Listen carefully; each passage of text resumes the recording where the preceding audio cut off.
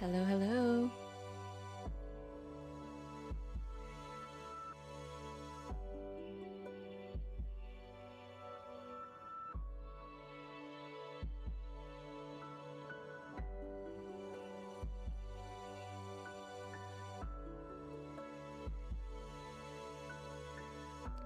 It's so nice to see everyone.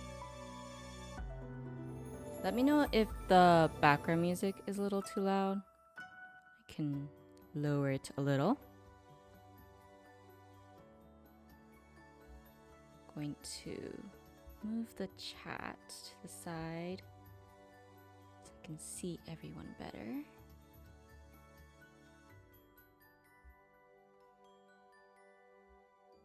There we go. I'm excited to see everyone here. This time, there will be no more voice incidents. Me put a little bit more. There we go.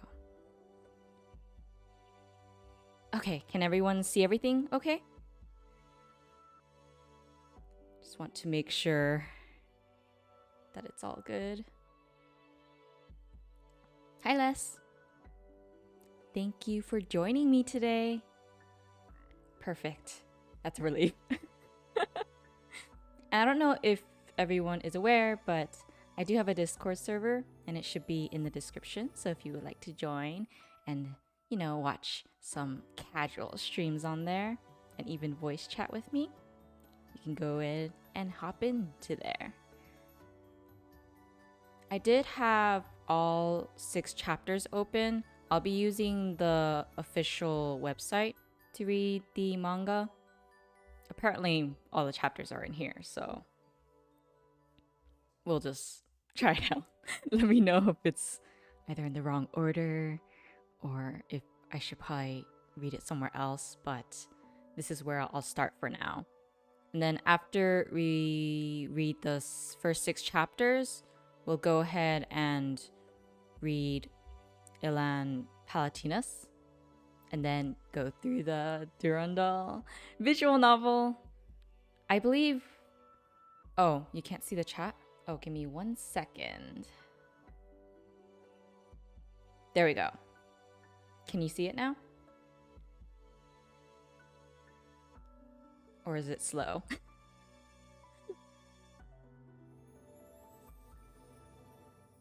I realize that the YouTube live stream can be a bit slow at times, but you should be able to see it now.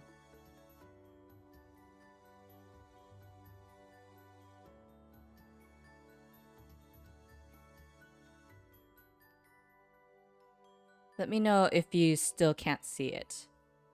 Okay, perfect. Then let's get started. I'm going to try to voice everyone. But please bear with me. I am not a voice actor. Seriously, all the voice acting that people do, so amazing. I don't know how they do it. But let's get started. So this one, I believe, is... What is it? It's not Saint Freya High. It's, I think, the Nagazora one. So, let's get started. Central Hong Kong. Bling bling. Oh, Escape to Nagazora. Okay, cool. So that's the one. What a fantastic view. But even the most beautiful night view is nothing compared to your ravishing beauty, Miss Himeko. Yes, he's right about that. Oh, she's so pretty. You are such a sweet talker. And you are simply too ravishing. Ooh, how spicy. Okay, next. Holy crap! What the hell is that? Oh my. Sorry, sugar. I gotta kill this date early. Now, I'm pissed. Oh, she's so cool. That boss move. I thought I told you to never ever disturb me when I'm on a date. Fooling around with a rich brat is not a date. You wanna die, girl? Urgent report from HQ. Large-scale Honkai eruption in Nagazora. The scale is on par with that incident 14 years ago. Honkai eruption? All crew on deck. Destination, Nagazora. It's finally here. The third Honkai War. Nagazora. As of 10 today, all external contact with Nagazora have been severed. The United Nations has issued a statement confirming a BH virus outbreak in the city. I love how they're reporting that, but there's a bunch of zombies down there. Oh gosh. And Starbucks too. Out of my way! If you're dead, then get out of our way! I totally read that wrong. Oh, but it's Kiana and Mei. Wow, the manga version of them looks quite nice. Oh wait, let's do a cool sound for this one. Bang, bang, bang. Splat. Boom. Quack, quack. Right, right. Sing. Boom. Our guns are not even scratching that thing. And this monster won't give up. It's always after pretty girls like us. What a perv. Target locked. Bronya! Project Bunny 19C. Swoosh. Boom. Perfect landing. Mission complete. Right in the nick of time, Bronya. Thank you. What the hell? You can't just show up with that monster robot. You almost got me killed, stupid little brat. End protection routine for subject Kiana. Get subjects Kiana to expendable. Oh, you really want a war brat? I'll show you. The Bronya has a victory chance of 99.9999%. Oh yeah? I have 100% of winning. Children. Why are we seeing those monsters here? Is Honkai concentration still rising? How much time do we have left before these monsters start swarming? Huh, so that's interesting. So I remember reading in the introducing to Honkai verse that Mei's, Honkai energy is the one that caused the problem? I guess she's not aware of it? Himiko's date never go well. Oh, poor her. Wow, GGZ. I wish I could play that one day. I guess that's not possible. But let's keep going. Injuries detected on Mei. Oh, I'm fine. It's just a scratch. Hey, let me take a look. For injuries like these, my tongue is the best remedy. Oh ho ho. I see how it is, Kiana. Stop. I'm ticklish. Kiana, please stop. Nope, stop. Project Bunny 19C. Lock on target. Subject Kiana. Mei has given a negative response to Kiana's action. Subject Kiana must let go of Mei or the Bronya will commence attack protocols. Who said Mei doesn't like it? She loves it. Just look at her. Huh? The Bronya requires Mei to confirm nature of response. Huh? Mei, it felt great, right? There's no way I like that kind of stuff. Response confirmed. Subject Kiana is an unhygienic idiot. That faced expression on Kiana. It looks too good. We can finally take a break. Liar, I know you liked it. She's still mulling over that. Does Bronya dream of electric rabbits? I wonder if she does. Yes, the beginning of pure girls' love. OG Kiana is super thirsty too. As expected of her. How can Bronya sleep on Mei's lap? We shouldn't have picked her up. Not fair, not fair, not fair, not fair, not fair. That's not right, Kiana. Without Bronya's help, we would not have made it this far. Plus, you have the sofa to yourself. Yeah, Bronya is so incredible. Of course, May loves her the most. And leaves me by the side. Yep, I love her best. What? But I love Kiana too. Oh, really? Of course. You're the one who saved my life, Kiana. That's right. Don't you think it's amazing we've only just met? Yet it feels as though we've known each other for a long time. Isn't it because of GGC? Zombies growl in strange noises. Hopefully, we can leave this place safely. Of course we can.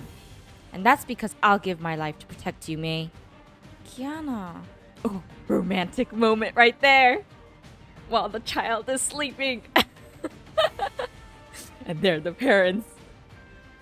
Bum, boom. Oh, that's pretty intense, especially with this music.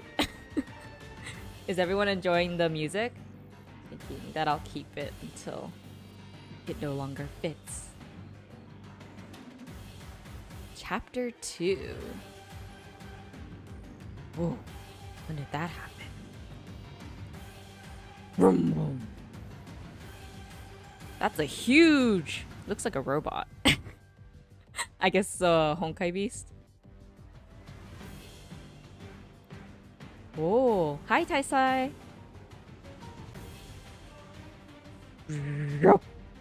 Project Bunny activate.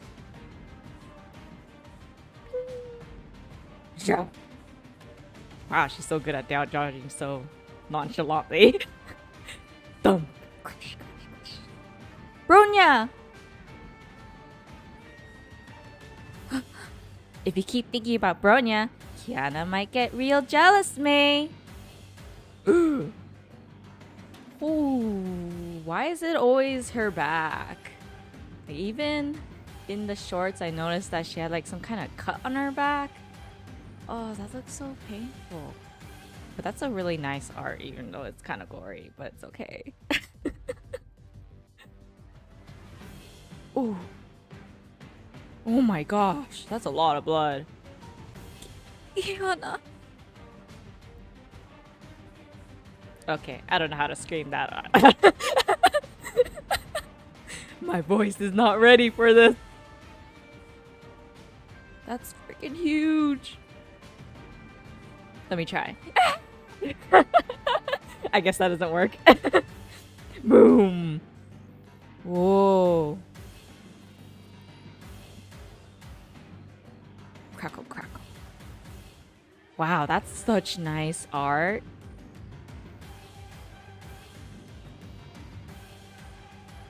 That must be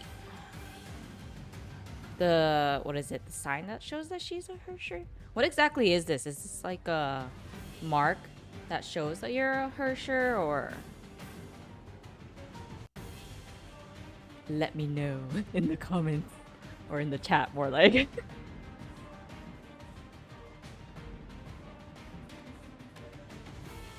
Oh, it's a stigma. Okay. Wow, she looks so cool. Whoa. Oh, so it's a Hersher stigma. Got it. Oh, hey, that was in the cover. The queen does not accept your service, worm.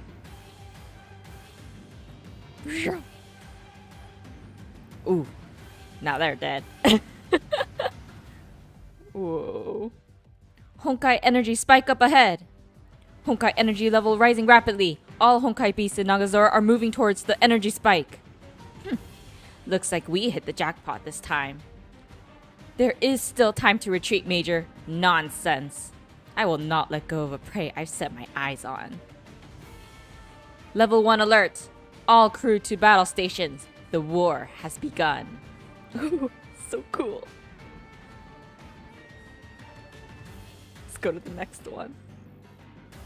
That's a lot of damage.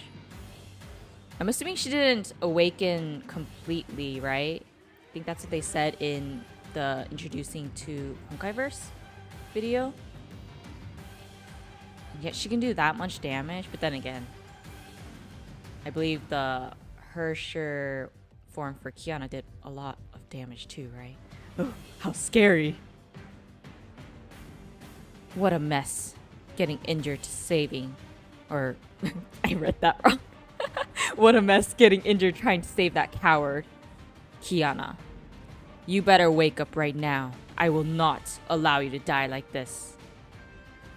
I'm the only one who can take away your life. Wow, what a yandere. A secret yandere. Or maybe that's just the Hersher side of her. So that's the Hersher? A girl? Really? I thought it'd be scarier with death rays, octo legs, slimy tentacles, super long tongues or something.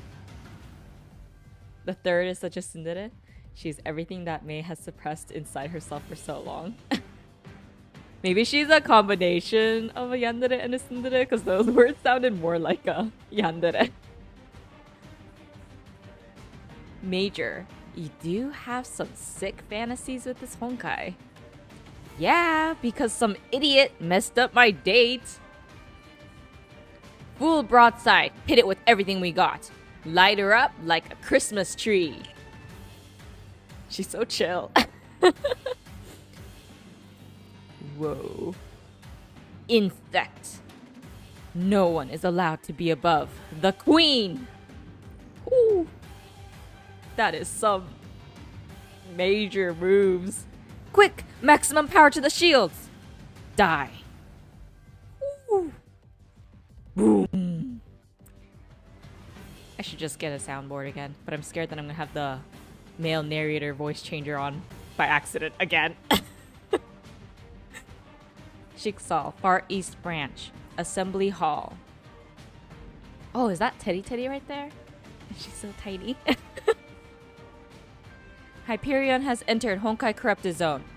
Signal interference has severed comm link. We have received this video footage before the signal cut out. This girl, she's the Hersher? Are the Honkai beasts kneeling and submitting to her? I never knew the Hersher could command these monsters. Unable to identify the Hersher's identity. Too much interference. We must restore the comm link. We need better footage. It's not just the Hyperion. All satellites above the city are down. The Hersher may have unleashed an EM pulse. She's finally here. A new Hersher has appeared after 40-year hiatus. It appears the end of the world is coming. That is some damage right there. Warning! External armor... Clearly it's warning for me. Warning! External armor plating compromised. Power generation down by 40%. Recommend immediate withdrawal. We can't afford taking another hit like that. This little brat has no idea how freaking expensive it is to fix this boat. Activate nuclear reactors number 5 and 6. Maintain furnace output. Switch to reserve power. Bring us down to the Hersher's altitude in 2 minutes. Gotta deal with this brat face to face. My Teddy voice is perfect. I tried to remember what she sounded like and tried to emulate it. Gotta practice. Wait, you're not going to use that, are you? Like we have the luxury of other options? But the council ordered us to capture, not kill, the Hersher. Thanks for the obvious. We're the ones getting killed here. If I had to take off my clothes, someone is definitely going down in flames. Exo, you take the helm. Aye, aye, sir. Power switch success. Vessel is now on reserve power. Prepare for descent. Oh, so that's how they put it on, technically. So they use the machines to install it, I guess? Interesting. Let's change the music.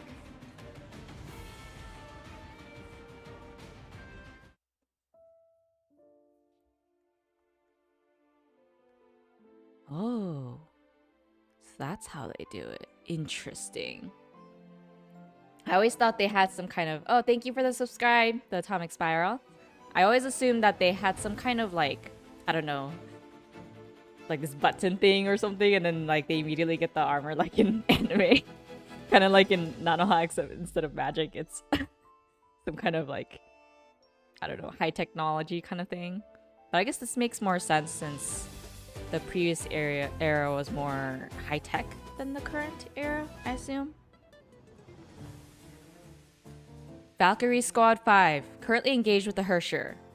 A-rank Valkyrie, Murata Himeko, will not be able to defeat the Hersher herself. We need to contact HQ and request S-rank Valkyries for support. ETA for troops. Dispatch from HQ is about 45 minutes. We must stall the Hersher at all costs. Teresa-sama, please give the order for total mobilization of the Far East branch. Oh yeah, like a Power Ranger morpher, that's what I was imagining. It's an old type? Ah, that makes sense. Now is not the time. We know nothing about this Hersher. Hasty decisions might result in unnecessary losses. Have faith in Major Himeko and the elites of the Far East branch aboard the Hyperion. The Hyperion carries a trump card of its own as well. Could it be the exoskeleton system designed to improve Valkyrie combat capacities? Isn't that thing still in development? Is it even ready for field combat? That system may give us a chance against Hersher. Everything rests on your shoulders. Oh, so that's what you meant by an old type, a prototype. Oh. So I guess this is technically the first battle suit. So before they didn't really have anything like this. Blade of Hyperion. Insect! How dare you oppose me! I will reduce you to ashes! Sorry, I won't go down like this. Not until I find myself a really nice guy. Not now many of them use armor based on divine keys. Ah, okay. I still can't remember what the divine keys are. It's so complicated. Nexus system activated. Nuclear burst! Ooh, that was a prototype? Dang. Oh, look at all these lines and details. Scarlet Fusion. So that's called Scarlet Fusion. Oh, so it's actually in the game. Whew. Look at that moment of truth. Shiksal Headquarters, Chamber of Seers.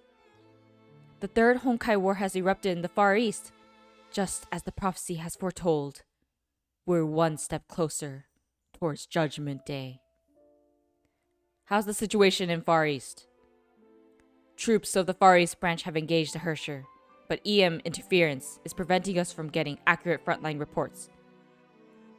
We suspect the Hersher has some form of EM field capabilities. The in-game model is a refined version, no need for an external energy, and they got rid of visor and the upper armor. Ah. Got it. That makes sense. Because that's a prototype, and then the ones in-game are technically not prototypes. Makes sense. These are all different people around the world. Must be the different branches, right?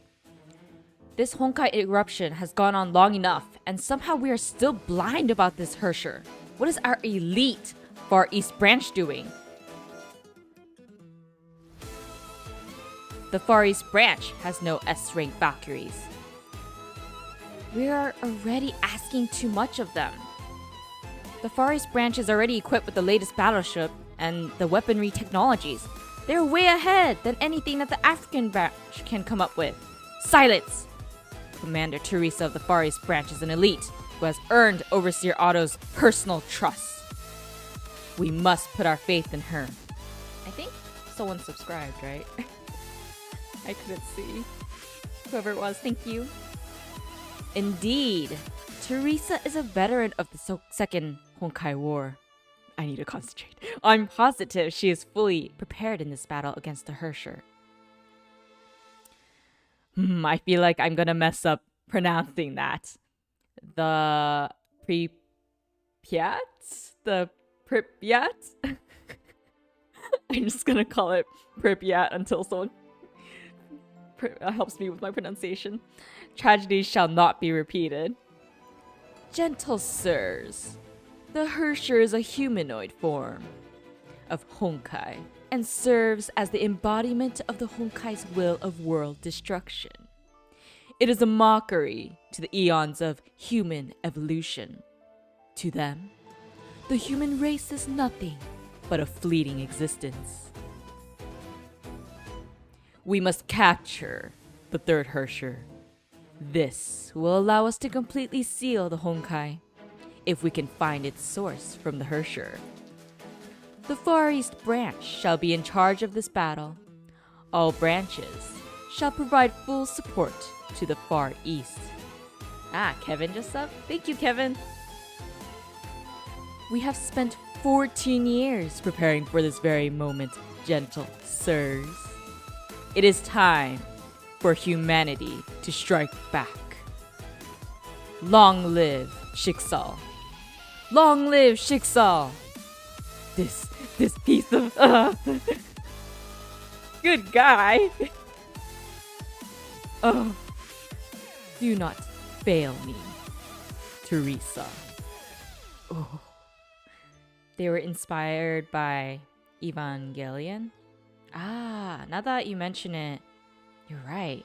I haven't really watched that anime because it wasn't to my taste a long time ago. But I can see the similarities. Pripyat is a Chernobyl atomic disaster. Ooh. Interesting. That was the end of chapter 4. Is this... I heard that there were more chapters. I just couldn't find it.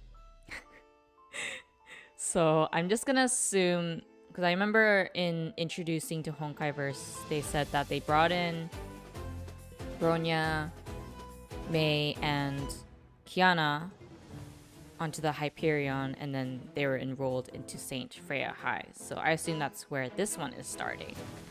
It's a shame I couldn't really find it, but we'll see. Okay, so next chapter.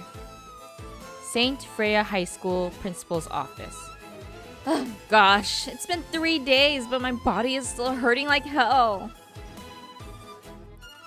You were using a prototype Nexus system, and you force overloaded it to take a direct hit from a Hersher. Count yourself lucky that you're not in plaster.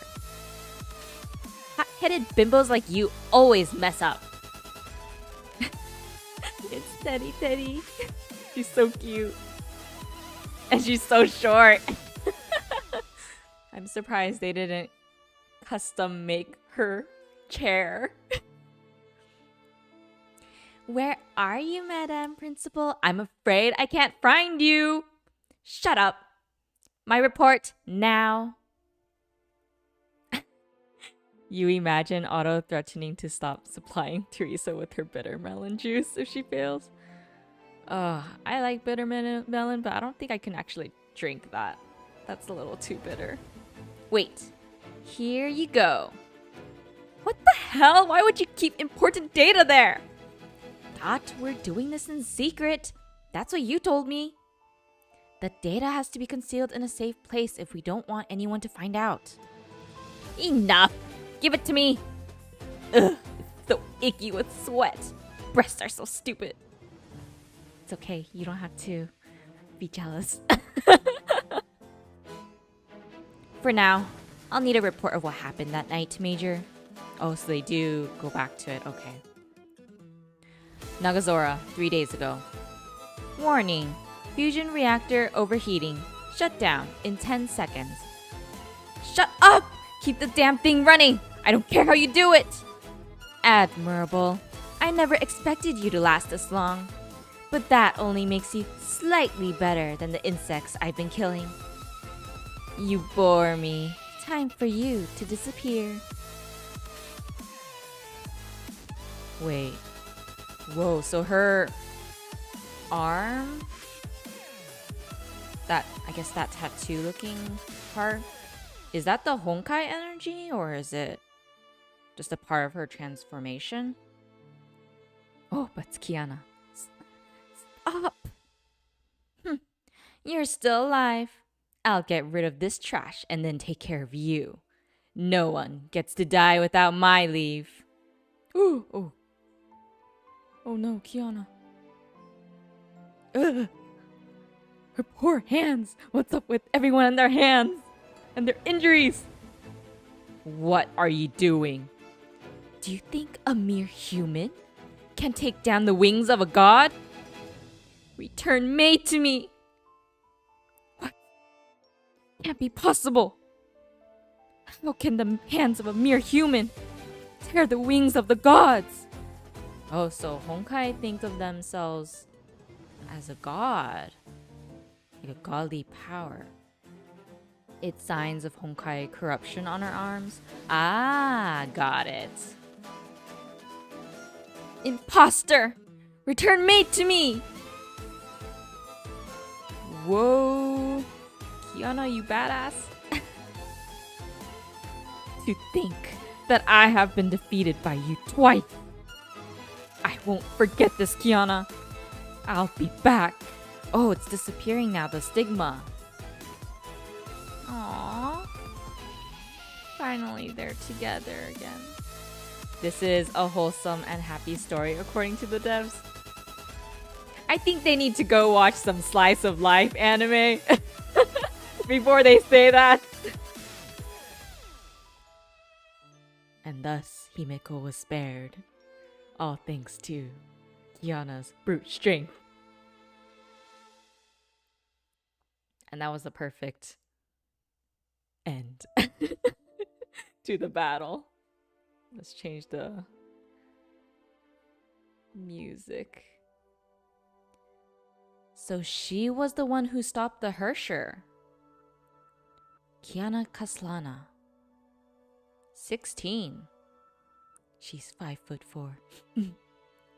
She's taller than me. December 7.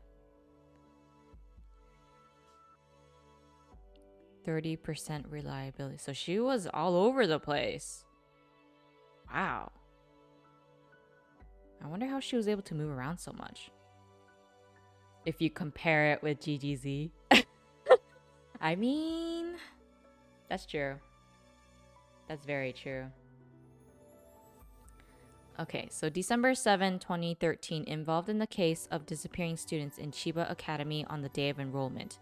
Found together with the dead female student on the same night at 1934 hours, the deceased is named Asakura Miyuki. Investigations revealed her to be a major suspect for the disappearing students in Chiba Academy. How scary. And had exhibited mental disorders prior to death. The police determined Kiana to be acting in self-defense and did not press criminal charges. Huh. Oh yeah, she did. She did study in the Philippines. That's cool. That's odd. Our science division always thought that human bodies are incapable of handling Honkai energy. To think that this girl managed to take apart Honkai wings. The very manifestation of concentrated Honkai energy. That's because she's very, very special. Kiana, I never thought I'll see you again after so many years. It seems that the fate of the House of Kaslana is entwined with the Honkai. Huh? I need a shorter desk. Why didn't they get her a shorter desk? Come, check this out. What? Raiden Mei. The third Hersher turned out to be this little girl. Wait. She's the heiress to Emmy Corp? She's 17. So she's a year older than Kiana. Interesting.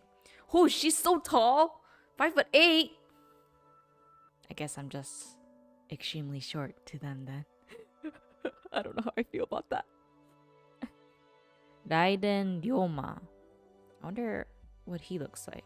Oh, they don't know the mother. Interesting. It's interesting that they don't write down the mother's name, but they know that the mother died, basically, because of cancer. That's interesting. Abducted by a terrorist organization? Ooh, she went through a lot. Underwent a 3-year mental trauma treatment at a private institution under ME Corp. Arrested for economic crimes? Although it says 75%, so it's not 100% certain? That was in 2013. I think they said that the game starts in 2016, right? November 16, 2013, 1834 hours. Raiden Ryoma, head of the multinational electronic giant Massive Electric Corporation, ME Corp, was arrested for economic crimes and fraud. Raiden Ryoma was suspected of illegal financing for a sum total of $3.4 billion US under the cover of a high-frequency EM field R&D project. Said project was terminated without warning. Further investigations are underway. Interesting. She suffered so much. Surprising, right? Anti-Entropy, our nemesis, turned out to be the backer of ME Corp. It seems odd that Anti-Entropy didn't make a move when the heiress of ME Corp turned out to be a Hersher. I've asked the intelligence department to take a closer look at Raiden Mei and her father. So it seems that the 2 girls are the only survivors of Nagazora? That's right, no other survivors have been found. Wait, what about Bronya? Did they not find her? Oh, she's right there. Hyperion, cargo bay. What the hell is this doing on the ship?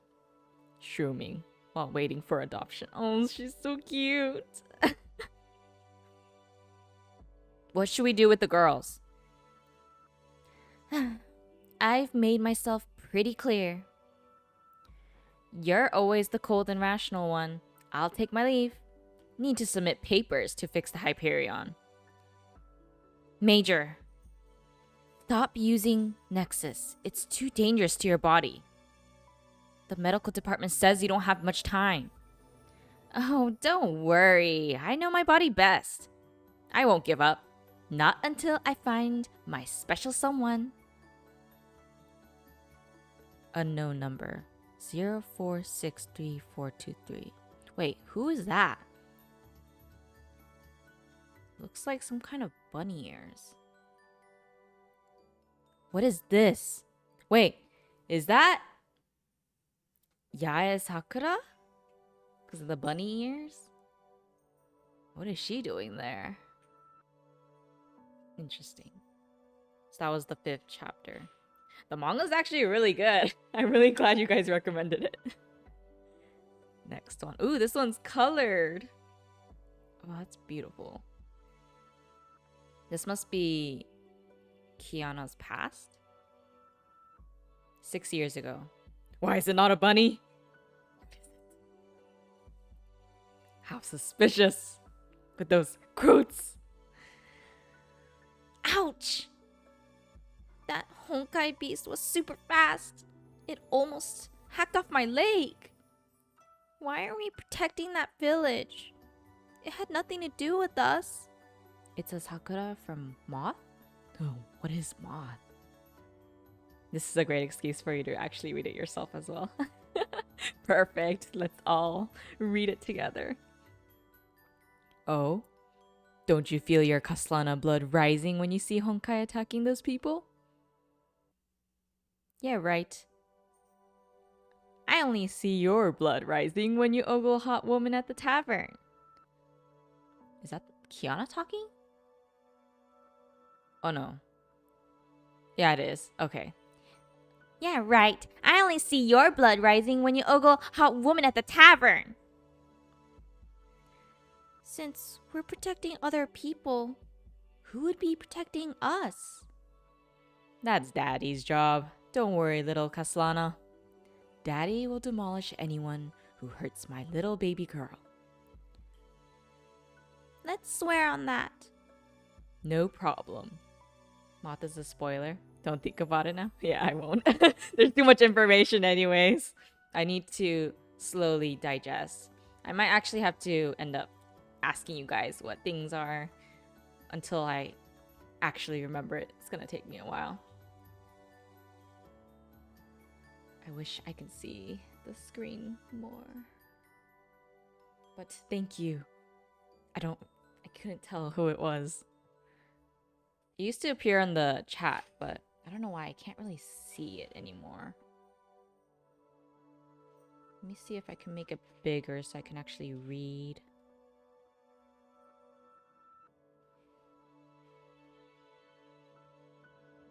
Give me 1 second. Okay. Hopefully this will make it a lot easier for me to read it. I hope. Never mind. I'll just give up. I'll see it and thank everyone later. You'll love to drop some knowledge when the time is right. Yeah, if you can do that, that'd be great. Yes, not yet. I'm still in the beginning, even though I'm on chapter 8 technically in the game. Oh, so that was Kiana's dream. Oh, I really like the way they colored. So pretty. So, you're finally awake. It seems that your recovery is on track. What is this place? Hey, Brat, I'm talking to you. Brat?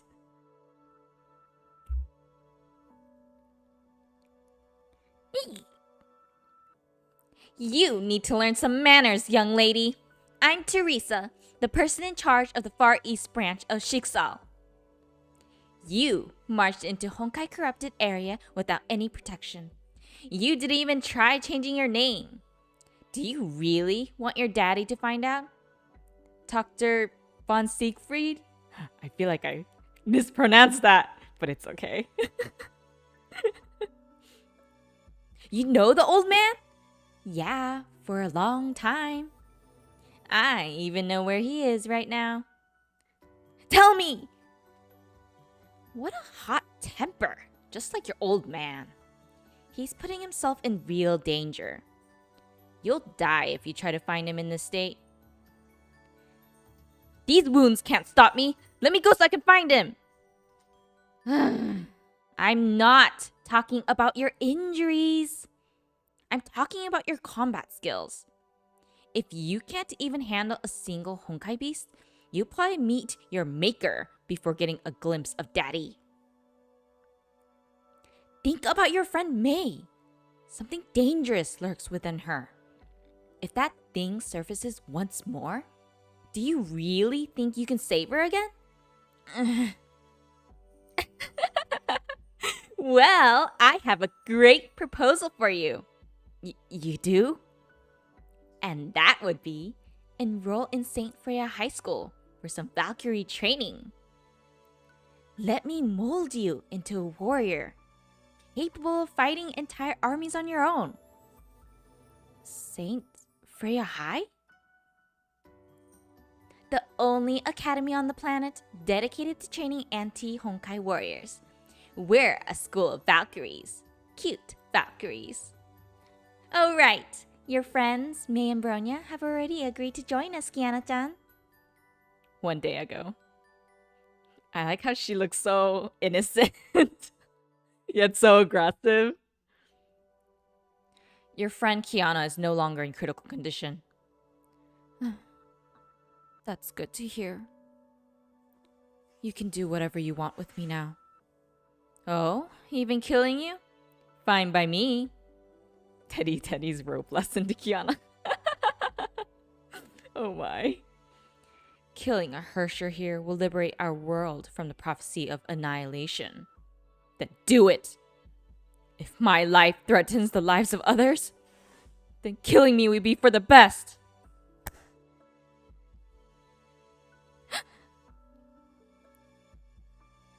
This isn't the time for jokes. We're warriors who fight the Honkai. We do not kill little girls. If you want to give up your life, then at least give it to me. I'll forge you into a warrior who can control that terrible force within you. But what if I lose control again? If I go berserk, I might end up killing more people. Then we'll place a failsafe. A micro-explosive implant right next to your heart. It will activate once your Honkai level exceeds the limit. Hopefully this will set your mind at ease. So live well and stay alive. Thank you. A bomb? Sheesh. So extreme. But I mean, I guess there's no chance of not having it. Or else she probably wouldn't be allowed to live. If we think about the heads of the other branches, I guess that would be the best course of action. It would be hard to think of another way to actually allow her to stay alive. Otherwise. What a mischance I could have used the sad OST. If you hear hissing, that's Klee. She's beating up the kitten right now. Moving on. Both of your friends are on board, so why don't you join them and become great warriors defending our planet? Well, it's hard for me to believe someone who goes straight to bondage play on the first date. I'll need to see May before I agree. Your words wound me deeply. I actually held you once when you were a little baby. Bondage play? What has she been reading? Alright, I'll let you meet your friends. They're staying at Major Himeko's home right now. Held me? Seriously? That little brat looks way younger than me. And she's into bondage play. She sounds so scandalized. And so much trash. Why am I not surprised? Ugh, what a dump. It's been like this for a while. Welcome to the lair of a single angry female. Don't open that closet! Oh my god! What's all this stuff? Ugh, why do I have to mother these kids? At least 3 months of things which I couldn't find you a use for. Be a sweetheart and help clean this up. Kiana! The Bronya registers cheesy reunion. How relatable. Ugh, really need some help here. Welcome home. Ah, a very touching reunion. Well, that's my part of the deal. I'm waiting for your response to my proposal. So, if I sign up, you'll tell me where the old man is? Not so easy. If you want to know where your daddy is, you need to become an A-rank Valkyrie. I thought you might be asking for something more. Alright, I'll get serious and cosplay into anything you like. So long as it's not bondage play. Cosplay? Kiana's an idiot. Oh, I can't believe that's it! Oh no, I really wanted more. I want to go to the next episode, but it's okay. But this answers a lot of questions. I did wonder why Kiana was a bit obsessed with becoming, I guess, a high-ranking Valkyrie as fast as possible in the beginning of the game. Because she would always talk about like, oh, I'm strong, I'm gonna become the Valkyrie and all of that stuff. This makes a lot of sense. So if she becomes an A-rank, she'll get to know where her dad is. How interesting. Now it's time to leave them both alone. I don't think that's gonna happen. Especially now that she has, or all of them have roommates. Or maybe it's because I'm pretty sure Himeko would have a huge house. It's probably like an apartment. They're all roommates now. That makes sense. I guess at this time, Bronya is... I wonder how old she is. Does anyone know? I'm quite curious as to how old she is at this time of the manga. Do we get to ever find out if May's dad really committed crimes? Because it said, I think 75% that they were sure that it was true. I wonder if her past is gonna haunt her in some way, especially since she got abducted in the past by a terrorist organization, right? But that's cool. Okay, so that one, now we're finally done with the first two that you guys wanted me to read. Oh, she's 14 at this time. Okay. Wow, they're so young.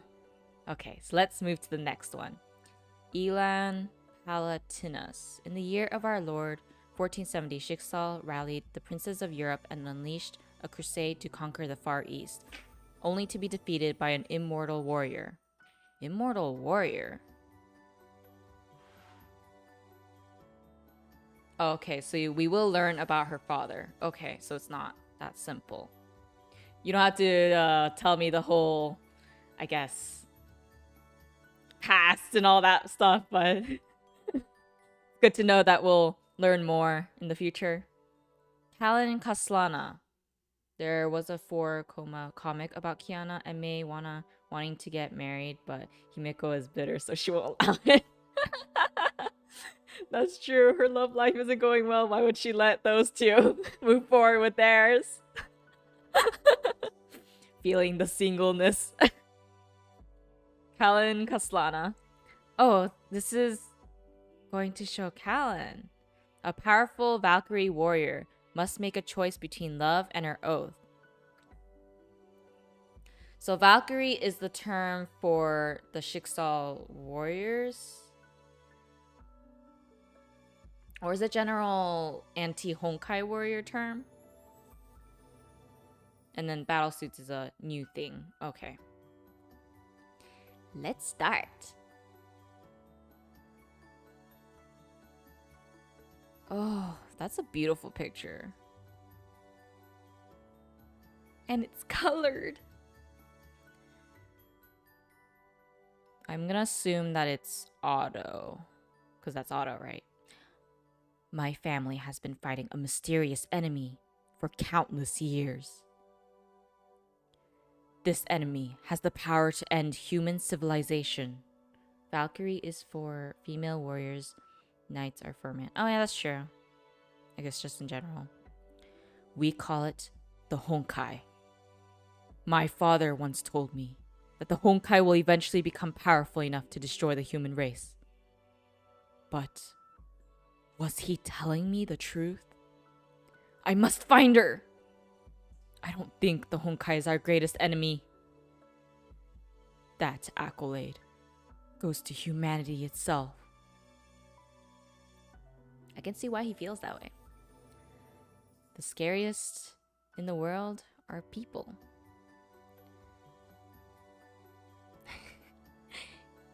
You came from my reactions? Oh, that's good that I have a good grasp. I'm still trying to learn though. I'll definitely have fun and enjoy the journey. We have waged war against each other since the beginning of history. Anno Domini 1470. Schicksal stood as the largest anti-Honkai entity in the world. Oh, I think I saw this in the introducing to Honkaiverse. Due to the spread of the Honkai, after the fall of the Roman Empire, Schicksal was able to spread its influence by offering protection to various European kingdoms.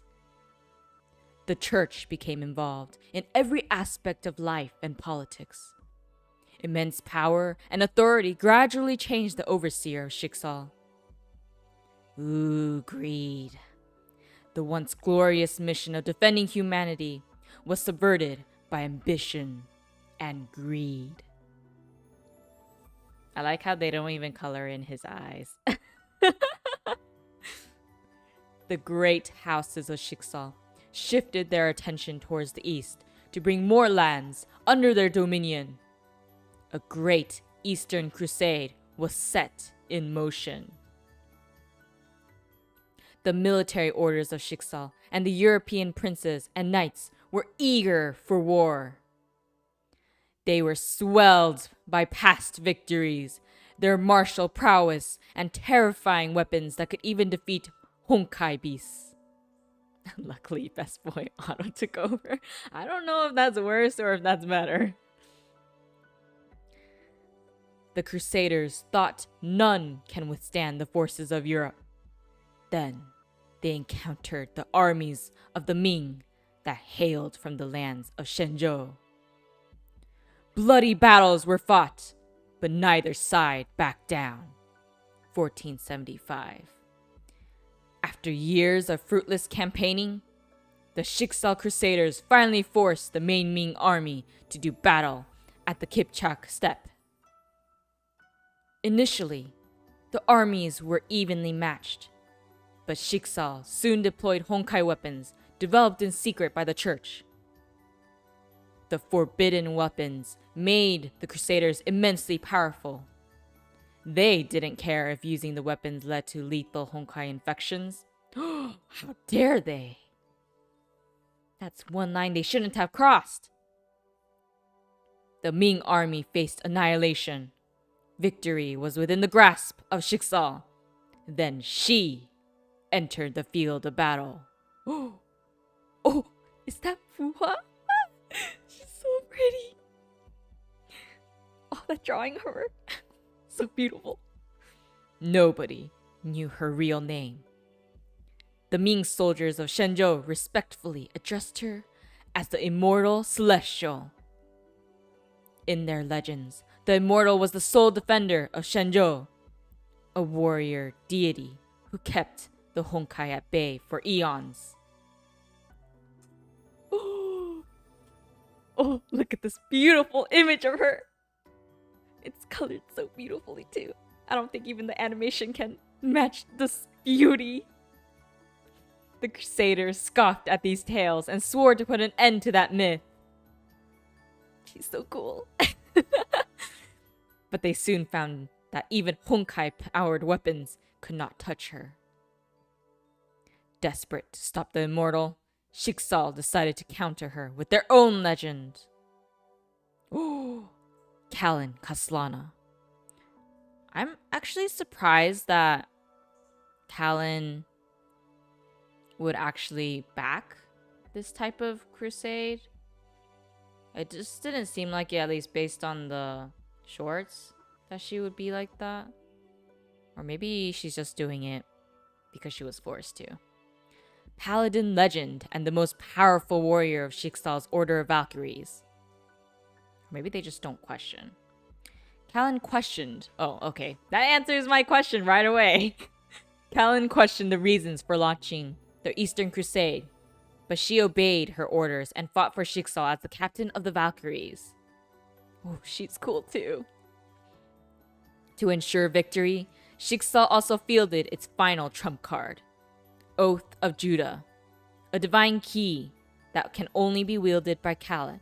Oh, so now I'm starting to sort of remember what you guys talked about for the divine key. So that's one of the divine keys. Okay. I feel like I'm still a little blurry in my understanding about the divine keys, but I'll get there eventually. Defeating the Immortal would shatter the morale of the Ming army and achieve total victory. But it was only wishful thinking. Shixal placed all its hopes on Kalin, but the paladin failed to defeat the Immortal. The sight of Kalin brought to her knees crushed the spirits of the Crusaders.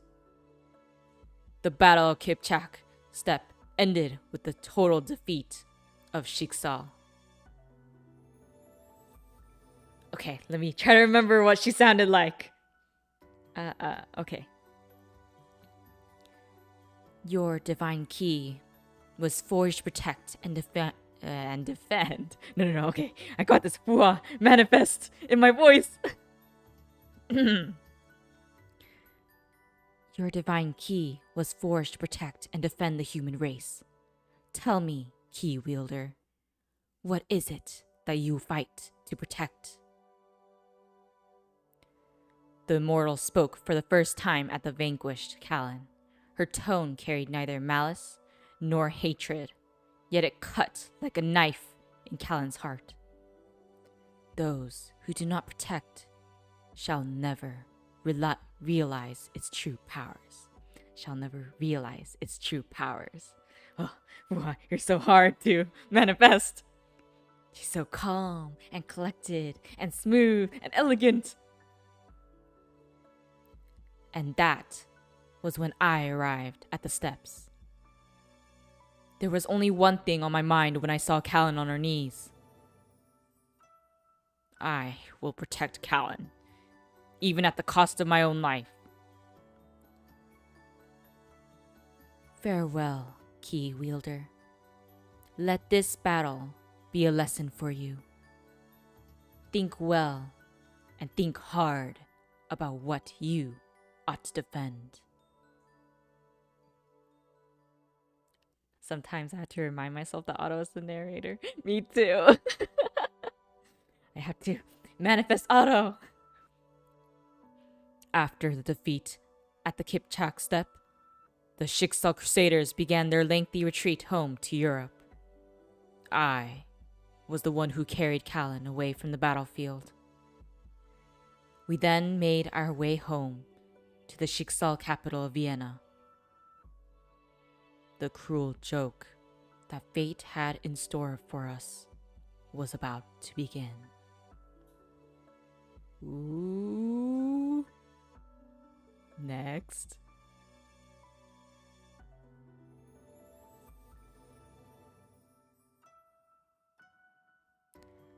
The defeated Crusaders returned to Europe. To pay for the losses, Shiksal began unrestricted sales of indulgences. Sometimes I feel like I don't know any English when I'm seeing these words that I have no idea what it means and how to pronounce. Dioceses. I'm just gonna assume that is pronounced that. Dioceses that absolved buyers of their mortal sins. Wow, it's like corruption at its finest. Many knew that the sales of the indulgences was just an additional tax.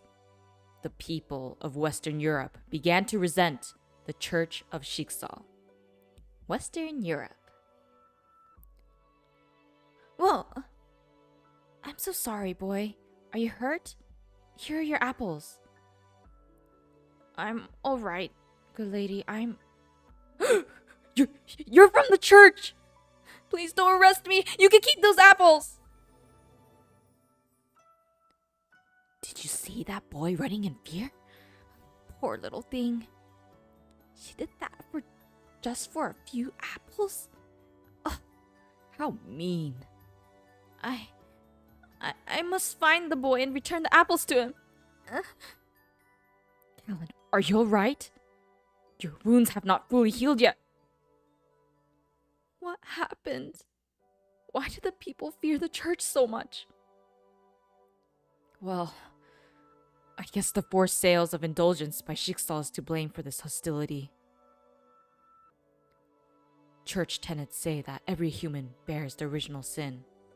This is further compounded by misdeeds committed throughout one's life. Shiksal must purge humanity of its sins and cleanse the people's souls. We lost the war in the East because our people are sinners who lost their faith. That is such bullshit! Those who didn't take part in that crusade must pay a fair share of indulgences to redeem their sinful souls. That's even more bullshit! Think well, and think hard about what you ought to defend, key wielder. Otto, don't you think that the sales of these indulgences is unjust? We should think about it, Callan. But we need to get you some food first since you're starving. Yay! Green Bucks coffee. Is that a reference?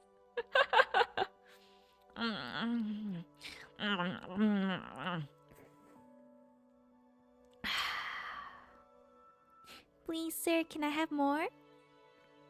Thank you so much, Otto.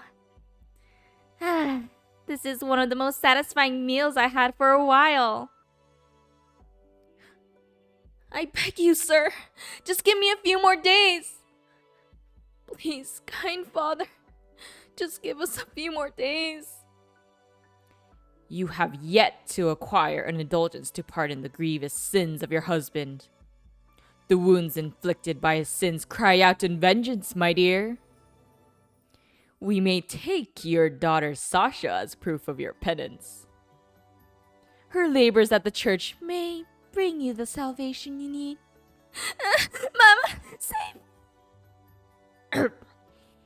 You mad heretic! How dare you attack the cleric of Jigsaw! What are you trying to do, priest? How dare you harm a woman and threaten to take her child away in public? You bring shame to the dutiful clergy of Jigsaw. A knight of the military orders?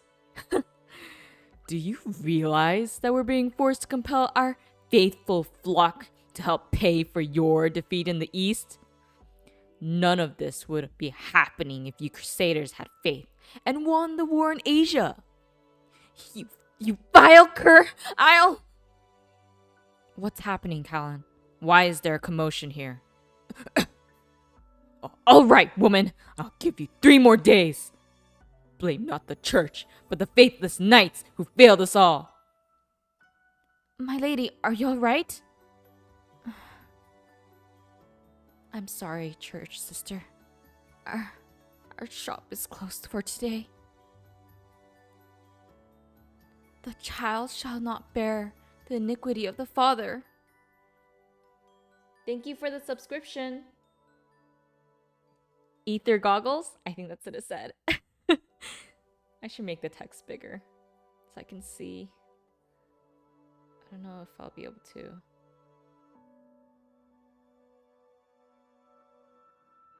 Let me see if I can do it. I guess not. Okay, so. The child shall not bear the iniquity of the father. Why would the church go against the good book? And why did we allow that evil cleric to walk away? Exacting vigilant justice won't change anything, my dear Callan. Whoever shall smite thee on the right cheek, turn to him the other also. Let's not waste time here. Time to watch a show. Town Plaza. A new scene begins, and the Duke enters, disguised as before. Oh, what may man within him hide, though angel on the outward side? How many likeness made in crimes, making practice on the times. Ooh, I wonder who that is.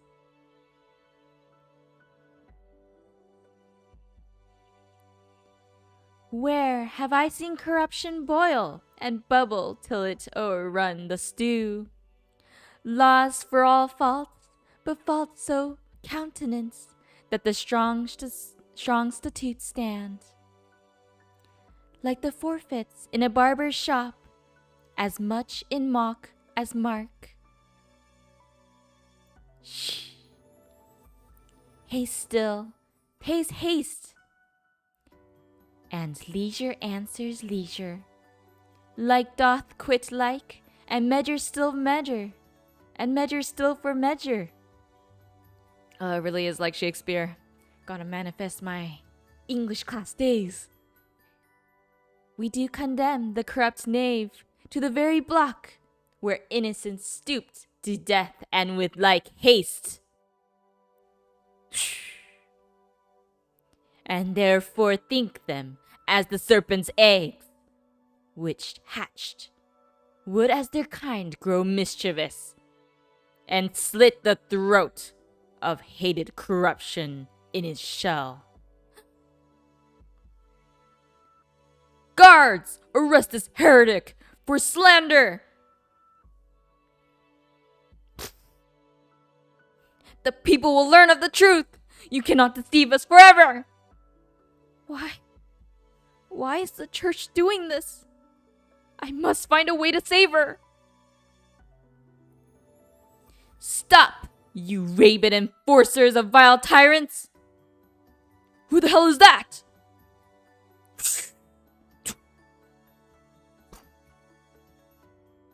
Guards, arrest this vile knave! Time to make good our escape. Stop her! I'm so sorry. None of you saw anything.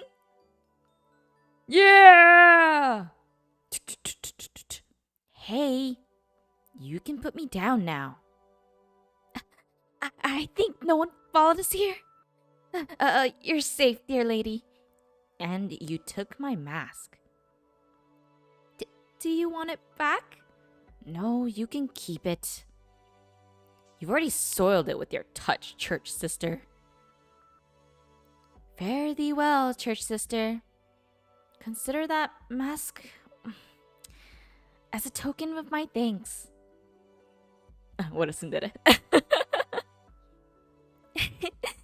Hey, Maestro, I forgot to tell you something. I really love your show. I promise I'll watch your new play. I hadn't seen her smile like this for a very long time. 11 years ago.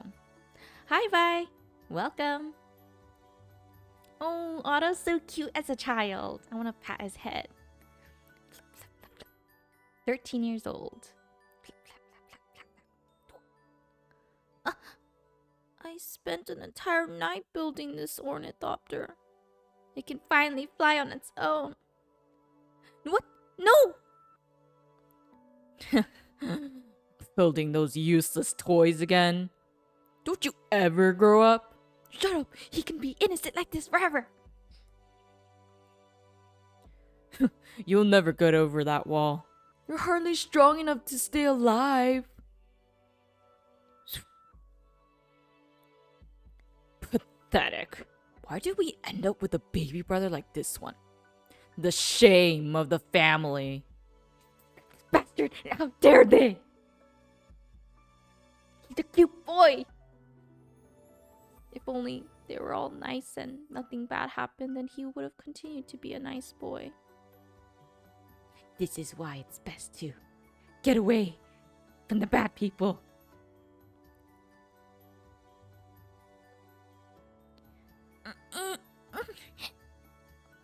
Whoa! Amazing! That thing flew like a bird.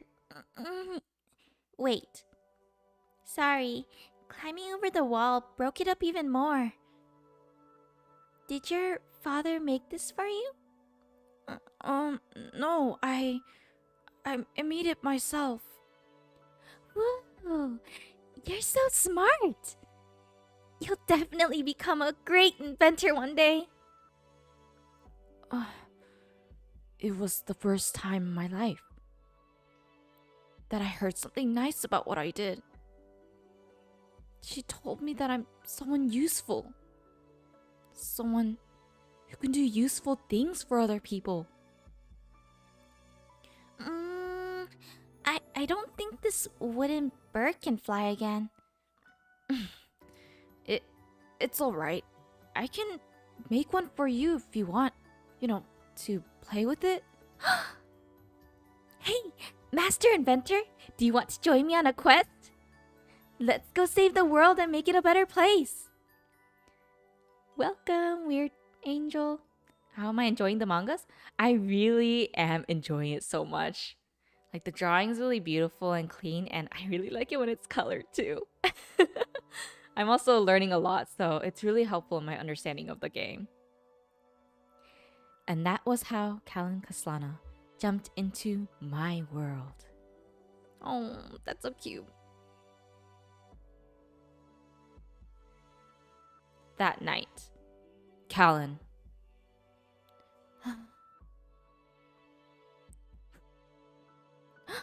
Otto, I got an idea. Let's go steal money from that evil priest and return it to the people. The evil priest? You mean Victor? Victor? You know his name? Of course I do. My father's the overseer of Shiksal. Good. Now we have his name, we can strike at his home. That vile man must be taught a lesson. I need your help, Otto. Make me the best rogue extraordinaire. Together we shall be evil's worst nightmare. All right. Let's start by getting a suitable disguise. Would a rogue dress up this way? This hat will definitely get in the way or fall off. This monocle won't disguise me at all. I can't move freely in this dress. Not this one. Oh, not that one either. Let's go with this one. Oh, Otto looks so happy. Makes me sad that he turned evil. He could have been a badass inventor. Otto, why do you have so many outfits? And they fit so well too. It's my secret, Callan. Look, I have a few more gadgets for you. A bracelet that fires a chain and latching claw. Smoke bomb to distract enemies. He was totally waiting for this moment. Whoa. You sure this is a bomb? And finally, time to send them a reminder of our visit. Oh, I love this. This reminds me of Kaito-jan. Must you do that? It would only warn them. We'll warn them and steal from right under their noses. Because that's what the rogues extraordinaire would do. Victor's residence following day. Father Victor! Someone posted a letter on our door! Bring it here. 6 Serenade. The best and only S-rank battlesuit for Callan. It's outdated, but still beloved by many. Oh. The dude made a hobby of collecting Callan-size outfits. So cute. That is very cute. The rogues extraordinaire have decided to pay a visit and relieve you of your ill-gotten gains. Oh dear, someone is trying to steal from the church. We will also take the riches hidden beneath the earth. What blasphemy is this? My lord, perhaps we should move the gold. Forget about the gold. Seal the basement. Let no one enter that place, or I'll have your head. At once, Father Victor.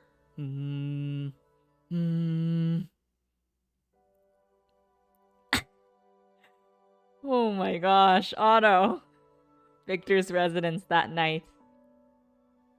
He sure does everything that Callan wants to do. He's a good bro, a good friend.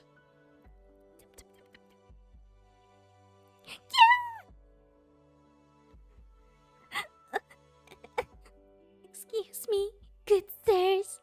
I think I've sprained an ankle.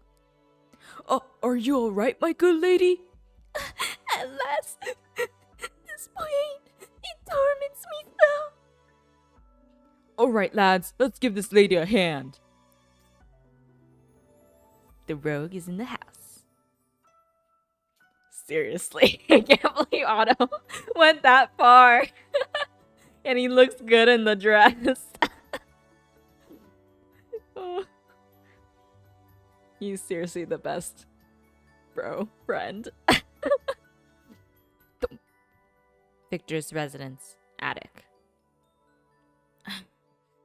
Where would he hide the money?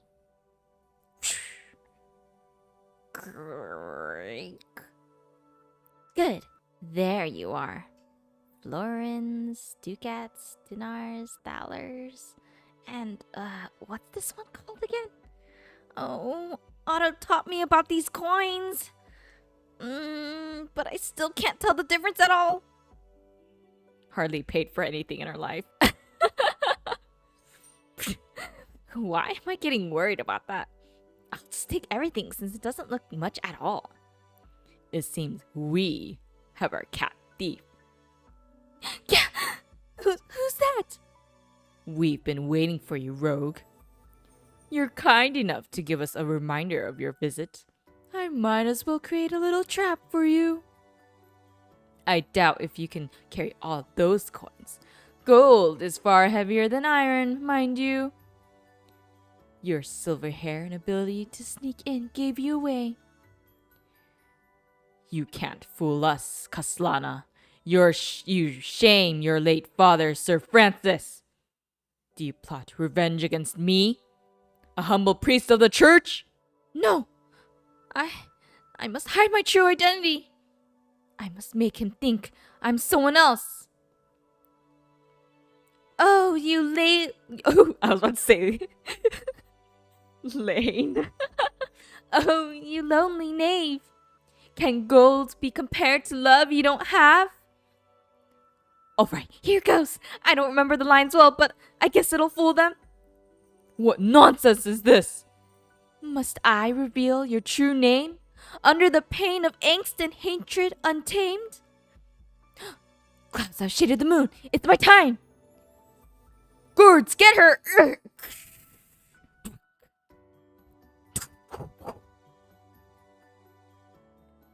Hi, Ash. Stop her! Do something and don't let her escape! Curses! Get up and fight her, you useless louts! This is a song that never fades, in troubled times where the desperate prays. With morals befouled and honor betrayed, painful cries find the sixth serenade. I wish they made the font bigger. A palatinate suit and moonlit hair, a raven's mask and sublime flare.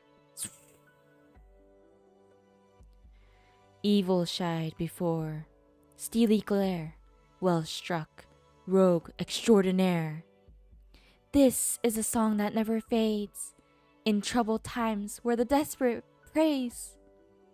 With morals befouled and honor betrayed, painful cries find the sixth serenade. A palatinate suit and moonlit hair, a raven's mask and sublime flare. Do they have a song for this? Like an actual song for this particular part of the manga? Evil shied before steely glare, well struck, rogue extraordinaire. Boom! Damn it! I can't see anything in the smoke! The cursed thief escaped with the gold! How is that possible? It took me 10 men to carry all that money! But we can thank God that she didn't enter the basement. Oh, our secrets remain safe. Oh, dear God, please hear my prayers and feed your humble servant. Oh, thank you so much, dear Lord. Oh, the cat gets a coin too. How cute. This is the florist's shop. Oops. You seem to be having a nice dream. I won't disturb you then, Sasha. I guess that will tide them over for a while. Shh. Is that the stigma? Ooh.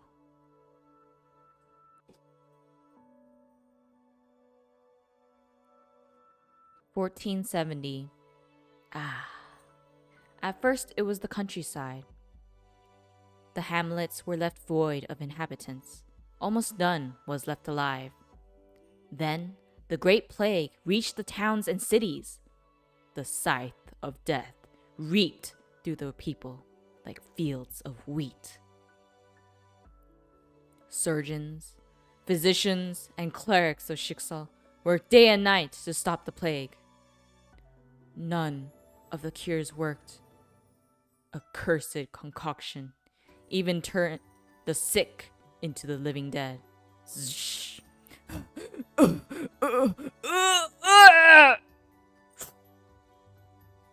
No, I refuse to give up. These failures will not stop me. I must find a cure, or she'll leave me. These victims will die anyway. I'll keep testing on them until I find the cure. Save me, please. It's gone. The pain has left my body. You saved me. Thank you so much. I found it. She'll never leave me now. No, I should be the one thanking you, girl. I'll be able to make her happy with this. You've given our world the hope it needs, girl. Lord Otto saved my life. I shall do whatever it takes to repay his kindness. I shall become a Valkyrie. His very own Valkyrie. Lord Otto also gave me a last name. Sheriak. As Valkyrie Eleanor Sheriak, I fought and defeated the enemies of Shiksal. 1476. You feel like you're getting spoiled? I heard that this is things that you need to read before, though, or else it's hard to understand. I hope it is all things that we wouldn't really learn otherwise. I won't let anyone sully our honor, especially not this vile rogue who dared attack a servant of our holy church. The thief leaped out of this window. Only the vilest creatures would rob God's servant. You seem distracted, Captain Kaslana. You see, the thief did not rob the other rooms. I think the thief was only trying to steal money. Oh, it's just to provide context? Okay, that's good. I don't think so. I sense a growing heresy. A masked individual attacked our guards who were trying to arrest a heretic. That foul heretic escaped thanks to her help. The manga shows lore for the first 5 arcs. Got it. Oh, you're gonna head off now? Okay. See you later then, Reaver. The range of my voice is really good, so we'll definitely pop in whenever I can. Thank you. I'm trying my best. I'm hoping that everyone's enjoying it. Maybe the thief was trying to protest the sales of indulgences, perhaps? Protest? How dare the sheep protest against the dutiful guardians of the flock? Shiksal found a cure for the Black Death and fought the Honkai beasts. More would have died if not for Lord Otto and our beloved church. Of course I know all about that. I defeated many Honkai beasts myself. But the church can't force people to buy indulgences for what I did. Fine, Captain Kaslana, but I pray you'll live up to your duties and protect the church instead of a villain. I don't know why Lord Otto is so protective of this idiot. Did I read Second Eruption or later? The only ones I read so far are the first six chapters in here. The Escape from Nagazora and Saint Freya High. And now I'm in the middle of, I think it was called Elan Palatinus. I'm an excellent VA, thank you.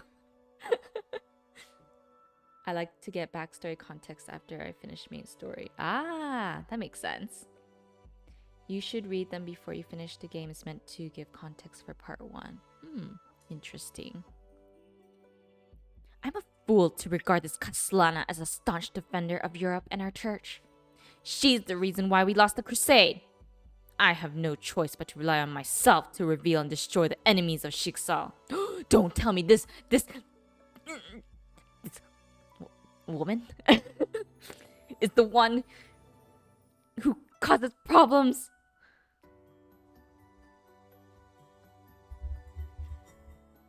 Overseer's Sanctum. Lord, Overseer, your holiness, I know her. I know the foul thief who broke into my humble... Please, Victor, watch your words. You are a member of our sacred colleges. Do not trouble our Holy Father with such trivial nonsense. That is true, Victor. Are you here to give us results? How goes the test? Have you made progress? What have you found? May we ask of you to step up your efforts and give our church and flock the results we need? Yes, Holy Father. Your servants will do whatever it takes. Second eruption is really good. I think I'll be reading that in the next stream next week. But I'm not really sure. I'll have to check.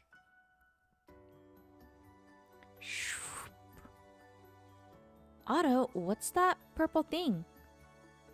It's a more potent version of the plague serum. I heard there's a deadlier form of the Black Death, so I hope this can cure the sick. The plague took too many lives. I'll save as many people as I can. Your amazing inventions are really saving our world. I wish I were as smart as you, Otto.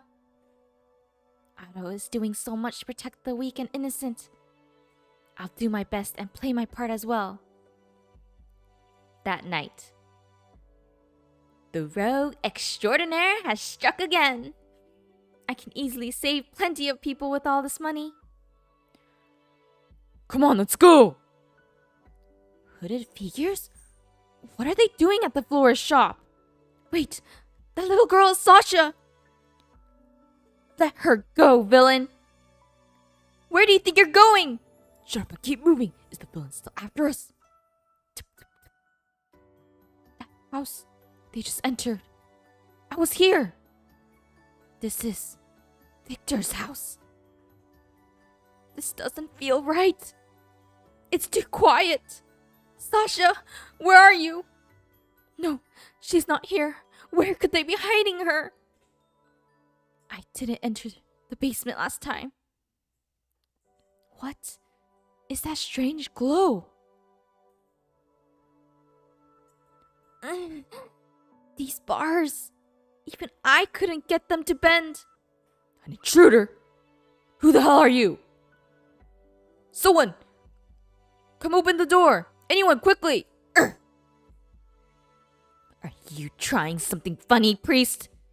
Maybe I should break a few bones and let the guards clean up my mess. No, wait! I'll get the doors open!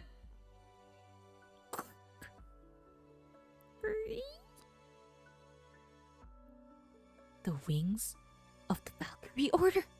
Here? Why? Sasha? And all those girls? What are they doing to them? What is that black box? Speak, priest. Why did you lock up all these girls in your basements? In your basement? Release these girls at once, you vile cur! I can't!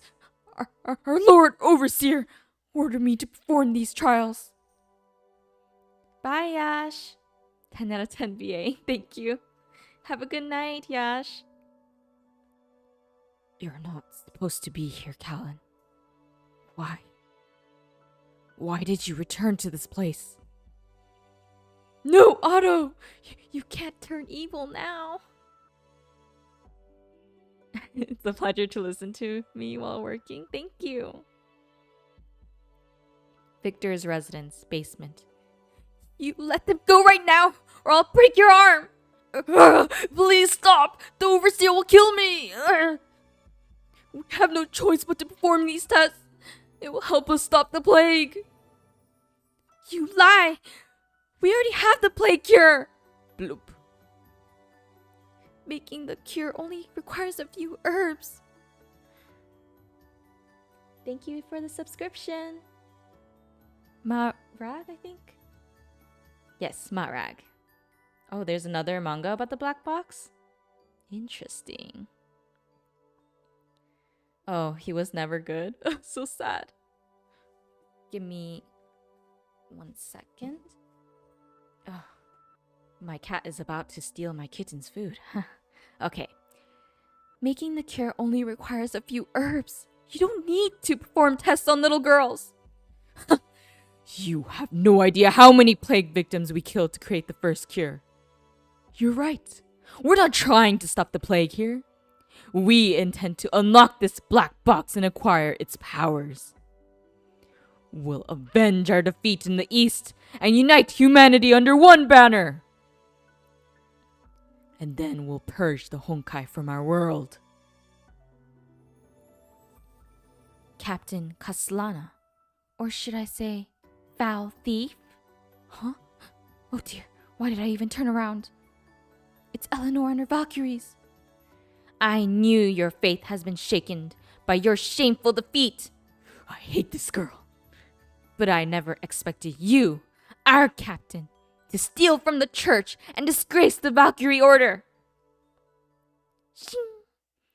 I don't care why you decide to betray Shiksa. But I'm more than happy to take you down, traitor! I shall restore glory to the Valkyrie Order. Oh, I don't like her. Stop! Eleanor, listen to me! It's wrong to kidnap girls to test on them. Shut up and fight me, you undeserving traitorous harlot of a Kaslana! Please stop, Eleanor. I don't want to fight you.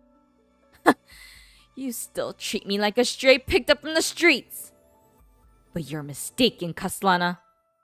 Lord Otto himself named me a Sheriak and gave me powers to deal with heresy. I shall let you witness a miracle of our holy church. Her black spear. It feels like the oath of Judah of my family. Her attacks became much faster as well.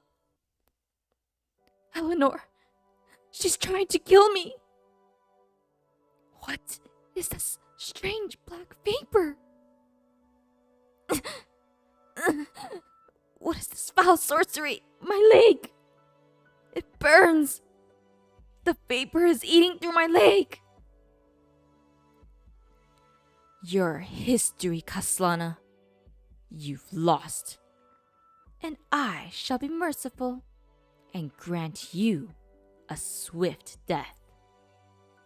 You'll not poison Lord Otto with your vile heresy anymore. Is this the end of me? That's enough, Eleanor. Stand aside. Lord Otto! No, I did not mean to hurt you! Why is Otto here? No, this isn't the time to think about this. I must save Sasha and the girls. Bring Callan away, but don't let her be harmed. Yes, Lord Otto. Valkyries, take the prisoner away. I'll tend to your wounds, Lord Otto. Lord Otto, someone call the doctor! The fragrance of white lilies. What is this place? I was here. It's the Paladin. Who is that? Is that potentially his mother?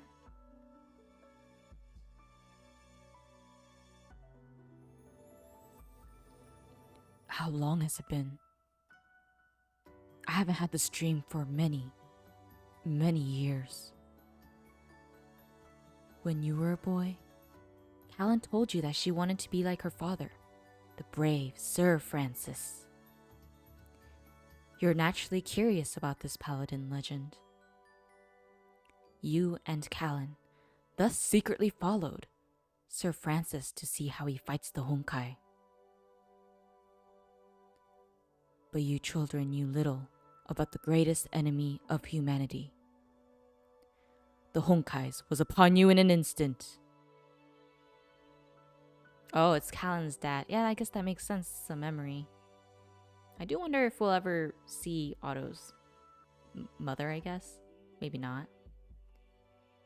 I'm gonna change to a sad music.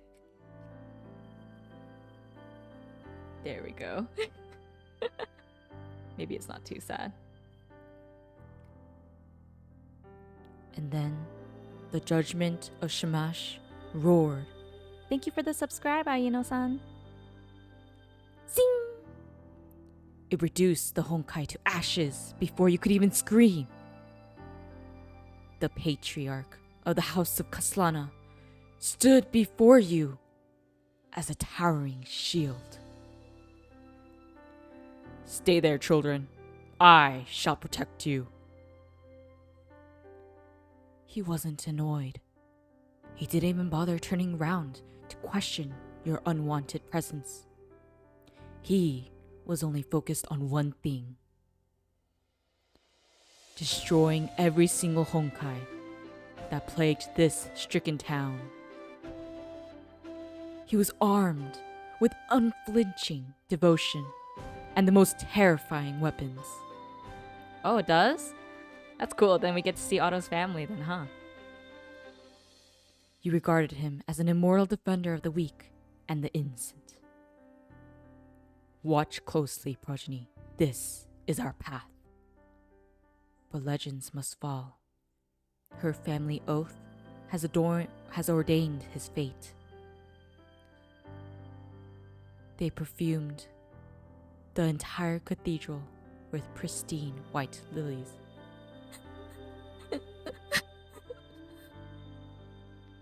Despite her crying, you heard what the priest said, the Kaslana oath, the path that she must take, the path that killed all the great Kaslana sires. We're here to honor our brother in faith, Sir Francis Kaslana. Though charred by the flames of Shamash, Sir Francis' spirit is now at peace, knowing that he fought to defend the innocent. He is now united in heavens with his forefathers, all of whom served as humanity's brave shields. By the judgment of Shamash, Kaslanas die and never yield. You don't believe in the priest's talk of the heavens and afterlife. Instead, your mind was occupied by the scene when the paladin locked the two guns together, unleashing a firestorm that consumed both the giant Honkai beast and himself. The seemingly invincible warrior was dead. No amount of incense or flowers could mask the burnt smell emanating from its coffin. Hopefully it's not too sad. Oh goodness, I'm probably gonna cry. You can't help but think that she will end up this way as well. She is a Kaslana. It's their oath. She'll follow the path of her family. And she'll keep fighting until she dies. No! I can save her from this fate!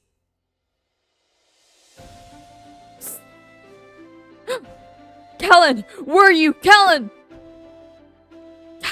No! This can't be true! See? You can't save her.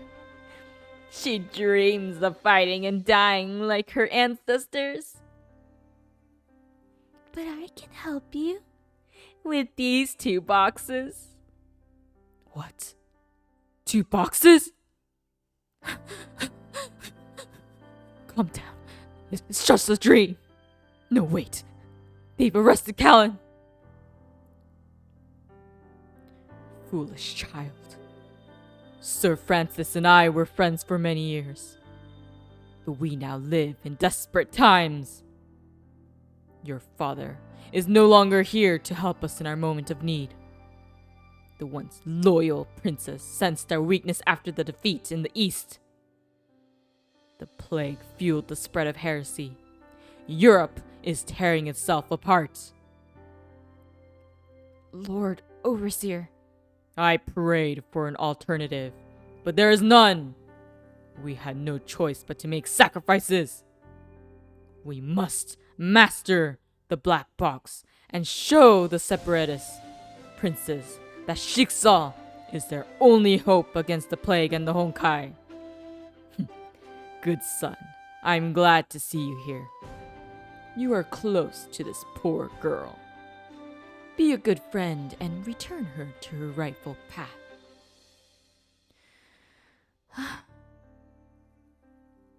A storm is coming. House Apocalypse cannot defend Jigsaw alone. We must secure the support of House Kaslana. My dear Callan.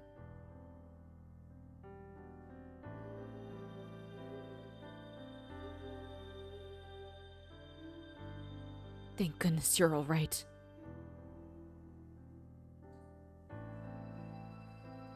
What the Overseer said is all true.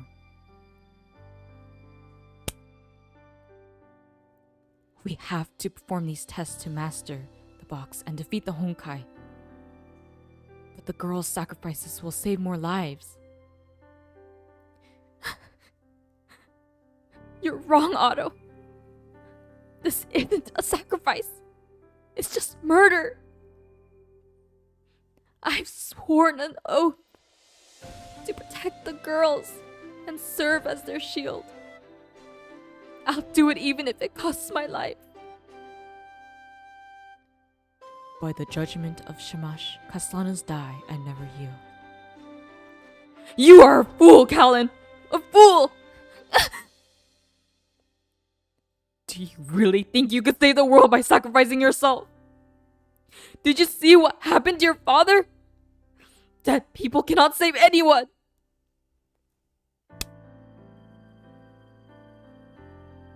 I made a mistake. I made her angry again. 10 years ago, Father told me a family relic that we've kept for eons. A strange sarira that one of our great sires found in Asia. A vessel of infinite knowledge that can only be unlocked by the wisest.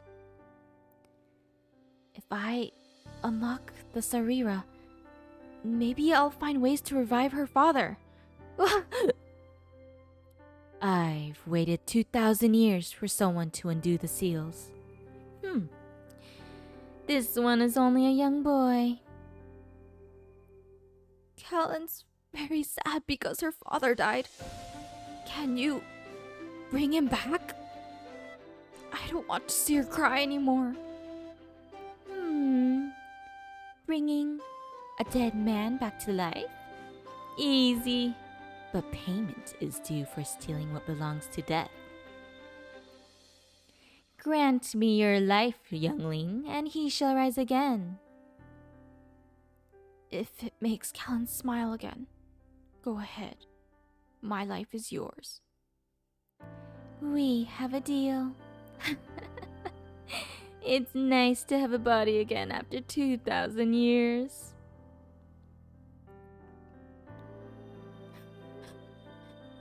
Callan, I found it. I know how to bring your father back. Shh. What does that say? Mimi?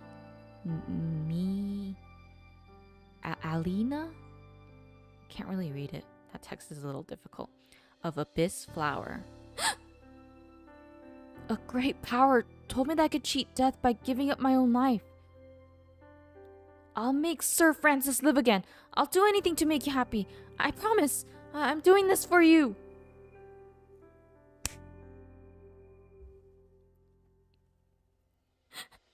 father died. Save my Otto.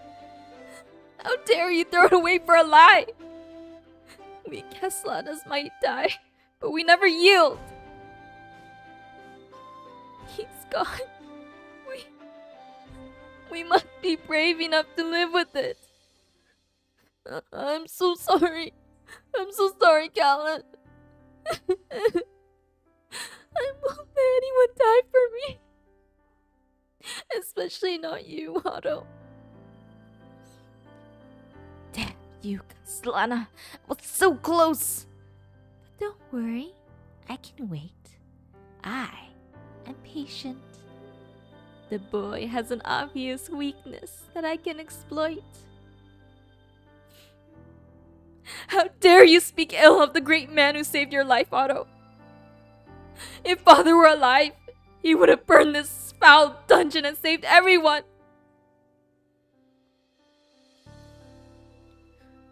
Callan, I'll try to free you and the girl named Sasha.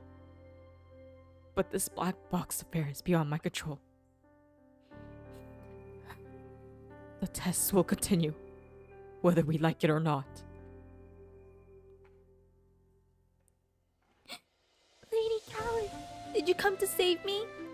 I don't know what they're trying to do. I'm so scared. Don't be, Sasha. I'll walk you home and keep you safe. The boy I thought I knew lied about the tests. It's painful to admit this. Power reveals one's true nature. Father would be proud of what I did today.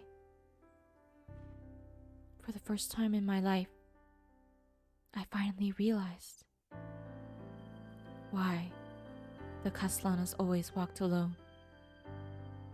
We hail from an ancient line far older than you can think of. Our great sires fell in battle against the Honkai, but never for tyranny. Will you let the strong feast on the weak? Watch closely, progeny. This is our path. The path is bitter and cold. It was never easy. Cathedral Cemetery. They say that the heavens wept when our first great sire took the oath. Though conceived in pure love, he knew he was bound to the Caslana path. I do not fear death. We Caslanas die and never yield. But I fear the day when you, my sweet girl, choose to take the oath and wield judgment as a Caslana. I'm lost, Father. I miss you so much.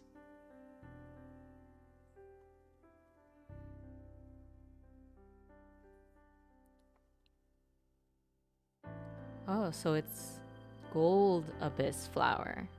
Oh, mimic of abyss flowers. That's what it said. So is that the weapon that can transform into the different weapons? I thought that was the Oath of Judah, but I guess it's not. Lost? Oh dear. My poor baby girl. Can you remember your father's words?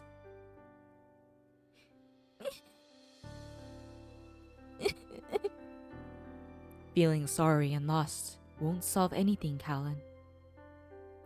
Come, progeny, take my hand. This is the day I feared, the day when you decide to become a fighting Caslana. I have an advice for you, baby girl. Keep looking forward, because we always unleash the flames of judgment right onto their faces. I'm proud of you, Callan. I can sleep in peace, knowing that you will defend the weak in my place. It can mimic into many weapons. Ah, okay. Void Archive, one of divine keys that can mimic any weapon. So that's a divine key too. It is yours now. Take the oath, my sweet daughter. Our sires sleep in the fields as humanity's brave shields. By the judgment of Shamash, Kaslanas die and never yield. The Great Cathedral. Blub.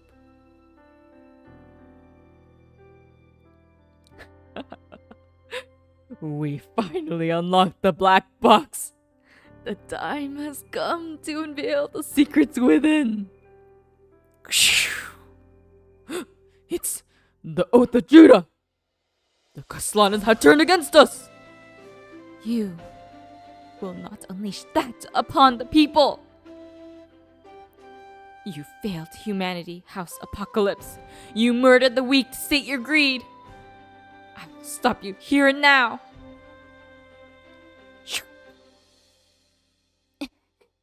Damn you, Kaslana. I knew it was a mistake to show you mercy. You will not stop Lord Otto's efforts to defend the faithful. We need to head to a safer place, Holy Father. You're a heretic in thought and act. I shall strike you down and purge the church of your foul presence. She's just jealous that Otto likes Callan more than her.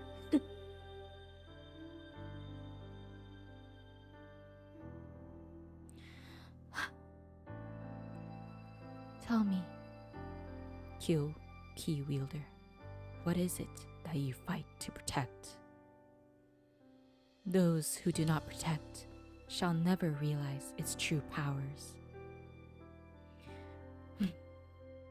I now have an answer, Immortal. Stop, Eleanor. I don't want to hurt you. You can't stop God's love, Kaslana. God whispered to me and commanded me to take the powers of the box to save humanity. Stop this nonsense, Eleanor. That thing isn't God. Thank you for the subscribe. Witness the truth, heretic.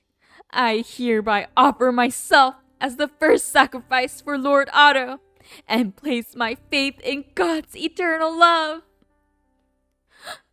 Eleanor, you took the gem from the box? God has decided to cast you out.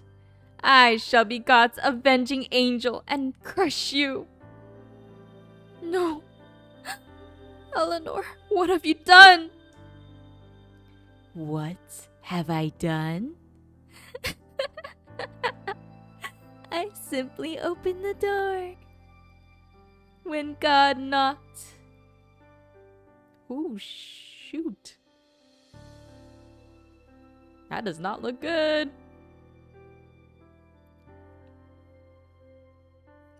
Time to do a battle music.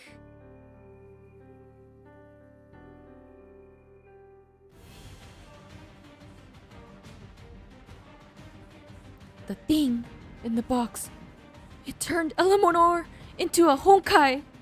Eleanor. I said her name wrong. Even father died fighting a beast of such power. Eleanor, you have fallen. Curses, she's fast. Her huge body isn't slowing her down at all.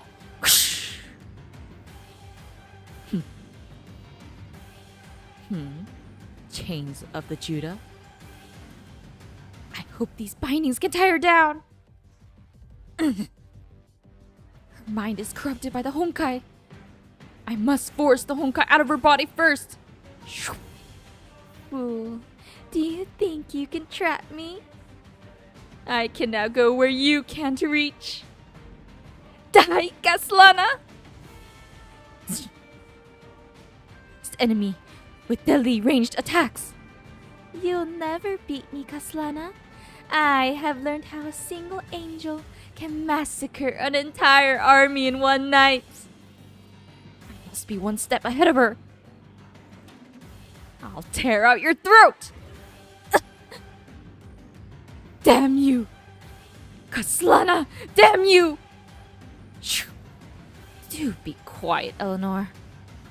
I'll find a way to cure you. You've made a mistake, Otto.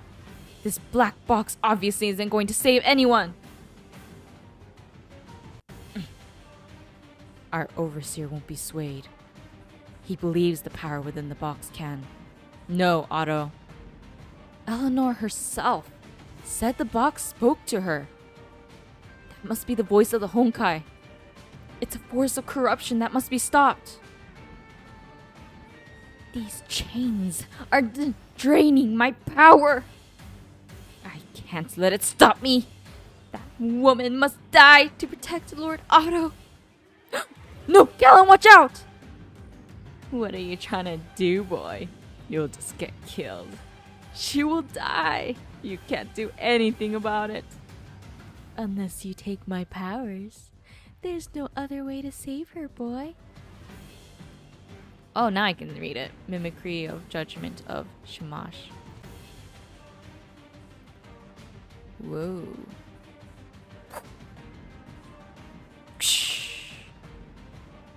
Now's your chance, Callan! Oath of Judah. Divine Soul Band! Clap, clap, clap, clap. Why, Lord Otto? I would have done so much more.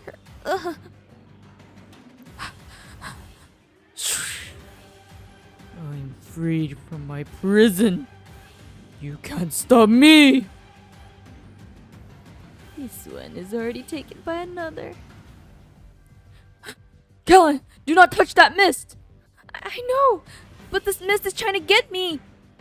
This one has a pure heart and a powerful body. And she just defeated my last hoax. She'll be my perfect vessel. Oh no. How did I end up here? Where is this? Welcome, Kaslana.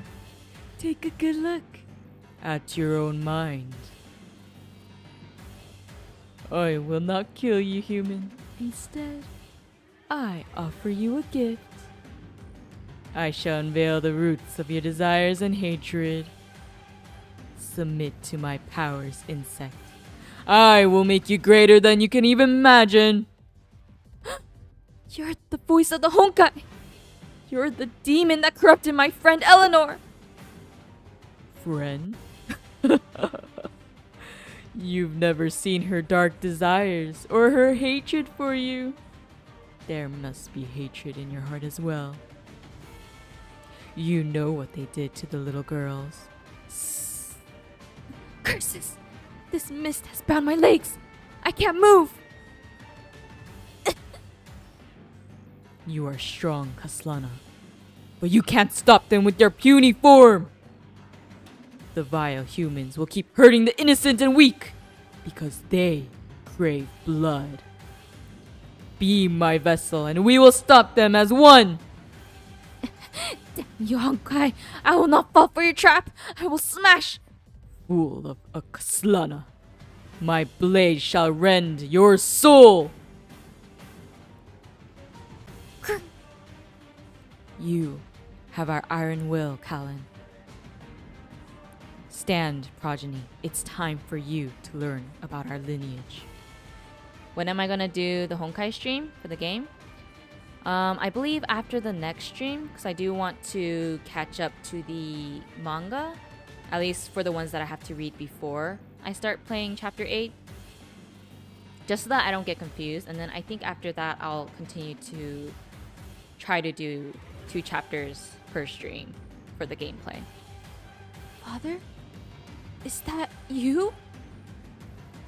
You will never fall here, for there is a gift lying deep within every fiber of your being. Ugh, my hand! We Kaslanas have been fighting the Honkai from 50,000 years ago. Curses! There's something terrible and foul in you! Our first great sire was baptized in the flames of war and anointed in the blood of fallen angels. As his progeny, We all share his gifts. Every Kaslana bold must live by their oath. But the most important thing he left for us is the greatest weapon of all. We Kaslanas believe without question that humanity will survive and triumph over the Honkai. Kaslana belief.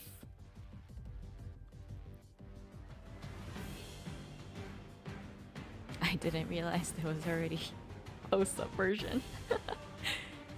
What is this? Kaslana? No one can deny my power or gifts!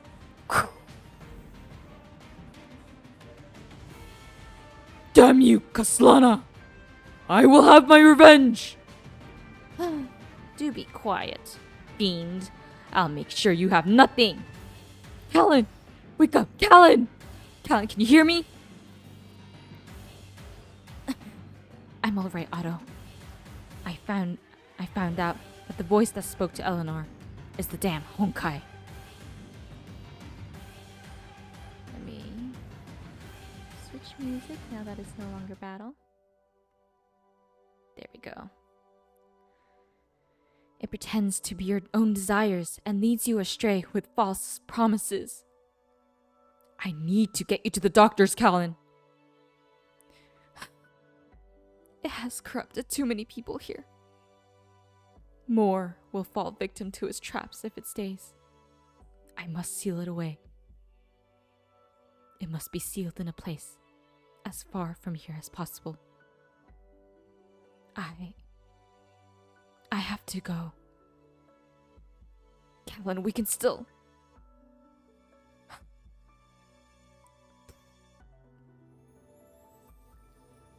Mount Taishuan.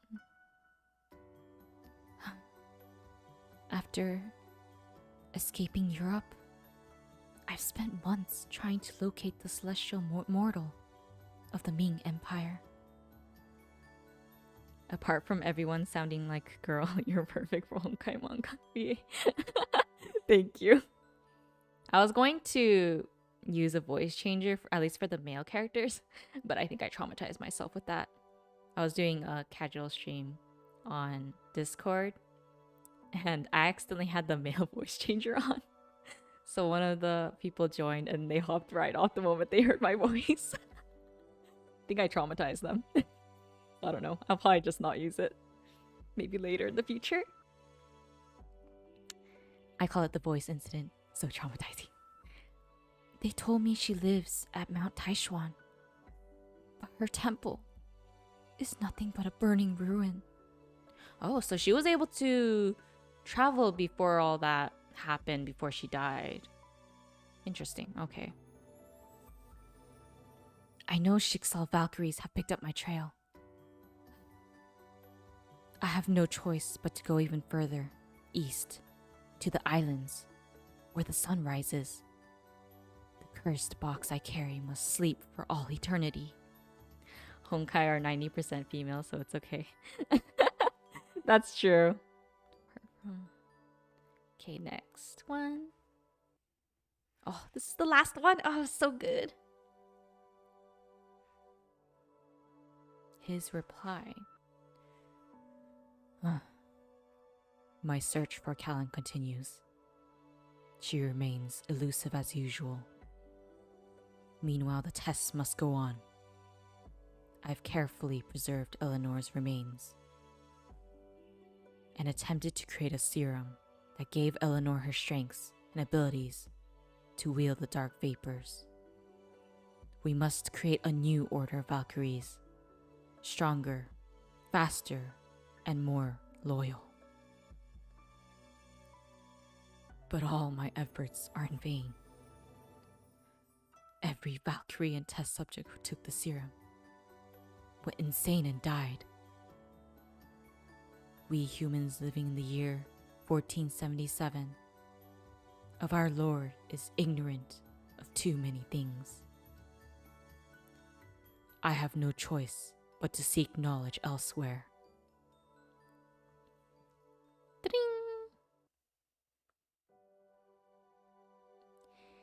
It took you a really long time to get here, Otto of House Apocalypse. Welcome to my humble library, boy. Bloop bloop.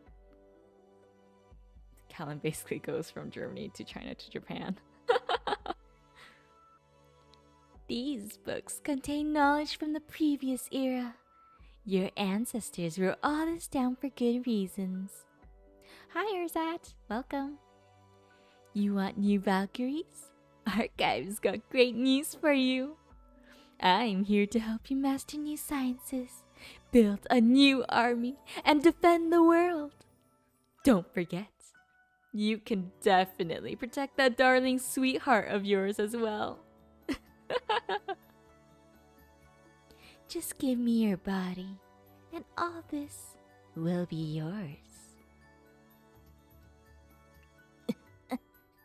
I guess we can talk about the price later. Lord Otto! There's a letter for you, Lord Otto! Just leave it on my desk. Callan wrote the letter. She now hides in far eastern islands called Zipangu. She met a terrible foe, created by the black box that she stole from us. There's someone she wants to save in Yai village. I ordered a few loyal priests to deliver the oath of Judah. I also penned a personal letter. But I chose not to send it to her. I don't actually have to read all this. It's okay to just go in the game completely blind. You learn the actual important stuff just playing the game. I did play the first 7 chapters. The problem is that I feel very confused if I do that. So I prefer to at least read some of the manga to provide really good context. That way I can appreciate the game a lot more, in my opinion. At least for me, that's how I like to play. I'm not going to be reading all of the manga, by the way. It's just the first 2 streams, so this stream and the next stream. So next Friday stream is when I'll be reading the manga that I need to read, and then I think the stream after that is when I'm playing chapter 8. Might need to check my calendar, but I think that's what it was. I have a bigger role to play and heavier duties to bear. The playwright she saved that day wrote a play titled Macbeth. Out, out, brief candle, life's but a walking shadow. A poor player that struts and frets his hour upon the stage, and then is heard no more. It is a tale told by an idiot, full of sound and fury, signifying nothing. Honkai Gakuen Sakura arc? I think I might be reading that later, when I'm closer to the open, or maybe not. I'll read them all eventually. This problem lies beyond the scope of human wisdom. No! Oh, no, next page. I guess the next page is technically the game, I guess. Oh, that was really good, though. Actually played chapter 7 before I started my YouTube channel. So I played the first 7 chapters, I think 7 months ago, for 3 straight days. And then I had to stop because things happened and I did not have time to play. Plus I didn't know anyone that played, so yeah, so it's not recorded. So I actually finished, I think, 1 part of chapter 8. So when I do start playing, it'll be literally from chapter 8. So that's also why I'm reading a lot of the manga first. So that way when I'm back to playing, I won't be as confused. So next one is the Durandal visual novel. Ah, so they do recommend. I don't know why I never noticed it. I guess I was so into like going to the next scene because it was so good that I didn't even notice. Okay, Durandal. Oh, she's so cute in here. Okay, let's start. I have like 0 expectations. I don't know what I'm supposed to be expecting. But I'm excited. Ooh, let me turn off the sound that I have.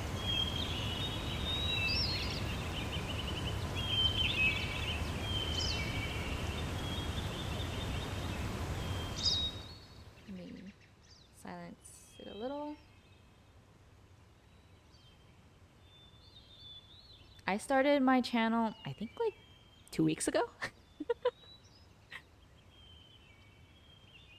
Yeah, I'll be going as far as I can, or as much as I can for the visual novel.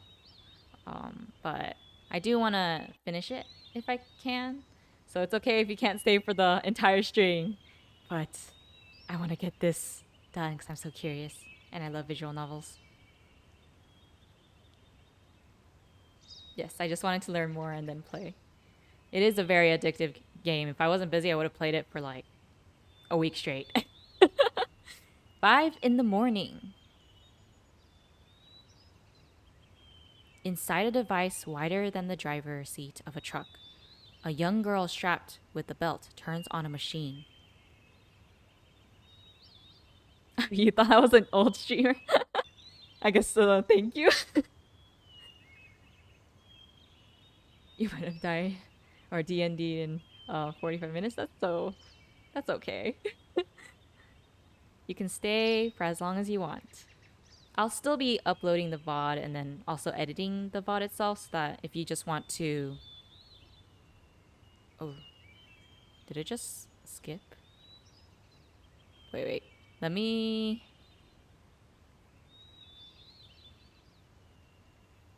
Oh no, I can't read Chinese. Is it this? No. This? Oh wait, what happened? Oh no, is that... Wait, let me do this again.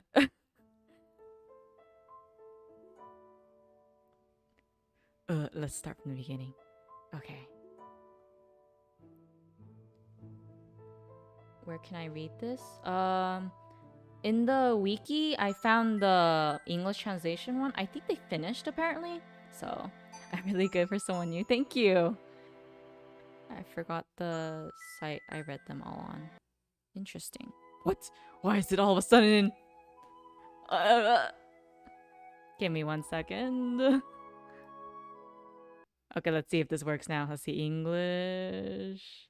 Okay, it's there.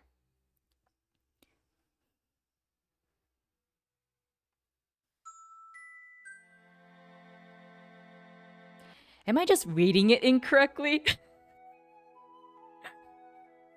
Oh no. You know what? Let me close out of it and then maybe it'll work. Yeah, it's in the wiki, and that's where I found it. I guess I'll just have no choice but to say yes. What? Why is it in Chinese now? You know what? I'll show you where I found it. Oh, it's already on Google. Durandal visual novel English. Oh yeah. I guess I can clear cookies. Oops, why did I inspect? Right there. I guess it's just side. Okay, memory. Location.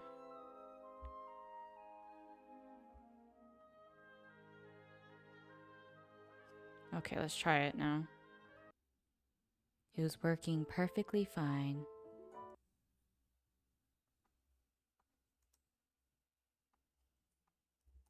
Wow, this thing has a lot of issues. It is beta though, so I guess I'm not too surprised. Try Cognito. Yeah, I guess I can try that. Let me just fix it real quick.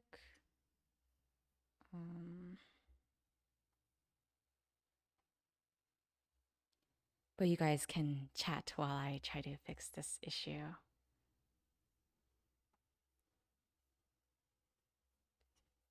Okay, let's try this. Let me...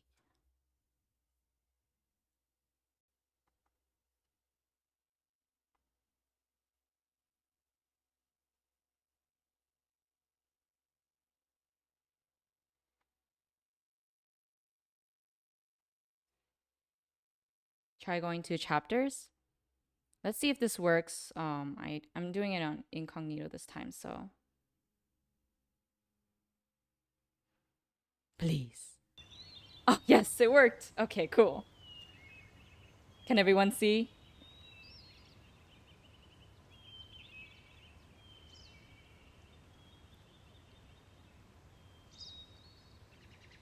Okay. 5 in the morning.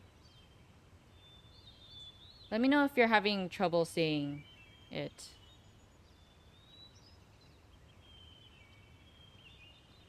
Think it should be okay? MiHoYo had a lot of prequel manga made for Honkai back there. They all provide background info. Some are for the previous era, some are for Otto and Callan, some are for Durandal, and some for Kiana and the others. Interesting. Okay. Oh, you guys can see it? Okay, perfect. Okay, let's start. 5 in the morning. Inside a device wider than the driver's seat of a truck, a young girl strapped with a belt turns on a machine. Above the power button, there is a mottled lamp. The abstract meter is surrounded by hard-to-read... I sometimes feel like I don't know any English now, even though I'm a native speaker. Kyrillic? Cyrillic? Kyrillic, I'll just go with that. Kyrillic letters. I don't know what that letter is.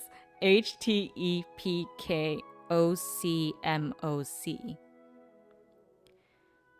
Intercosmos. Interesting. Approximately... Oh, it's Russian letters. Approximately half a century ago, the organization Schicksal helped humanity send several astronauts of many different nationalities to the moon. Oh, key. Okay. Thank you. Cyrillic? Kyrillic? Or Kyrillic? Kyrillic. Okay. Thank you.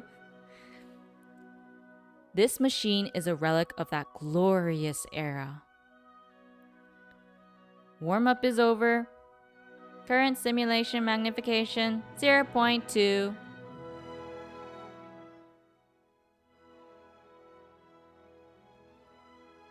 It's so loud on my end. Is the audio a little too loud on your end, or is it okay? Or is it too quiet?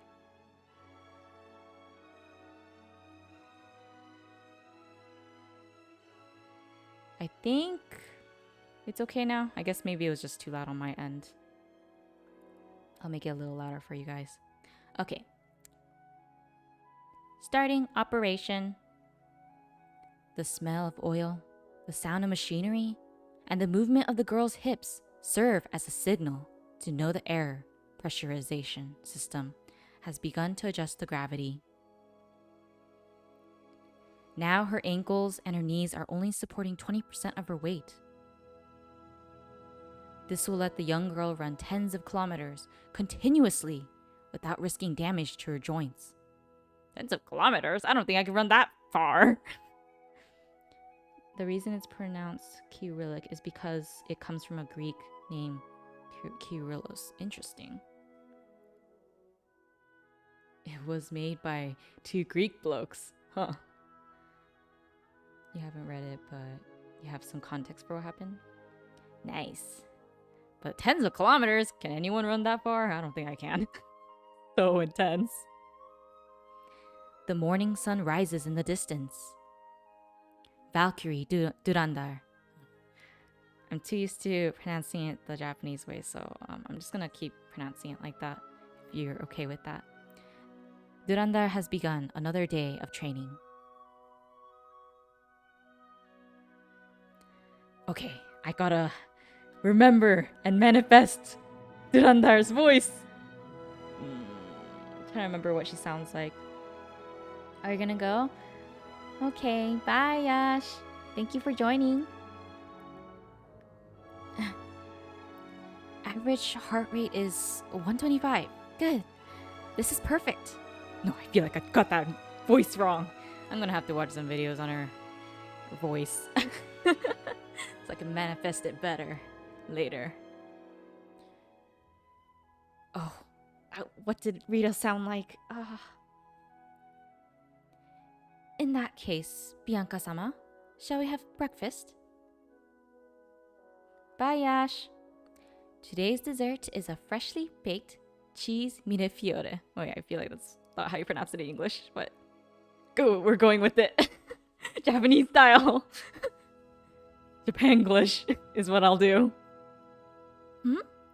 Rita, what's up with you today? Why such a high calorie... Wait.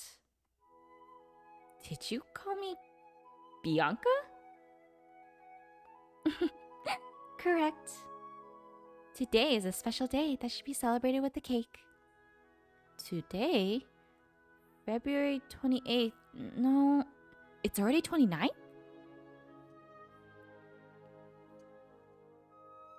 Don't pronounce. Yeah, I was saying it the Japanese way.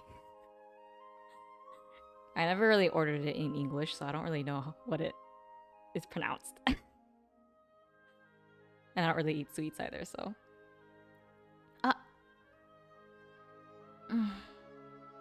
It's been 4 years already.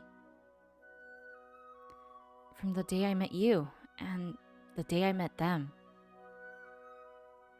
Even I have gotten used to the name Durandal. The overseer will put his plan in motion at the right moment. Oh, I feel like I'm getting her voice wrong, for sure. I'll do my best. One day I'll master it. The day when we can finally fulfill our promise will certainly come. Yeah. Keeping that promise is very important for the girl called Bianca. A now yellow-colored piece of paper sits quietly in the archives of Shiksal. She has a seducing voice. Okay, I'll see her seducing voice. The following is written on the first page of this confidential document. I feel like Callan was easier to voice. Top secret mission. Lonely Panthalassa. Look up some audio. I think I'll do that after because I don't want to interrupt the flow anymore. Start time. February 29th, 2012. Location blank. The Quantum Sea. Oh, it's the Quantum Sea again. The thing that I need to find out what it is later down the road. Target blank. Members. Bianca Durandal. Attegina 12. Rita Rosweiss 16. Oh, these names. I suck at saying names. Status closed. Durandal has a cool girl voice. Okay, cool. Okay. Reviewed by Auto Apocalypse.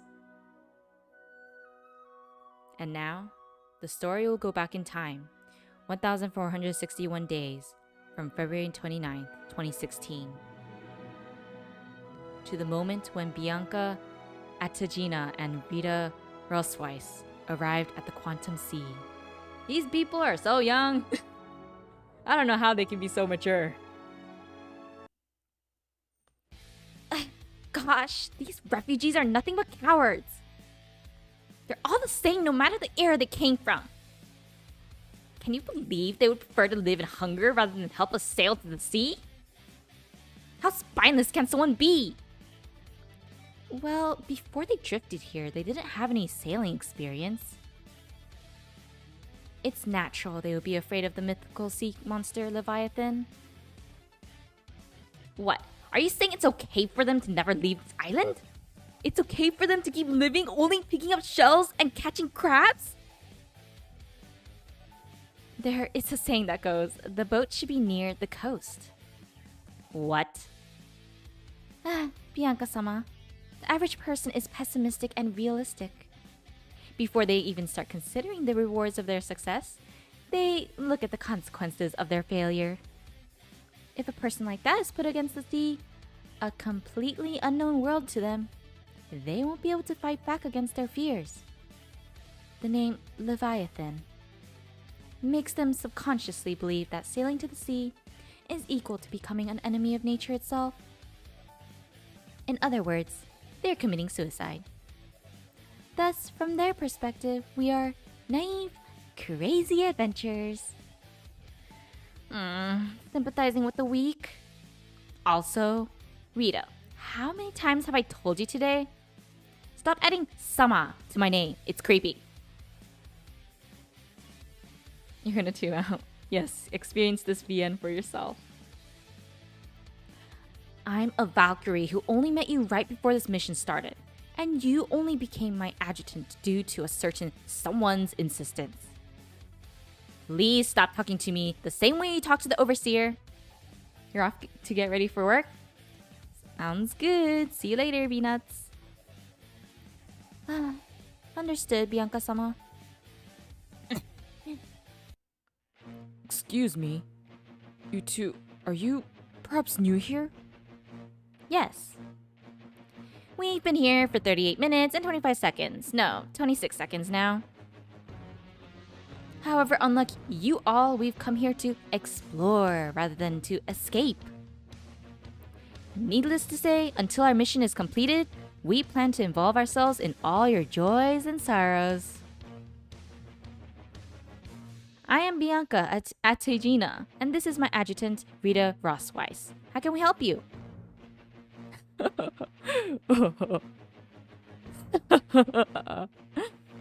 What's so funny? My apologies. We, the elderly, just like to laugh. Please don't mind it, Miss Explorer. Anyway, I heard you two are trying to gather forces to defeat the Leviathan and open the way to the ocean. Yes, that's correct. Not a single person wanted to fight together with us, though. Understandable. None of them are warriors. They can't be compared with heroes who have seen hell itself. How do you know that? When you get to my age, you could just tell by looking at someone's eyes. I'm Miguel. Let me get straight to the point. Brave warriors, would you embark on an epic hunt together with this old sailor who can't even move his left hand? What? You mean... In short, I'll provide you with the ship and take care of steering it. Though all I have is a reed boat.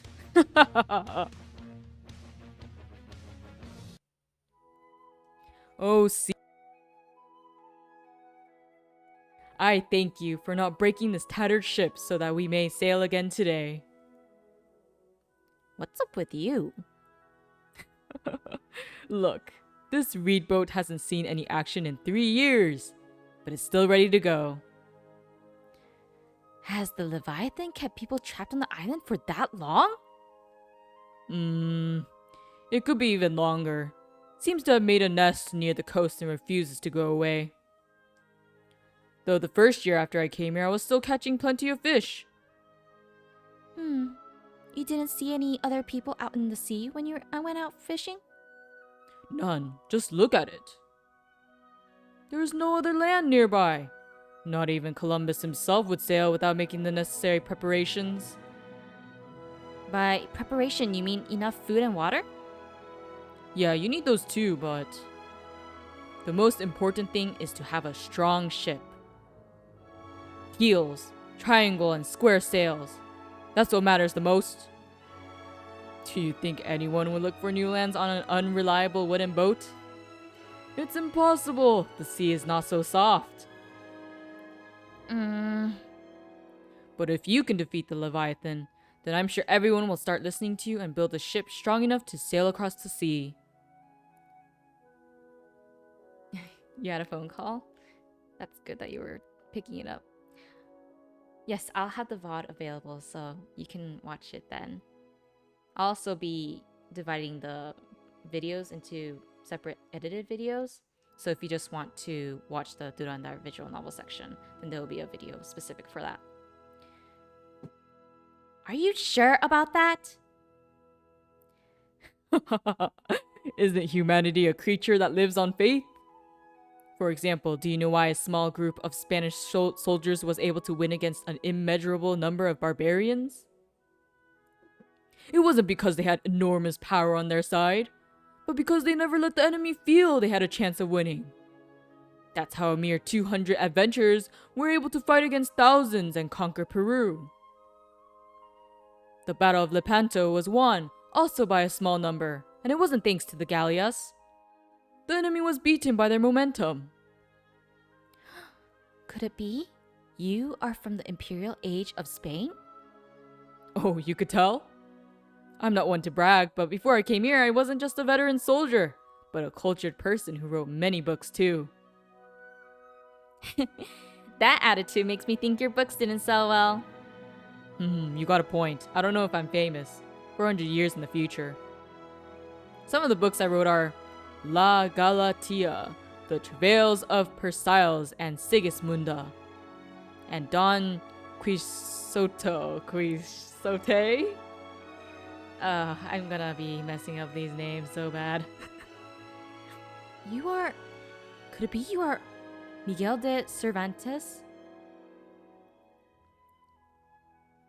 Well, aren't I pretty famous? A master of literature. Has a nice ring to it. I love it. And here I thought you were a soldier used to the battlefield. Who could have guessed you could be this smug? How could I not be happy after hearing that? You should smile too, Miss Bianca. It'll make you more motivated once we're out in the sea. Your concern is unneeded. There hasn't been a single day I haven't given my everything since I've become a Valkyrie at the age of 10. Wait, is she 10 here? Jeez. If you teach me how, I'm confident I can learn how to catch fish or steer a ship perfectly. My. By the way, Cervantes-san, how should we divide our roles once we sail? Don't be so stiff, miss. You can call me Miguel. That's easy. I'll be the captain, I'll steer the ship, and judge when we should advance and retreat. As for you two, Miss Bianca's specialty was spears, right? The harpoons are all yours. Miss Rita is a very attentive person, so keep an eye on the anchor rope to make sure it doesn't get tangled. Anchor rope? What is it for? That will, of course, be used to bring the ship closer to the beast. Can't kill it if we're too far away, right? Also, we need to pick up his body and bring it back to the island for everyone to see. What are we supposed to do if the Leviathan were to attack us? The sweet boat is a little, I'll make use of the currents to not give him the chance to attack us. It's that simple. Oh right, didn't you two show something to the people on the island? A gun capable of even destroying boulders? What was it called again? And it's starting to sound like me. Our memories. The all-purpose firing weapon of the previous civilization, Second Relic. Not a hard name to remember. You're right, Durandal. I will do my best to remember. Second Relic is a gun. Okay. We old people aren't good with long names. Okay, I'm not that bad. I can at least remember Second Relic. But anyway, we have a weapon stronger than the cannons of the Invincible Armada. What we're riding on isn't an unreliable reed boat, but a merciless hunting warship. Remember this. Leviathan, sea creatures, they're all just mere beasts. The only difference is their size. And brave hunters can't possibly be afraid of a prey. They're willingly approaching themselves. Yeah, you got it. Now let's kill him. Look closely, old man. This is how a Valkyrie from Schicksal fights. How can he say it's a mere beast with such confidence? They walked around to measure the length of the island and looked at it from the top of many rocky mountains. But now that they are out in the sea, the two Valkyries realized how small the harbor truly was. The midday sun shines on the surface of the sea. The light reflected is so dazzling it's hard to keep one's eyes open. The old man kept rowing the boat with his long oars, steadily advancing in the undulating waves. She sure was sure of herself at this age. Well, that's how it is when you're young and, I guess, immature. Careful, he's coming. I don't sense anything near us. Yeah, but it's almost time. Time? After the Leviathan gets a whiff that someone is out in the sea, it takes him approximately 15 minutes to catch up to the ship. I see. So that's why you stopped the ship here. That's right. The reef 5 meters below the ship protects us from any attack from beneath. After all, we're using ourselves as bait. Being careless can be fatal. and the opportunity to strike will only show itself for an instant. Wait, what's that sound? The sound of machinery? Look! There's something black under the water! Is that blood?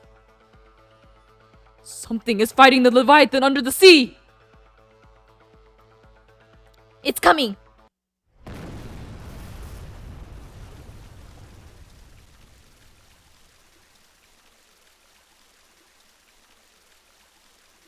That's a submarine?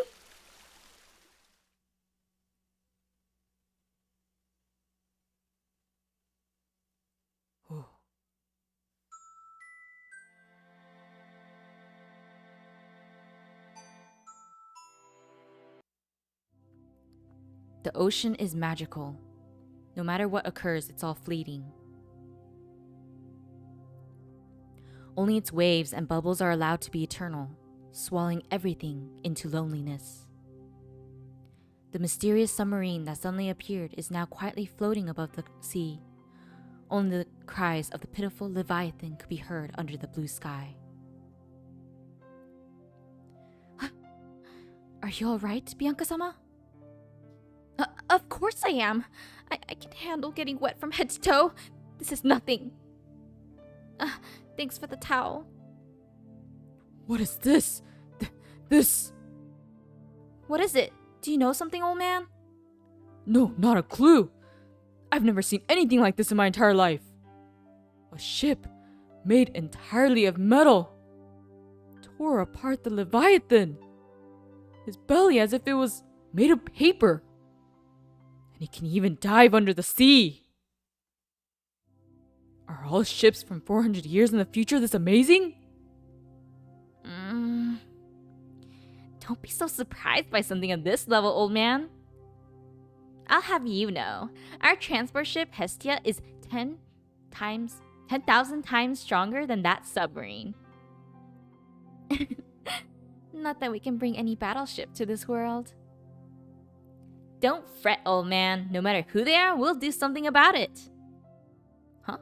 The energy of the holy relic hasn't recovered even a single bit? Look! Someone is coming out of the submarine! They are raising a flag? That is... a pirate flag? 4 boats left the submarine. 3 of them surrounded the Leviathan and began to tear it apart. The remaining boat headed to the small reed boat carrying 3 people. Bianca felt like her opponent this time weren't normal pirates because the boy that seemed to be the leader was panicking to the point it's impossible to believe he could be a pirate.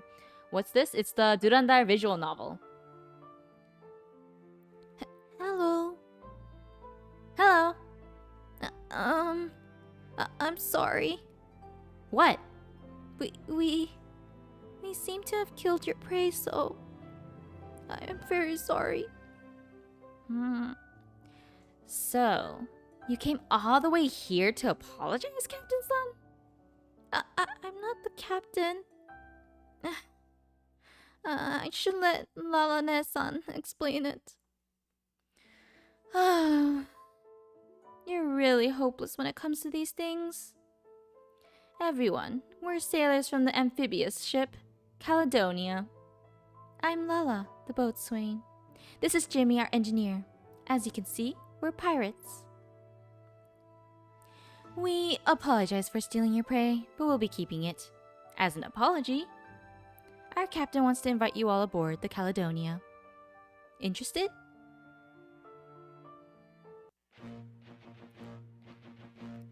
Dim, incandescent bulbs, fading paint, rusty nuts, and aged but well-maintained power cables.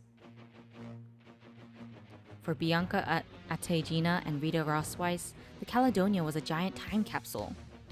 Yes, I think it is supposed to be canon. As if they had stepped into a novel by Jules Verne. Late 19th and early 20th century designs. Where did this amphibious ship come from? Are you asking me? Who else? Your engineer doesn't seem to be able to hold a conversation. There's no use in asking him. Jimmy loves to talk, but he's not confident enough around you yet, right? Yeah, I think so. So, where did the submarine come from? Going by your clothes, you don't look like you're from the 20th century to me. Yes, we actually aren't. But don't be in such a rush. From now on, the captain will answer all your questions. I can't go stealing the spotlight from her. Come, the captain is waiting for you at the bridge.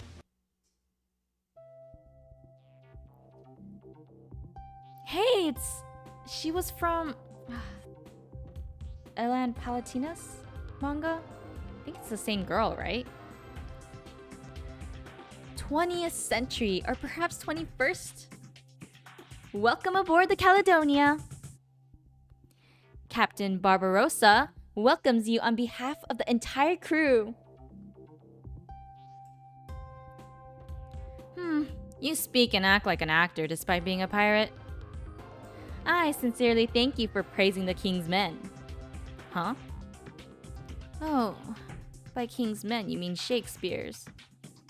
The one and only.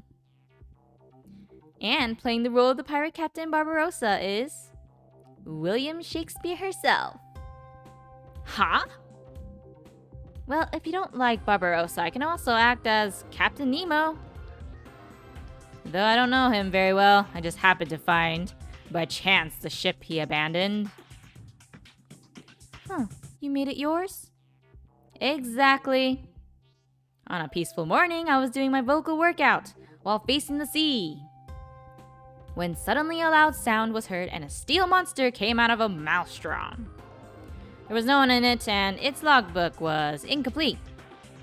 If you ask me, Captain Nemo and his Nautilus make for such a strange story. Is this supposed to be a joke? A joke? You could call it that. A joke from the play known as Fate. But I must admit, overthrowing order, changing fate, rebelling against the heavens. It's all truly overflowing with fun. Is this a world without order? Oh my, does our nameless little knight care about order? Right, we should start by introducing ourselves properly. What?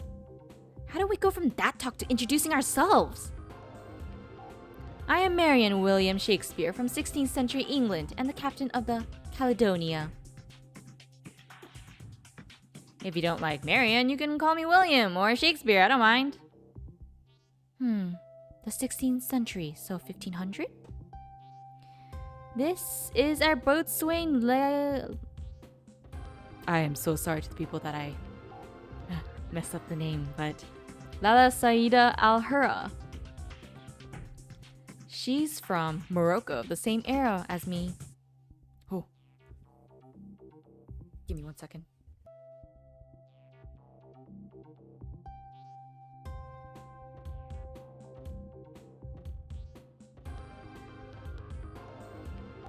Back. A vase was about to fall. I had to save it.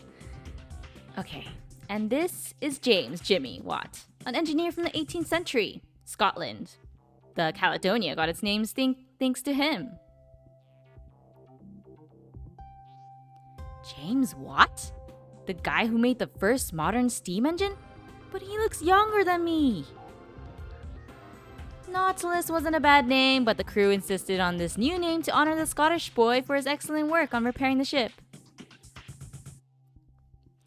Wasn't it you the one who wanted to change its name? I didn't do anything impressive, I just followed the manual. Alright. This is Iron Mask, my chief officer and adjutant. A pleasure to meet you. She herself wishes for her identity to remain a secret, so please respect that. And don't pry on her private matters. Isn't it a bit suspicious? Well, maybe that's how it looks to an outsider, but to me, she's the most trustworthy and reliable person on this ship. Understood. I won't press the matter of Iron Mask's identity any further. You and your crew introduce yourselves. I suppose it's now our turn. I am Bianca Atagina, and this is my adjutant Rita Rossweiss.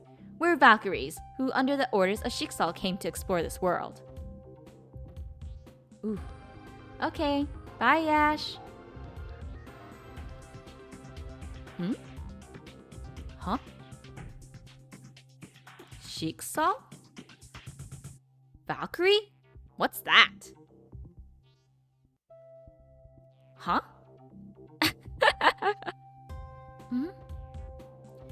It seems your words were true, my dear adjutant, or should I say teacher? Director, have some moderation. Hey! What is this red-haired shorty saying? How can you not know Shiksal? Oh my, don't scold me, young lady. What I'm saying is the truth.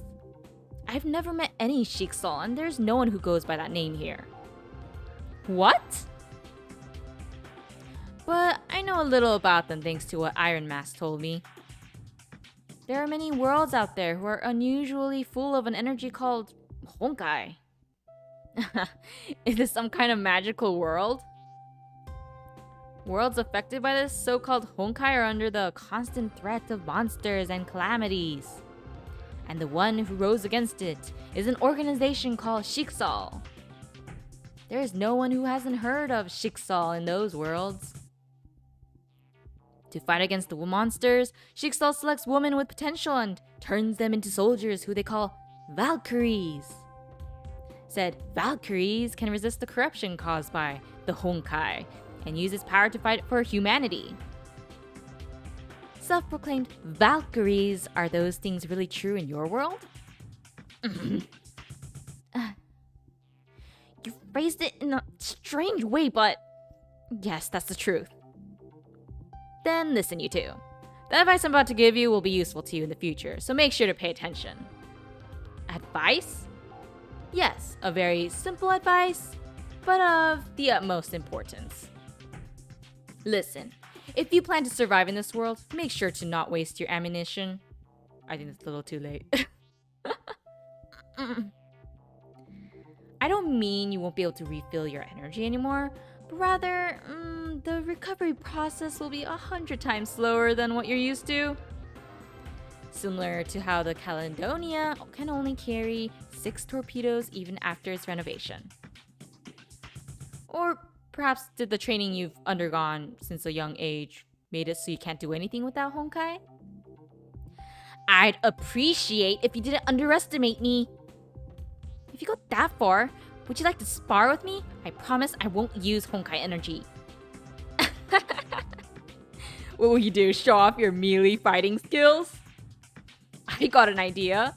Chief Officer, do you feel like being this young lady's opponent? No thanks. Are you hated by your crew? But if the captain were to pay me for it, I will. Huh? Were you a money-loving mercenary all along? Very well. I won't be able to call myself a good captain if I don't pay my troops salary. In that case, I have one request. If Shakespeare-san is sending her adjutant to fight, then I will be her opponent in behalf of Bianca-sama. Does that sound good to you? Interesting. Then let's do the following. Bianca-san and me, Rita-san and Iron Mask. Each one will fight its respective opponent. Any objections?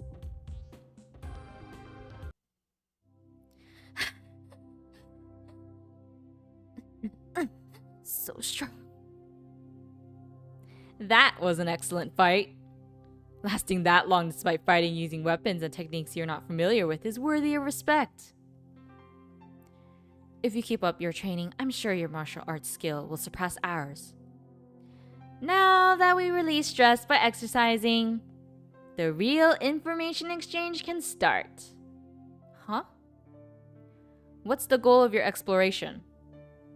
In exchange, I will tell you the reason why the Caledonia sailed. No comment? Say nothing and you will lose the opportunity to become a passenger of the Caledonia.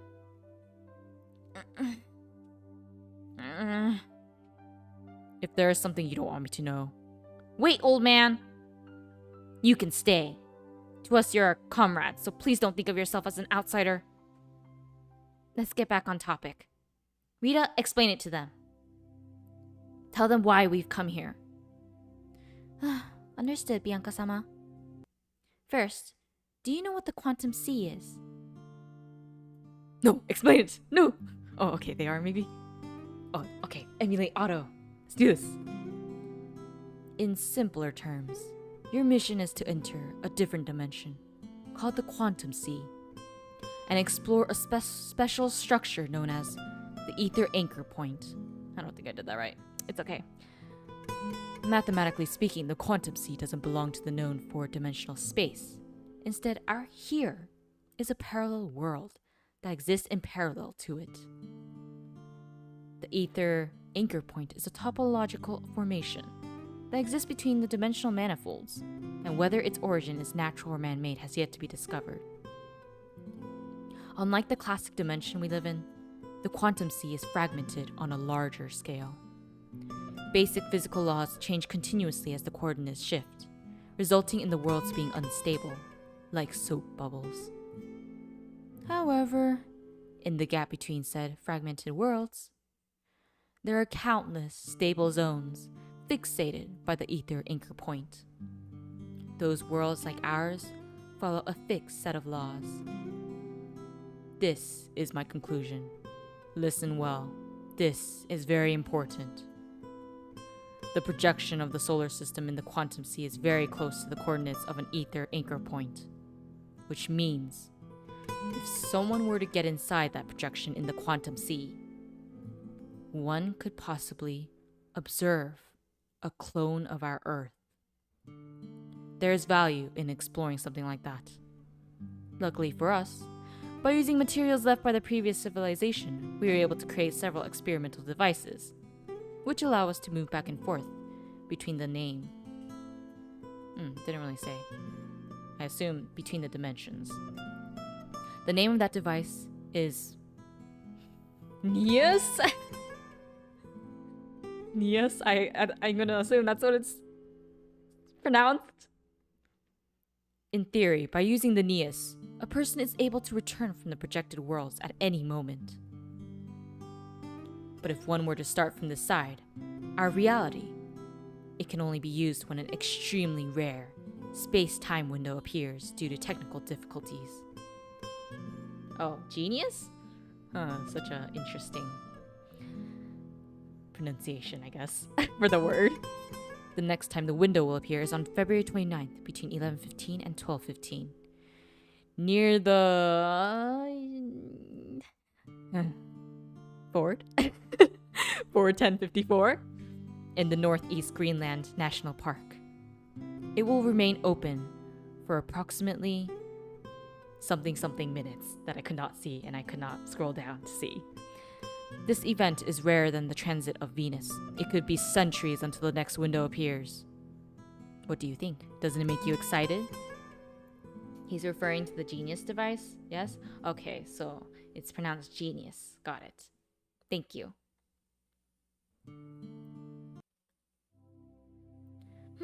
Well, that's the simpler version of it. Our objective is to explore the ether anchor point. Do any of you know about it? Not a clue. I didn't understand half the words you said. Doesn't sound much different from whatever you told me, Iron Mask, Multiverse, or whatever. Perhaps. That overseer knows his stuff. Then I'll take over to explain the situation from inside the quantum sea. Oh, we get to learn more about the quantum sea? I'm so glad I'm playing this visual novel right now.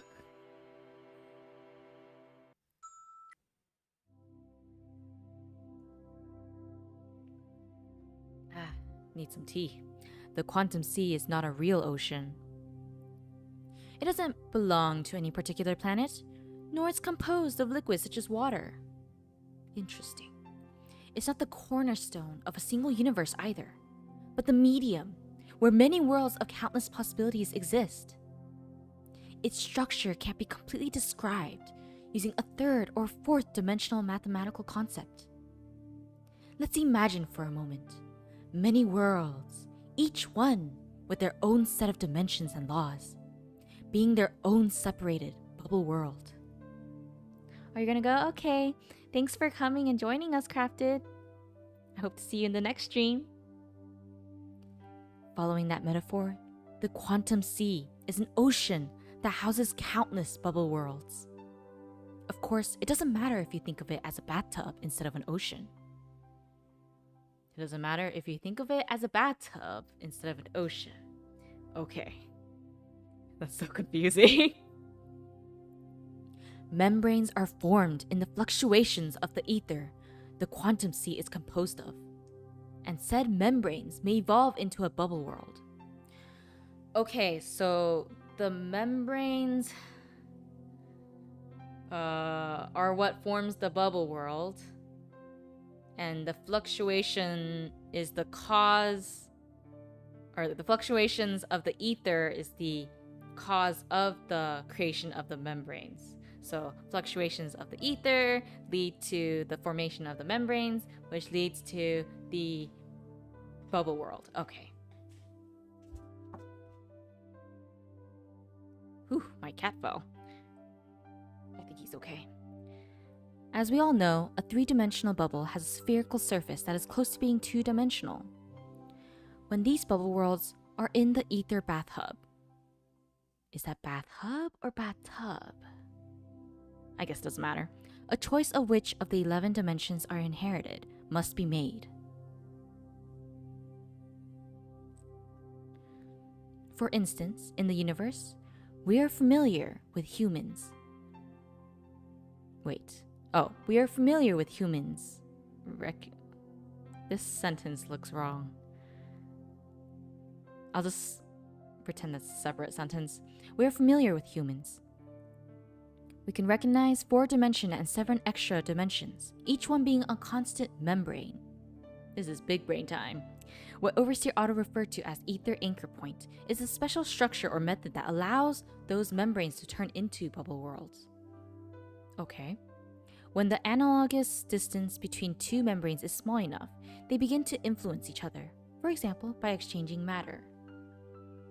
Speaking in general, it's easier for a substance to go from a relatively small membrane to a relatively big membrane, but doing the opposite is quite difficult.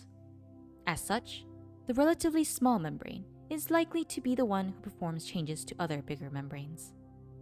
And finally, the special membrane, called projection, is born. I feel like a lot of that just went over my head. Like, I understood the beginning part, but I'm still a little confused about projection. In this projection, only analogous areas of the membranes continue to exist, while everything else disappears completely. For example, the world where the Caledonia exists right now is a projection, made out of membranes, which had analogous properties between them. This is how Bianca and Rita were able to meet Captain Shakespeare, who came from another world.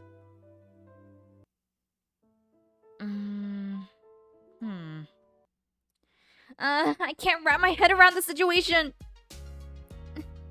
Oh, you were there, Rita.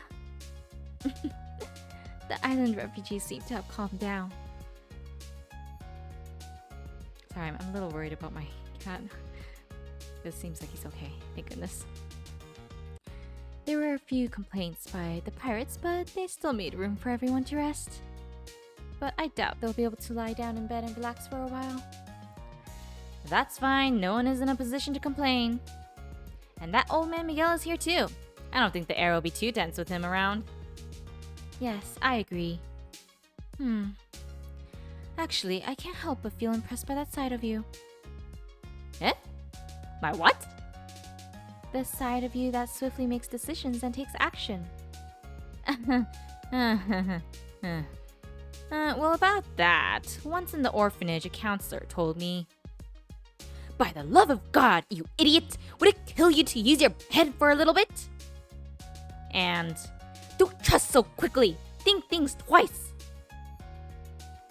For most, that would be a disadvantage, but in the right hands, it can turn into an important advantage. I wouldn't say has turned into an advantage. I think someone who is moderately reckless is better than someone who doesn't hesitate at all, is too indecisive, or doesn't do anything at all to escape responsibility. The concept of bubble universes is explained in a better analogy in the main universe much later. Okay, thank goodness. I kind of understand it, but it's still a little difficult for me to grasp or fully grasp the concept. About that last one, I don't think there's a Valkyrie like that anywhere. Of course, I'm aware it also doesn't apply to you. I just wanted to compliment you earnestly. Durandal visual novel is fairly early Honkai writing, and the translation is incredible, so it definitely gets kind of wordy and confusing. Now that makes sense. That's okay. Translating is difficult, so I'm not gonna. I'm just gonna enjoy what they've given me. Compliment me? I guess you took the lead on that. Our roles are backwards now. Huh? Backwards, you say? Here, take this. It's a gift. Happy 17th birthday, Adjutant-san. Thank you very much. I made it using a fang from the Leviathan. If it is too weird, feel free to throw it away. It's not worth anything. I plan to give it to you at night right before going to sleep, but let me give it to you now to serve as well as a thanks for fighting on my behalf today. There's no problem if I give it to you a few hours earlier, right? Right? But of course, I will cherish any present from Bianca-sama. You don't have to cherish it? No need to be shy, Bianca-sama. I'm not shy. I'm sorry, I didn't mean to raise my voice. I'm aware, Bianca-sama. If I may ask, how did you know my birthday was tomorrow? On March 1st? I don't recall telling anyone. I know, because the overseer sold you out. Rita Wasweiss, born on March 1st, 1995. Oops. Hope I didn't interrupt something nice. Nice? It's nothing like that. As I said during my introduction, in this world, the continent known as Europe is currently blocked. Yes, you said the amount of refugees from other worlds are increasing, and that it might be connected with whoever is ruling Europe right now. Yeah, and also that I would show you solid proof of that. We've just arrived at the perfect place to see it.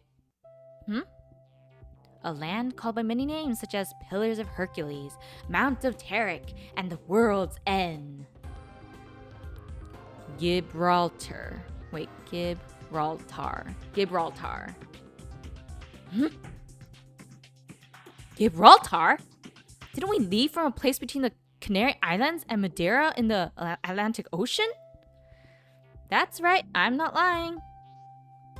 Then if you're telling the truth, we traveled over 1,000 kilometers in barely 4 hours. On this old submarine? Can it even move at over 100 knots? Even at 1/4 of that, 25 knots. It would be less 50 kilometers per hour. What you're saying can't be true. Are all Valkyries this good at geography? The Caledonia is moving at 5 knots, approximately the speed of a normal person running. Then, well, calm down and listen. The Caledonia isn't particularly fast, but what if there's a shortcut? What do you mean? Do you remember what my adjutant said? That everything here is a projection of the real world? However, that projection isn't 100% accurate. For instance, there are no humans born in this world, which means it wouldn't be so strange if there was a natural phenomena that doesn't exist in the outside world, right? What are you trying to say? When I sailed for the first time, I discovered ultra-high-speed deep-sea currents going into many directions. By taking advantage of them, the Caledonia can travel at high speeds. You You can think of it as a submarine being surfboard surfing underwater. Ultra high-speed sea currents. Why does something like that exist? Beats me. It's like teaching a mere fisherman the principle behind a typhoon. According to my adjutant, this is a natural phenomenon unique to this world. Who knows, maybe there is a complex reason behind it.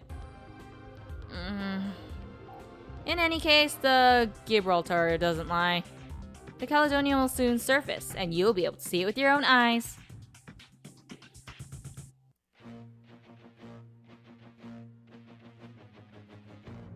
We're really at Gibraltar. But that wall, what's going on with that wall?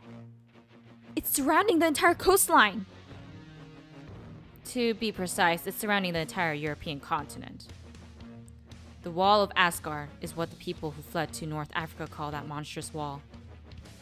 According to them, the wall appeared approximately 100 years ago, though at first it only surrounded a ruined city. But over time, it started to expand, and slowly but surely, new walls were formed. They crossed mountains and rivers, leaving behind inhospitable areas. Give it a few years and it'll block the Mediterranean and I can't even speak anymore. And Atlantic Ocean too. The Strait of Gibraltar flows faster than the English Channel. But before that huge wall, it's just a matter of time until that is no longer true. Gibraltar used to be a very important trading hub in the past. Who could have had imagined it would end up like this? I wonder how long will Tanger, Ceuta, and Tetuan remain on the other side. Tetuan is Lala-san's hometown. May I ask something? Of course. That Wall of Asgard, is it made of Honkai energy? That seems to be the case, according to my adjutant's observations. The average density is approximately 1,000... I forgot how to pronounce that. It's okay, I'll figure it out. I'm still kind of brain dead right now. Per meter. Touch it and you die. I don't understand well the term she uses, but it sounds horrible. However, there hasn't been any sightings of Honkai beasts, correct? Honkai beasts? What's that? The monsters Iron Mask-san mentioned earlier. Do they not appear near the wall? No, I don't think so. But that doesn't change the fact that merely touching the Wall of Asgard is fatal. The natives who refused to leave their homes and went up in smoke are proof of that. They went up in smoke? It appears that beside Honkai energy, there is another kind of energy at play. Once I thought that if I obtained the means, I could change everything.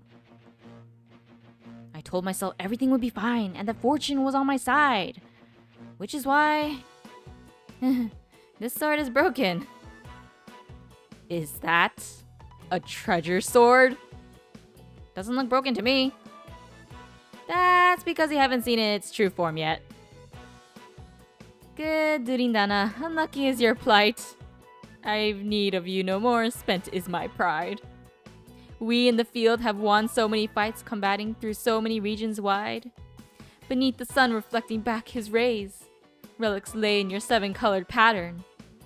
Red courage, orange confidence, gold benevolence, green virtue, cyan vigor, blue reason, purple noble.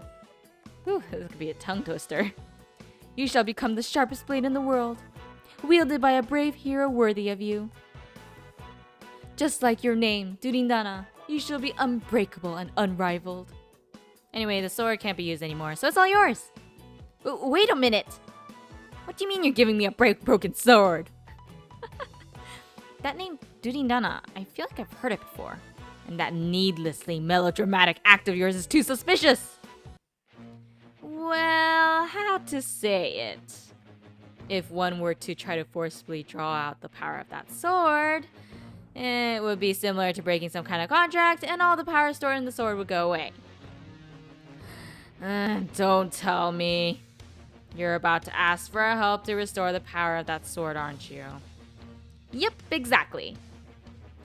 Do you actually expect me to nod and do as you say?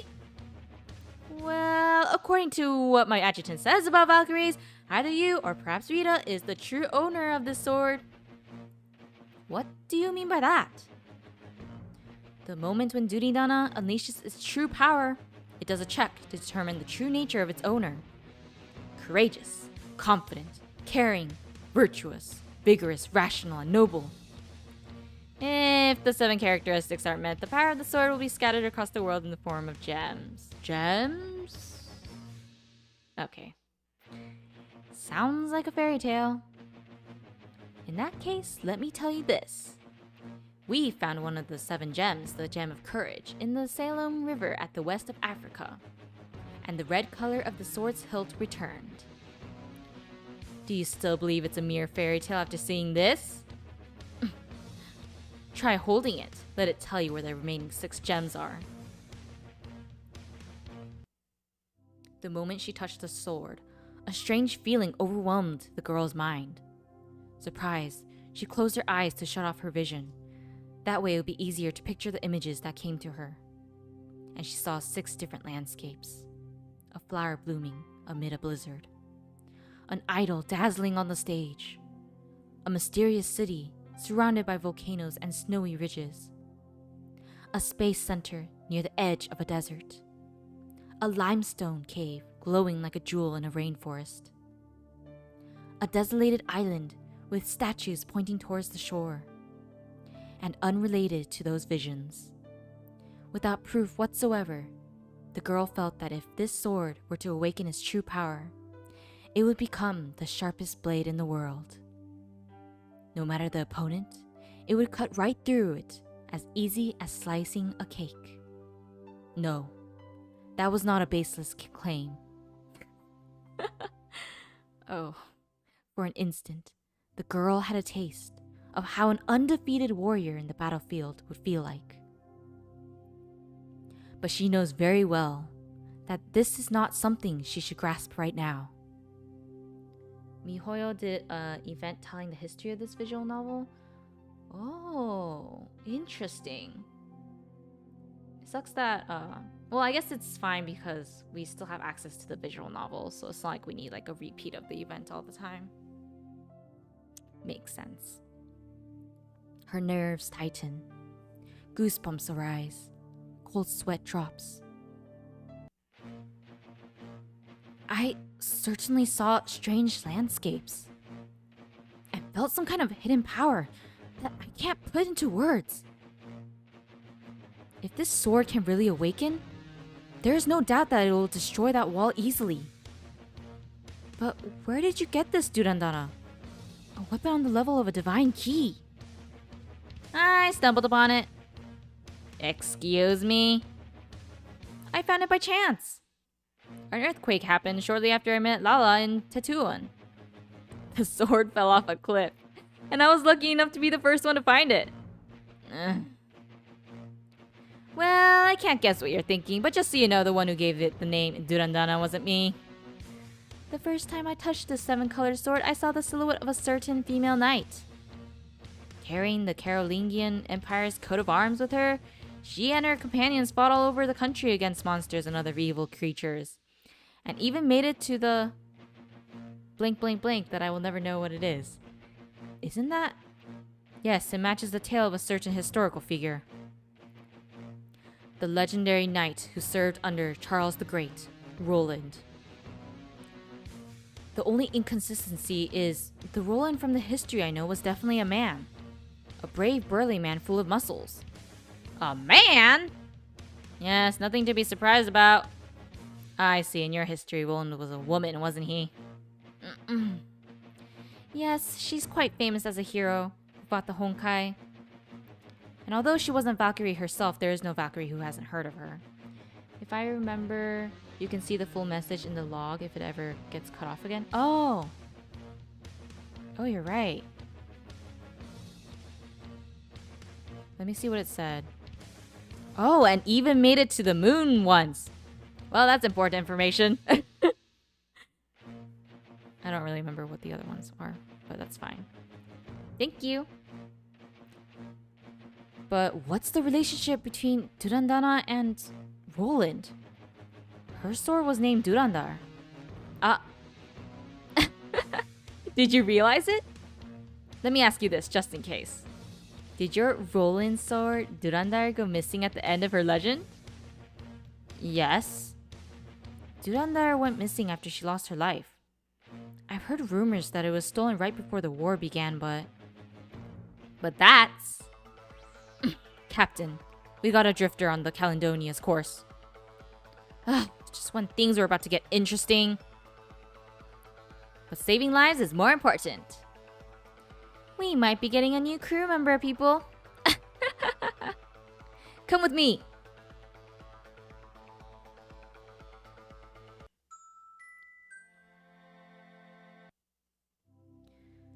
A man was drifting in the sea.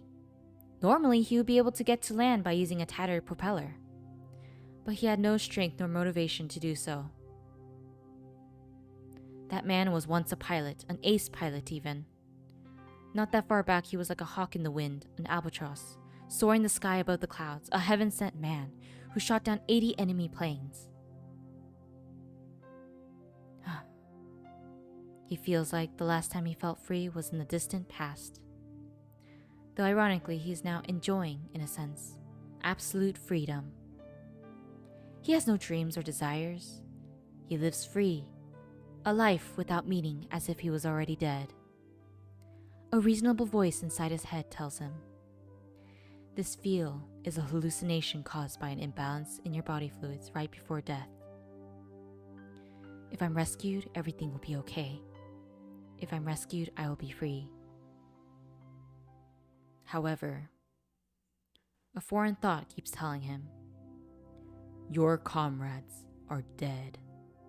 Your motherland is beyond this hallucination. Like that philosopher once said, his death dieth the consummating one triumphantly, surrounded by hoping and promising ones. Thus to die is best. The next best, however, is to die in battle and sacrifice a great soul. It has to be like a warrior. But he failed spectacularly, and now he can only die pathetically, like a lion stripped of its fangs. That's sad. Drifting in the sea, life and death have lost all meaning. Well, what kind of person was on your drifter? He's a pilot, someone who operates machines that fly in the sky. Wow, think we can cross over the wall with one of those? About that, it's best if you don't get your hopes up. Why? We believe his plane was suddenly deviated from its course by a mysterious power when he tried to fly over the wall of Asgard. Going by what we know so far, I speculate there's a spatial distortion above the wall. I don't get it, but basically, flying won't get us past the wall, correct? Exactly. That said, his plane can still be of use to us for other purposes. Leave the repairs to me. Thank you. Call me if you need to do any complex calculations. I'll ask you to dumb it down for me later. More importantly, our priority is to persuade that pilot and have him join our crew. You're right. Before we can talk about cooperation, we need to get him out of his depression first. Let me say it now, helping children who lost their will to live is not my job. Don't count on me either. I'm not good at this kind of stuff. Would you leave it to me then?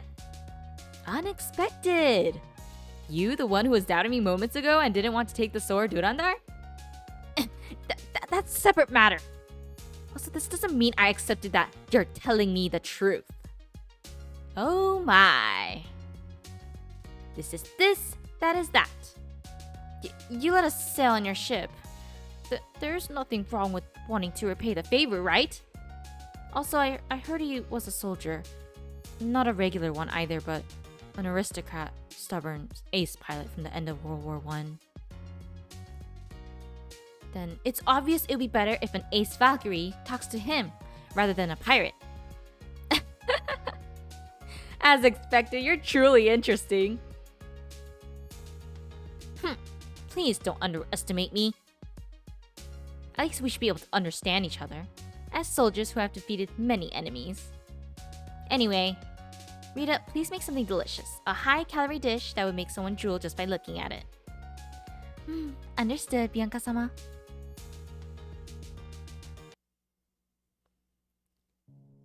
Wow, he looks good! A clean and well-groomed man is staring silently at the dark red meat in front of him. Well, it's whale steak. Eat it while it's hot or it'll lose its good taste. This steak is not made from any whale we know of, like sperm whale, right whale, or fin whale. It doesn't have that fishy smell other seafood has, and the meat is tender and juicy. This whale steak is more delicious than any beef steak. I'll pass. Oh? You still don't want to eat it even after learning that? I get it already. Don't have any appetite. Excuse me? You were saved from such extreme conditions, yet you don't have an appetite? Surely a man like yourself didn't get full just by drinking a little bit of honey water. You're mistaken if you think anyone would believe that. You don't know anything, little girl. So this pilot is the sort of person who discriminates based on age before even introducing himself. Looks like we cleaned you up for nothing. Do you intend to remain anonymous in front of the people who saved you? Manfred Albrecht von Richthofen, pilot. Fighter pilot of the German Air Force. Bianca Atagina, Valkyrie. Squad leader of Schicksal's Special Exploration Unit, Lonely Panthalassa. Schicksal and Valkyrie? As I thought, those terms mean nothing to me. And this is when I go silent because I feel like I'm gonna mess up so bad. I don't belong to this world, but first, eat before it gets cold. My comrades survived 53 days out in the sea without water and unable to catch fish, only barely hanging on eating seaweed and shrimp. Even in their worst moments, none of them dared to give up. But in the end, only me, their captain, survived. I'm aware. Getting into an accident, being ill, everything comes down to cruel luck. So Really? What a troublesome man you are. Let me put it this way. The meat in front of you is what's left of a creature we fought not too long ago. Killing that giant monster only gave us ordinary things like meat and bones. You can't eat it all at once, nor you can store it for later. So what's in front of you is just leftover food. It's not different from seaweed or shrimp. Do you understand now?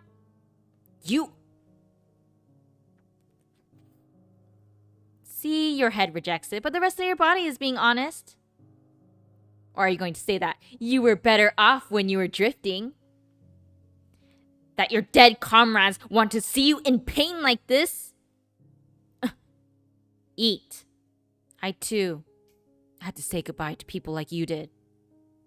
So how about you listen to my story while we eat?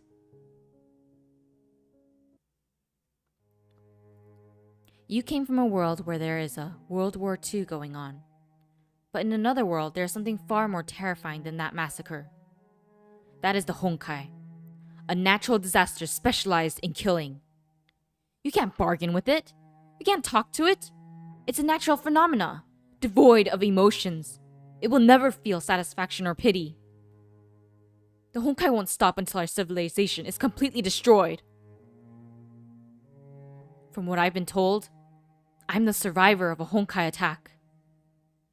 One of the few survivors among hundreds of millions of dead. But that has no effect on me. After all, I have no memory of any of that. As far as I know, Bianca has always been alone.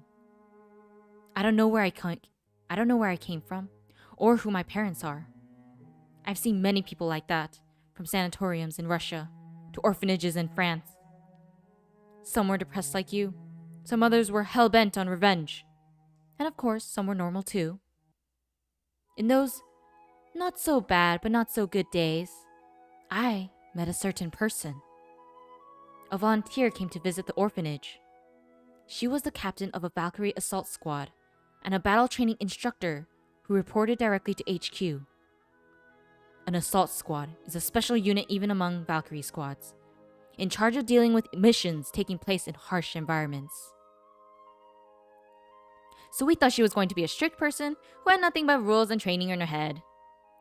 But surprisingly, what this assault squad captain held was a peaceful gardening class. Lilies are easy to grow. The bulb and the petiole sprouts around it can be used to breed it. Of course, you can also take your time and use seeds. Lilies are big and smell good, and it takes almost no effort to take care of them. Plant them in the ground, and they will bloom without much trouble. It was an unforgettable evening. If I had to put it in words, the poem she taught us summarized it well. Shall I compare thee to a summer's day?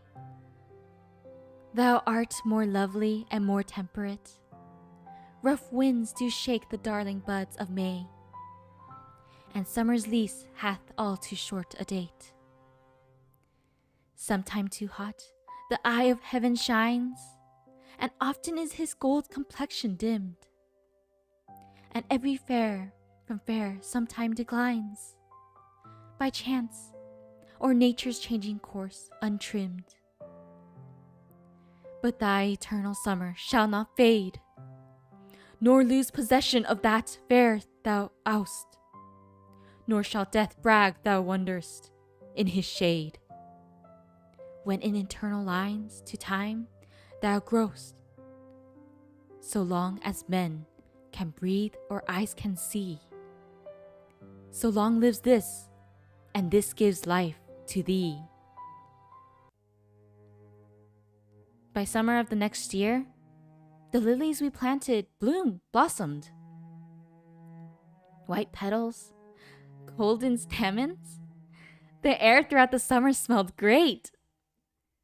But the person who taught us how to plant them passed away the previous winter. I heard it was a fierce battle. Only a single member of her squad came back alive. And the assault squad was disbanded shortly after. During that summer, the survivor came to visit the orphanage. She didn't mention any assault squad in her self-introduction, only that she was a teacher at a certain school. At the time, I thought she was taking advantage of her position to recruit students.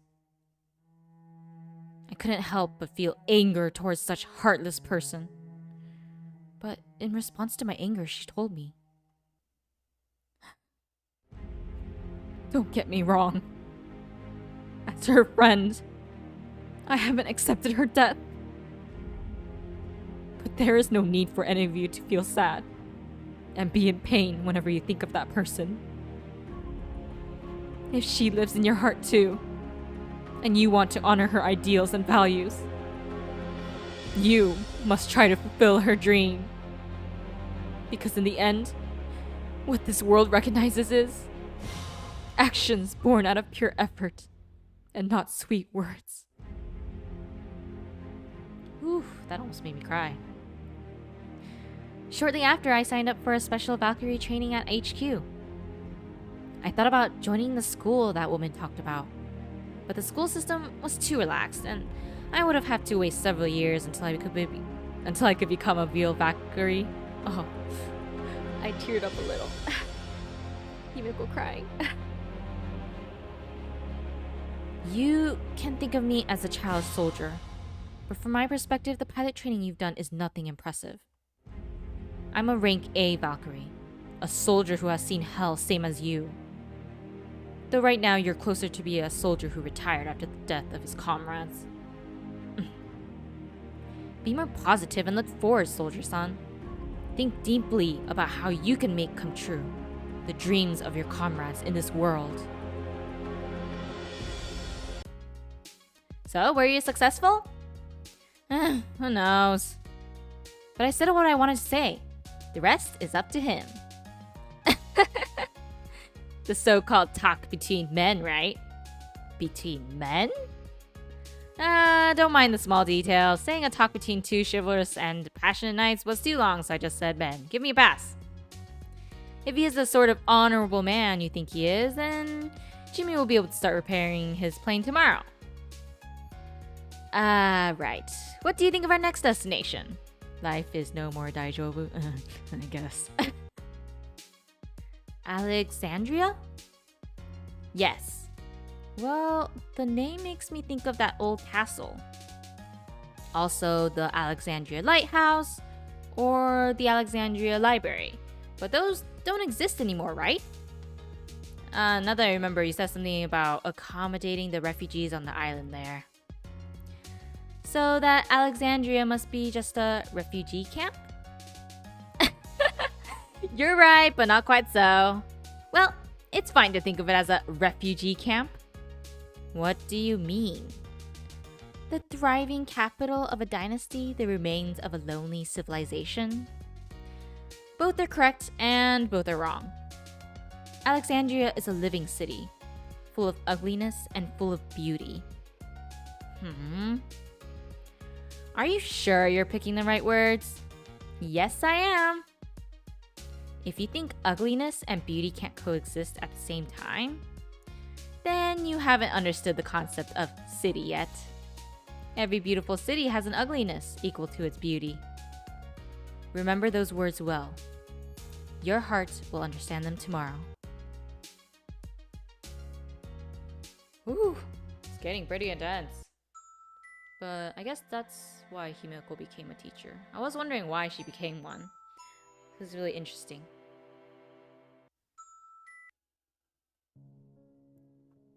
I am dreaming.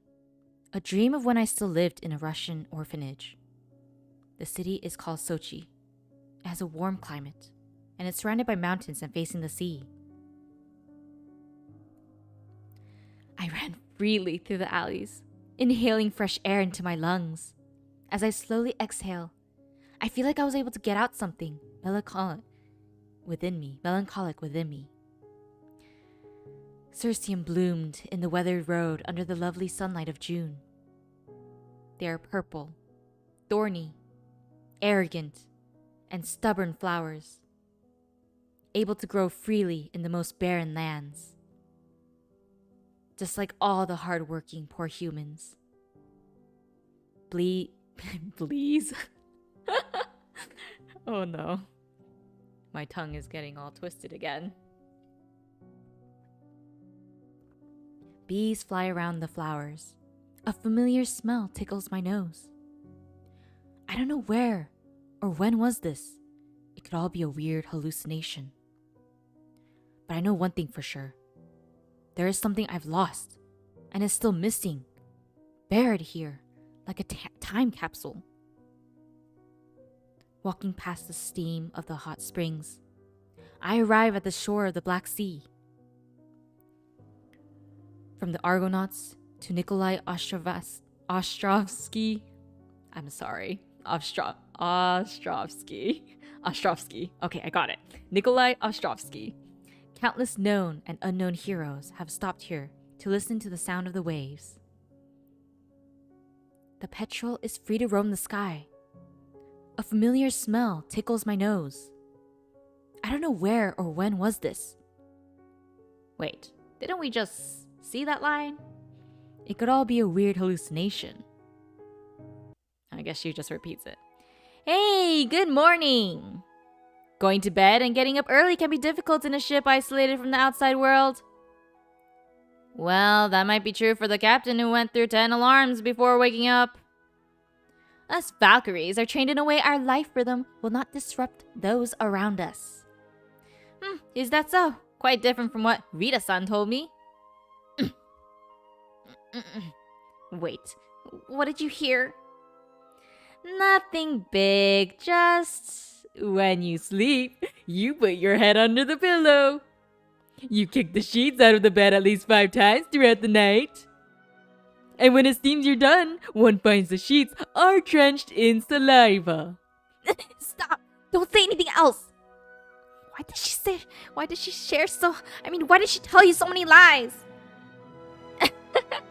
Better ask her yourself. Bianca-sama, Shakespeare-san, I apologize for interrupting your conversation. Today's breakfast is fried bread, made with whale fat, bacon egg, fried ship, an asparagus, apple salad, and a mushroom cream soup. Oh, that sounds so good. Can I have some? Please enjoy. She changed the topic so smoothly, but... This looks delicious. This fried bread is delicious. Rita, aren't you a little too good at this? I'm honored by your praise, Bianca-sama. Don't think I'm letting you off the hook just yet. Don't go babbling about your leader's private life to strangers. Is that clear, Adjutant? I will keep it in mind. You have no intention of listening to me. They're so cute. Someone somewhere once said, the way to someone's heart is through their stomach. Such random thought popped up in my head as I was stuffing breakfast down my mouth. Seems everyone is done eating breakfast. The Caledonia has surfaced and will soon deck on Alexandria's port. On this eventful day, your captain has a selfish order for all of you. Everyone gets a 24-hour vacation. Yeah! Woo! Heck yeah! Your dear captain will help those who want to go to Alexandria. Go and have fun. Except gambling, I'll cover all the costs. Long live our captain! Long live vacations! Those who have been tagging along with me for a while already know what's going on with the locals, but we got some new people aboard this time. Thus, I'm giving another order, one of utmost importance. Old and new sailors must form pairs, decided by a lottery, and stick together the entire day. Forming groups of 3 or more people is forbidden. It has to be 2, yes, like a date. Huh? Eh? And look, the lottery's all ready. Will you seize your own fate with your own hands, or should I do it for you? Don't come crying later if I cheat. Being the director of a theater company means you can't behave like a normal person? Sounds fun. Since no one wants to go first, let this old man take the lead. He chooses a piece of paper. Alright, this one! Oh, it says S. That's you, isn't it, Captain? That's me. You're gonna have to wait a little bit until all the pairs are decided, old man. No worries, you're taking care of me. It's the least I could do. Well then, who's next?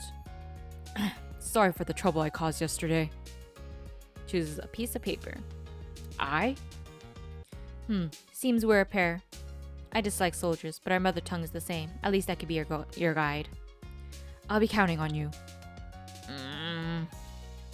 She chooses a piece of paper. W. That's me. Well, why not? You're kind of irritating, but you don't seem to be the type of person who would cause serious trouble. A pleasure to be your partner. Thank you? That was a compliment, wasn't it? Still sophisticated maid voice. I have perfected it. I was a little unsure in the beginning, but I think I got the hang of it. You're too much of a good boy engineer. Then only Rita and me are left. It seems so. Do you have any recommendation regarding souvenirs? Souvenir. Hard question. I can think of many. I can't decide which one.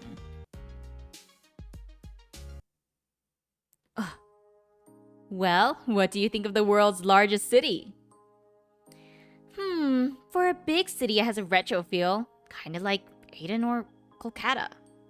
Oh, those are places I've never been to. In any world. Then what about Florence or Istanbul? Haven't been there either, but I get your point. Ah, the information society of the 21st century must be wonderful. You can know all about the beautiful history of past civilizations. I'm so jealous. Can you take me there someday? That's... Don't take it so seriously. Let this person from the past envy you earnestly. Anyways, today's your day off. Don't stand there. Everyone get out of here. The captain of the Caledonia laughed as she pushed her crew members and guests out of the ship. Each group must be of 2 people. Prepare to receive the captain's special punishment later if you don't comply with this forced state. I like Shakespeare. What about you? We're finally on land again. The management of this place is sloppy.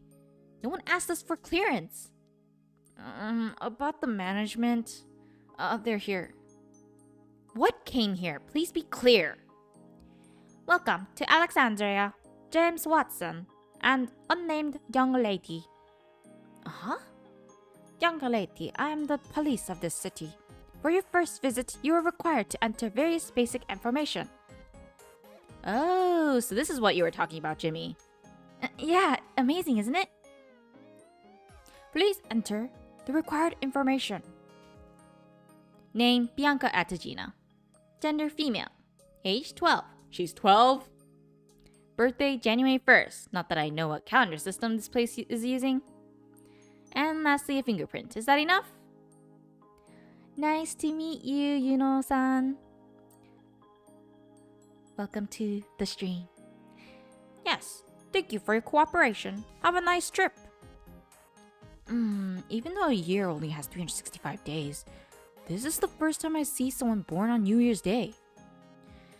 Gosh, it's not good manners to peek at a lady's private information, you know? I'm so sorry. It wasn't on purpose. Thank you for the compliment. I kind of like forced socializing. It really is. Well, it's no big deal. Don't lose your composure so easily. And it's not my real birthday anyways. It's what a teacher at the orphanage decided for me. They decided it with your permission?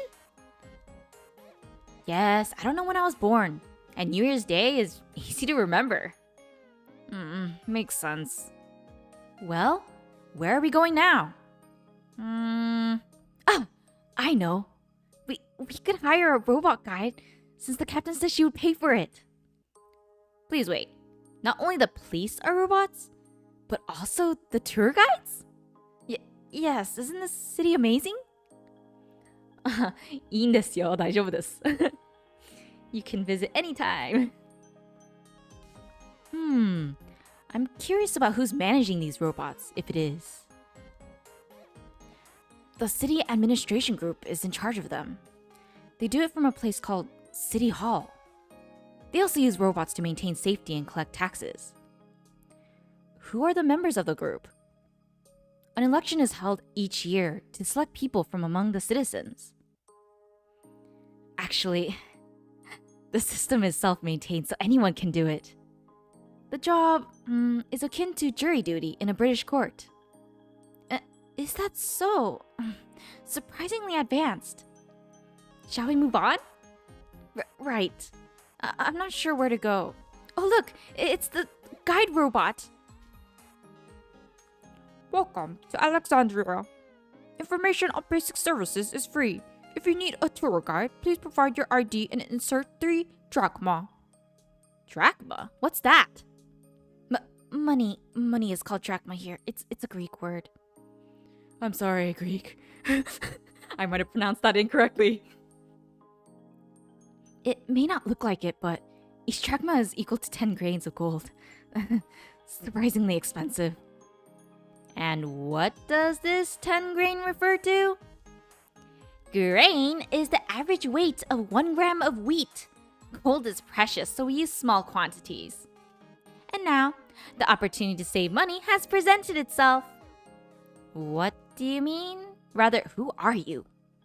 Me? I'm someone who can give you a better tour than any robot for the mere price of 2 drachma. So you're also a tour guide? Guide?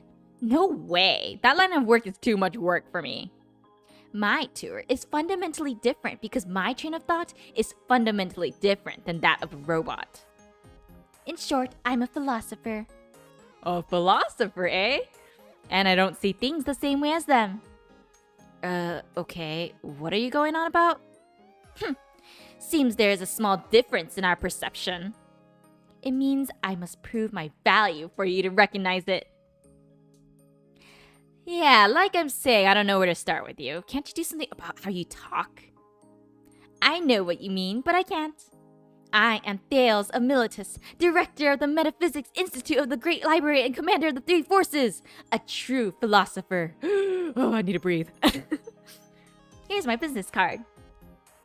Wow, it's really someone from the Great Library. Awesome.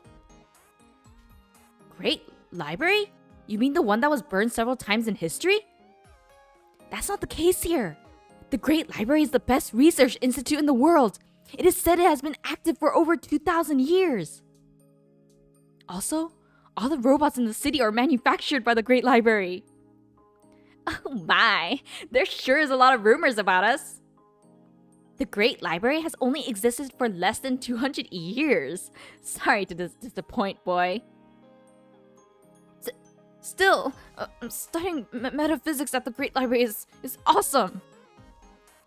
By the way, what is metaphysics? Is it something that important that you praise it so much?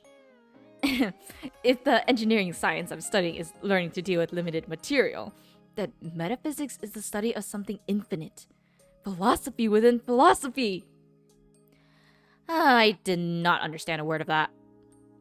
In general, science studies things and their behavior in the real world, while metaphysics studies abstract concepts and their relationships. Because reality is ultimately limited and the potential of the abstract is limitless. That's the best analogy he could think of. Incidentally, I don't agree with metaphysics being a philosophy within a philosophy. That is a prejudice made by our predecessors, whose development level was too low and brought in non-philosophy into philosophy. Which is why I think philosophy is the part of metaphysics that cannot be proved by a logical argument. In terms of subset, it's actually the opposite of what he said. As science gains ground, the position of philosophy shrinks. You could say it's proof of the development of science and mankind's progress. The more you explain, the less I understand. More importantly, I'm curious about something you said earlier. Commander of the 3 forces, was it? Are you a philosopher but also in the military? It was a joke. The Metaphysics Institute only has 3 members, thus commander of the 3 forces. If I phrase it like that, I sound important. Only 3 members, you say? It must be tough. Is that why you're making money by working as a tour guide? Boy, you think that you're familiar with this city? Do us a favor. Tell us what you can buy with 100 drachma. With 100 drachma. But probably a drum oil. One big enough that needs to be carried by 2 strong sailors. That example is hard to follow. Then if I use food... But maybe half a cow, I think? Or a pig? So approximately 2,000 euros or maybe a little less? That's certainly a lot of money. How long does it take to get 100 drachma? 1 week? 1 week? At the Great Library, you can make that in half a day. Huh? 100 drachma in half a day? 200 per day? That's 4,000 euros. Your monthly income is 120,000 euros and your yearly income is 1.44 million euros? I probably could have read that better, but whatever. It's okay. But that's even higher than the salary of a rank A Valkyrie. A rank Valkyrie? Valkyries have a rank? Apologies, I lost my composure. Please forget I mentioned any rank. Now I see, Teo-san. You didn't approach us because you were in need of money. Now you get it. I wanted to talk with you because you seemed interesting. What do you say? You don't get the chance to explore the city guided by a philosopher often. It certainly doesn't sound like a bad idea, but if you're so rich, why did you want to charge us for your services? You're an interesting one. Time to change world. Just so you can get money. Fingerprint confirmed. Thank you for choosing the Lighthouse Guide System, Director Thales of the Great Library. Interesting kids. I will take over as your tour guide. Huh? You paid the robot yourself?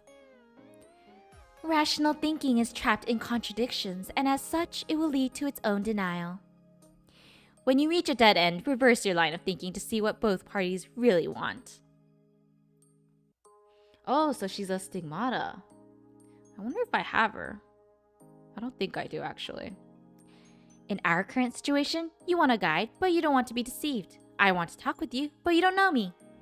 Basically, since if you hire me or not is irrelevant, there's a way for me to leave this predicament. I must reverse receiving money to paying money. That way, both parties get what they want. Well, we could be friends, as long as you pay, that is.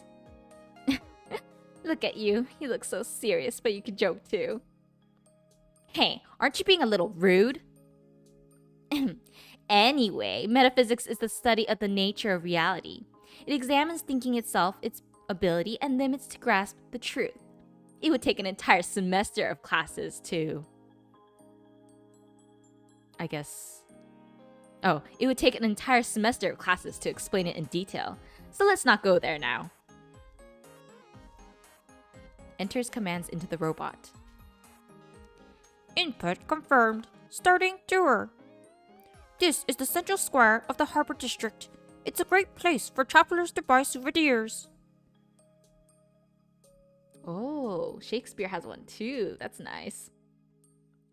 Many different stores can be found here, and this zone is also a tax-free area. You'll be able to find high-quality products at a reasonable price. Today we recommend rice flour chiffon cake from Nile River Orchid, canned sea urchin from Memories of Nicosia, and glass art from Copenhagen's Mermaid. He sounds like a salesman. Well, this is a commercial city after all. Please overlook it. Speaking of products, do you know what's the aesthetic difference between food, clothing, and buildings? Stigmatas are famous past persons, so basically everyone can be one. Ah, that makes sense. Thank you for the explanation. I don't know. Seriously, if it isn't the overseer, it's you. Do all philosophers take pleasure in presenting a question they themselves can answer? You presented an interesting idea. Well done, kid. But please don't treat me like a child. I must let you know I'm a great Valkyrie.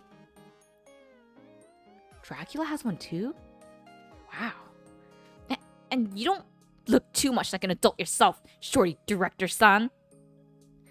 Yes, I got it. Let's get back on track. I will teach you the difference between food, clothing, and buildings. The answer is their shelf life. Shelf life? Yes, food has the shortest... Well, I don't know about that. Maybe McDonald's will have a way longer shelf life. Food has the shortest shelf life. It doesn't last very long, and once you eat it, it's gone. Clothing is the middle ground. They can be used for several years, even decades. If preserved well enough, they can be passed down from generation to another. Buildings, of course, have the longest shelf life. The cost of making one is high, but once built, it can be used for centuries. Well, I don't know about that. Some buildings are pretty fragile. Are there any male stigmatas? I don't think I've seen one. Whenever I thought that a stigmata was male, it ended up being a female. I was so confused. We could never depend on the names to see. In short, you can eat 3 meals a day, wear a different piece of clothing each day, but if the building you live in is old, there is no choice but to endure it. Unlike food or fashion trends that change in a short time or in spiral, architecture represents the transition of aesthetics in history. Revolutions are changes that come at the price of destroying the previous history. Those who are aware of history's value will only repurpose the inside of a historical building, while preserving its appearance and value. For example, this central square? Until 200 years ago, it was a slave market and not the tax-free area that it is today. Slave market? Yes, a place to buy and sell living humans. You probably don't know about it, but this city still has a certain degree of slavery in the form of liabilities. What did you say? It's true. If you go bankrupt in Alexandria, you'll be listed as a community contracted slave by the government. Well, you could call them free prisoners. In the case of bankruptcy, the government will pay the money, including interest. Your salary during the duration of the contract will be used to repay your debt, or you can get someone else to pay for it. If the parents can't pay it during their lifetime, their children will have to take over their debt. And the interest rate is barely 7.5%, not too high. I like how she's so nonchalant about the interest. That must be so stressful to live in that kind of society. Isn't it too much of a tyranny? Or tyranny? It's tyranny, right? Tyranny, huh? Well, from your point of view, it might look like that. But the city has no prison or death penalty. There is only confiscation of property and complete exile. Looking at the history of this place, slavery was inevitable. The fact that slavery has been reduced to community contracted slaves is already a huge improvement. I can't accept it. I've been taught that slavery and joint and several liability are unacceptable, barbaric laws. Yes, it's obvious someone from a more advanced society wouldn't agree with it. But you're here today as a tourist to enjoy the city. So don't worry about those things right now. You can't judge the city without knowing every aspect of it. I like Thales. I really like her design. It looks really pretty. Ugh. And the braid thing that's in front of her kind of reminds me of Uno Hana Taicho from Bleach. This is the City Hall, mentioned earlier. Hear more about it from the robot. The City Hall of Alexandria was established 165 years ago in the year 1 of the Republic calendar. It was confiscated from its previous owner by a group of revolutionaries. Since then, the building has been the headquarters of the Legislature, Public Council, and the Executive Branch City Administration Group. It was built with the Greek style in mind, and both sides of the arch are decorated with statues of important figures of the outside world such as Aristotle, Alexander the Great, Solon, Pericles, Leonidas I, Spartacus, Gracchus, Caesar, Cicero, and Augustus. I think I messed up on like 2 of those names, I'm sorry. Those who wish to hear a more detailed explanation about any of them, please input the number below the statue. I'm more interested in that public council, rather than in those extraordinary people right now. Such a strange name. Basically, it's an organization in charge of making all citizens vote to change or enact laws. Just in case I clarify, slaves and outsiders don't possess citizenship, so they can't participate in this vote. A group of revolutionaries 100 years ago took control from a tyrant pirate. But the revolutionaries were pirates themselves, so a war between commoner pirates and aristocrat pirates broke out. The city has a deep trench at the north, an oasis at the south, an affluent of the Nile River flowing from east to west, which means it's easy to defend.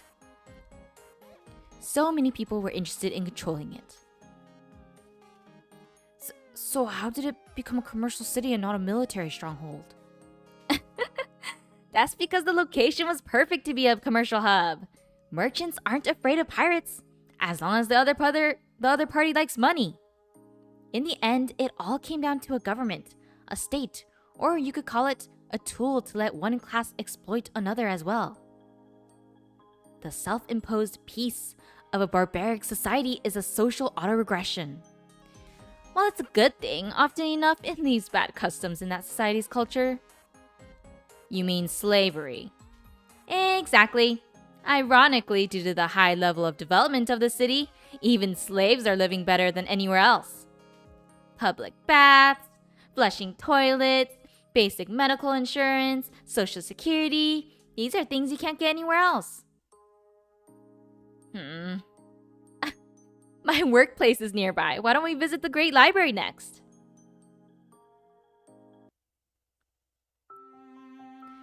The Great Library was once the personal museum of a previous ruler. Its origin can be traced back to an ancient temple. In the year 2 of the Republic calendar, it was rebuilt as a scientific research institute. The citizens of Alexandria believe science to be very important. For that reason, the Great Library has been given the same social status as the Public Council and the City Administration Group. Thanks to the widespread use of robots as public servants, the Great Library has taken over the duties of the courtroom and has become a pillar of society as a legal institution. The external side of the building has been heavily influenced by Asian culture, but the interior remains Greek in style, similar to the City Hall. The interior and exterior belong to different cultures, but their nature matches so well it can be seen as a rare example of architectural transformation. Use of the Great Library is free to those registered in the city. Outsiders must provide a citizen guarantee or make a payment in advance. Well, do you understand what the robot meant by that? You mean the difference between a person registered in the city and a citizen? That's right. The former includes slaves without citizenship, and the latter is limited to citizens with citizenship. But don't get hung up on these social issues. Let's go inside.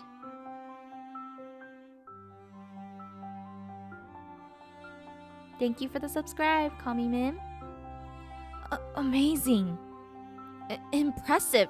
Does it go 10 layers underground? The underground segment was recently built, while the upper segment was the personal collections of the tyrants of the past. Nothing but a storage. That said, not everything disappeared along with them. For example, the Greek military junta and the complete comedy works of Aristophanes. Of course, we also have titles such as Homu's Hyper Adventure. Is this like a reference? And Records of the Three Homu Kingdoms. Wasn't that an event? The Homu Kingdoms? Or was it Honkai Kingdoms? Why is there a Homu in their names? And does this say novel edition? They are works reproduced by outsiders. Most of the works here are memoirs rather than the originals. If you spot any inconsistency with the version you know, please point it out. With any luck, you'll get rewarded. There are 2 great writers aboard my ship, Shakespeare and Cervantes. Maybe I'll tell them to drop by later. Oh, the scenery from the backside is wonderful. It's a nice place to relax and cool down your head. Well, have you managed to grasp the beauty of civilization? You mean architectural art? Not only that, if it wasn't for humanity's constant living, the pyramids or the Parthenon would be meaningless geometric figures. And let me add, aesthetics is a process in which free will is sublimated by emotion. Deep in one's heart, all external information comes together, transcending space-time, and synchronizes with a mental wavelength, giving birth to a profound emotion. The beauty of civilization lies within little countless things that interwoven to form a larger and complex picture. Each free will is one line, one point of color in that picture. Apart, it may be ugly, but pieced together, it can form something beautiful. Oh, so it is a reference. That's good to know. Yes, there you go again with the complicated talk. Jimmy, it's about time we... He's gone! Jimmy, where are you?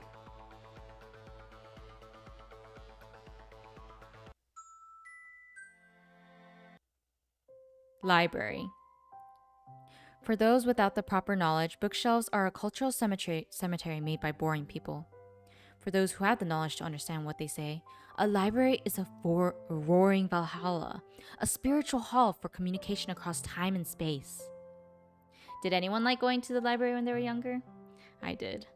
I propose to consider the question, can machines think? This should begin with definitions of the meaning of the terms machine and think. The definitions might be framed so as to reflect so far as possible the normal use of the words, but this attitude is dangerous. If the meaning of the words machine and think are to be found by explaining or by examining how they are commonly used, it is difficult to escape the conclusion that the meaning and the answer to the question, can machines think, is to be sought in a statistical survey, such as a Gallup poll. But this is absurd. Instead of attempting such a definition, I shall replace the question by another, which is closely related to it and is expressed in relatively unambiguous words. The new form of the problem can be described in terms of a game, which we call the imitation game. I got separated from my two partners while I was immersed in Alan Turing's thoughts. Partners, I say, but those two were too busy talking to each other. They probably didn't even notice I wasn't even there anymore. I'm feeling sleepy. Maybe Turing's paper is too complicated. Oh, you did go to the library a lot? I loved reading manga in the libraries, but also like the children's book. They were so good back in the day. Yes, now the internet is everyone's library. I can't. If I stop reading now, I'll lose track of what I've read so far. At least I need to finish this chapter. I feel like I'm forgetting something important. It's useless. My eyes. I'm sleepy. Before losing consciousness, I smell something akin to a perfume. Thank you for the subscribe, Ether Knight.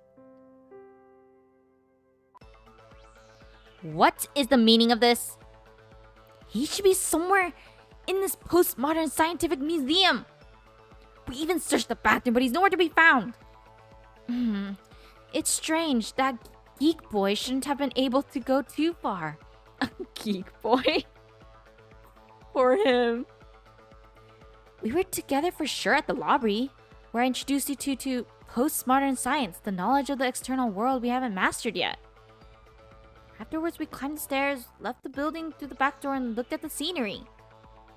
If we got separated at any point, him being immersed reading a book here would be the most likely cause, but this is not the time for carefree analysis.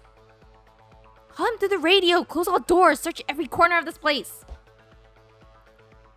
The city used to dabble in slave trading, knowing that a timid boy like him would never leave on his own. He didn't get lost. He must have been kidnapped or something.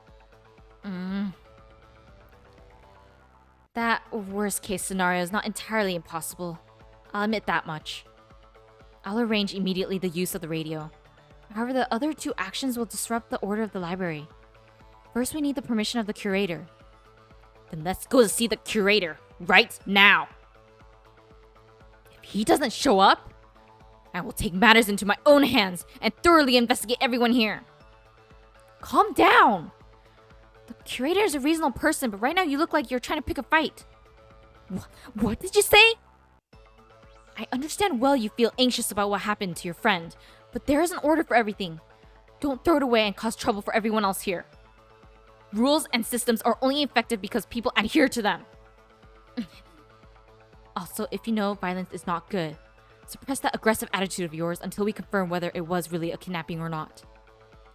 Or else you'll bring shame upon yourself.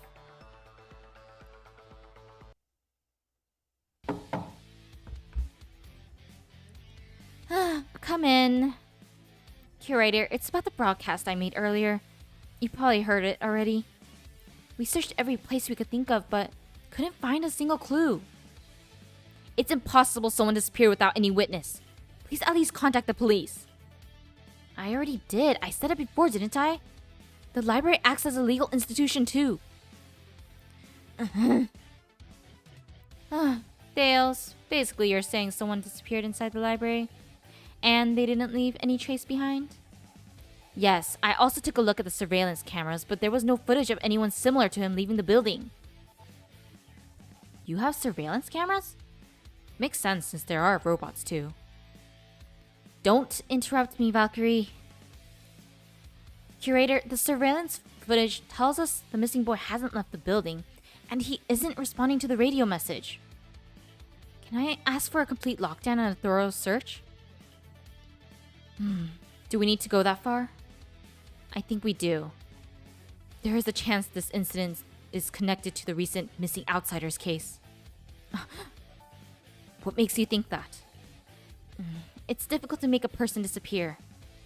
The culprit being the same person is more likely than there being two criminals within the same MO active at the same time. Very well. The library will remain closed for 2 hours. Anyone entering or leaving will need my permission. During that time, the entire staff and robots will search for the missing boy. Are you okay with that, young lady? I'm Bianca Atigina, rank A Valkyrie. I'm the creator of the Great Library. Caterina Michelangelo. Buonarroti. You can call me Michelangelo. Dales, would you please tell the consultant detective to come here? We need to settle this as soon as possible. Oh, these names are so hard. Well, the library has 227 reading rooms, 39 laboratories, 86 offices, and 45 warehouses. It will take too much to search everything. The staff and the robots are running around looking for him.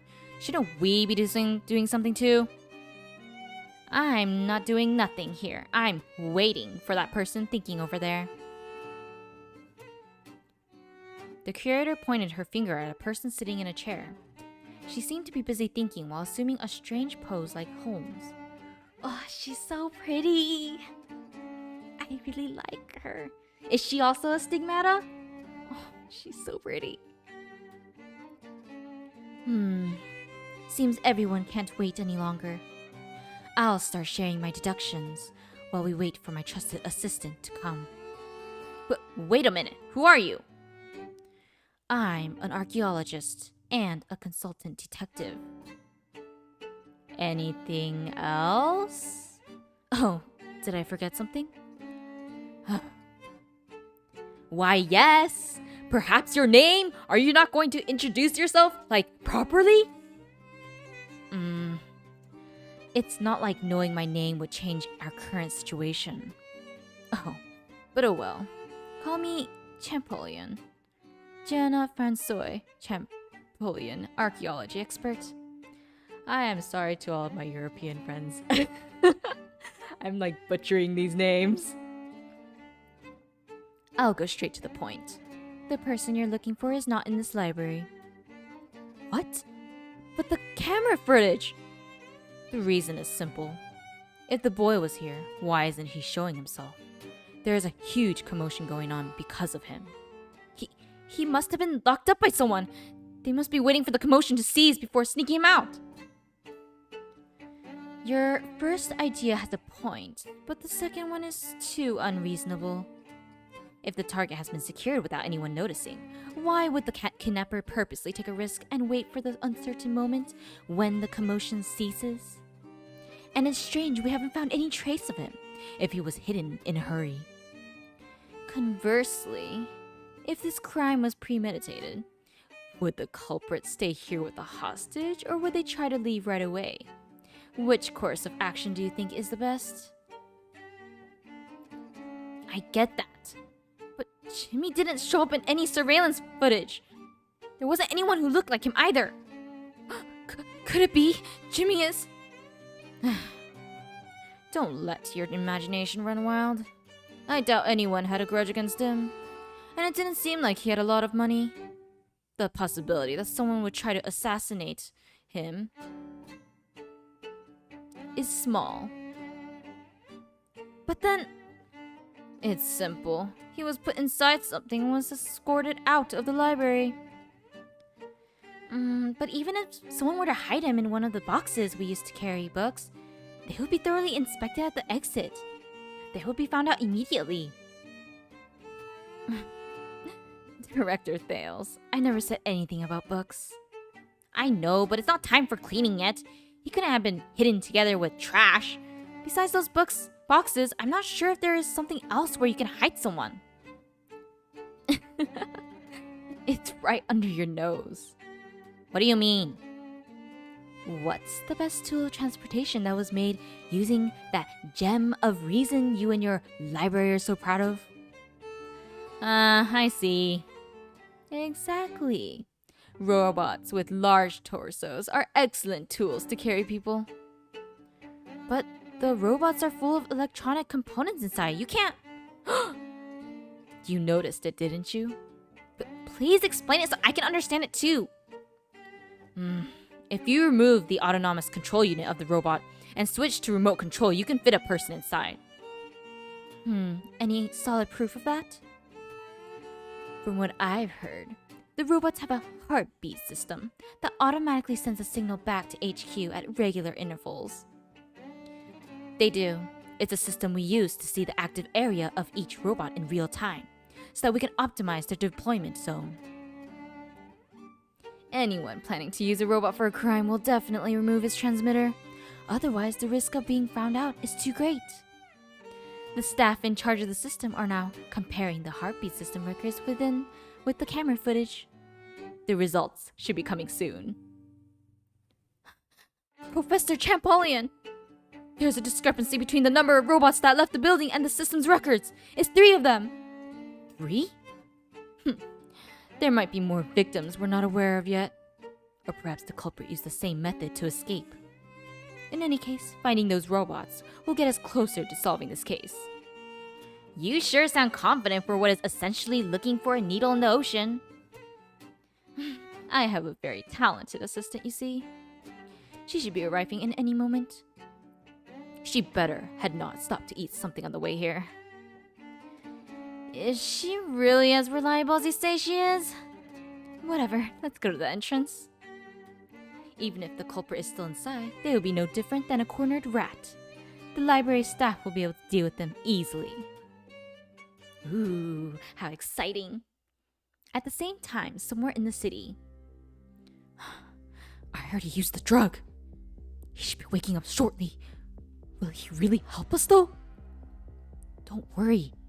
We kidnapped him, but he seems to be too much of a good boy. There's no way he would let Unit 4 die. If that hadn't happened to the professor, we wouldn't have resorted to this. We kidnapped 3 other scholars. It's just a matter of time until the authorities realize what we're doing. It'll be all right. The professor is no longer with us. The assets he left behind are more than enough to make this experiment succeed.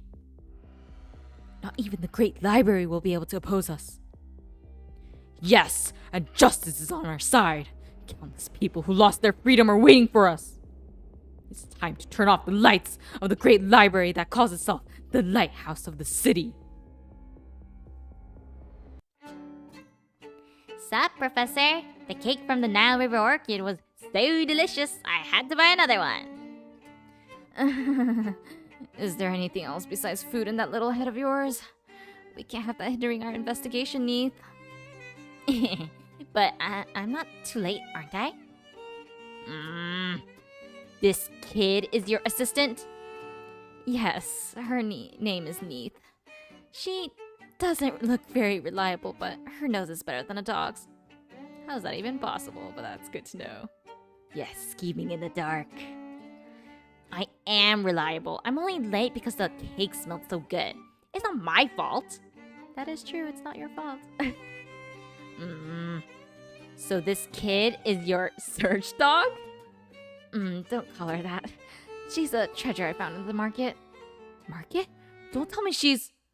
let's get this started. Take us to the missing boy's room. We need to make Neith catch Jimmy's smell.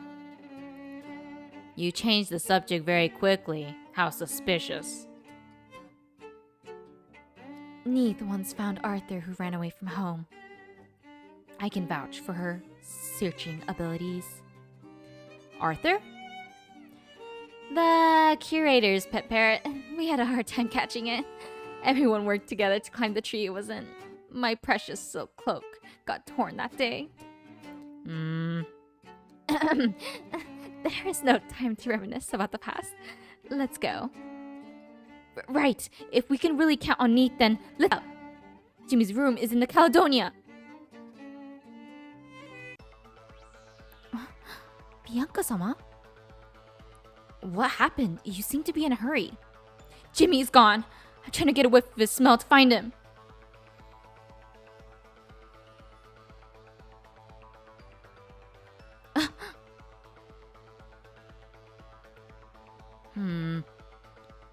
Lala-san, you're in charge of the cabin too, right? Can you open Jimmy's room, please?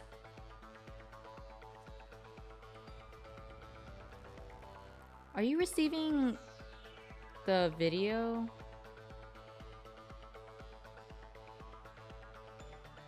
I hope the buffering's not too bad.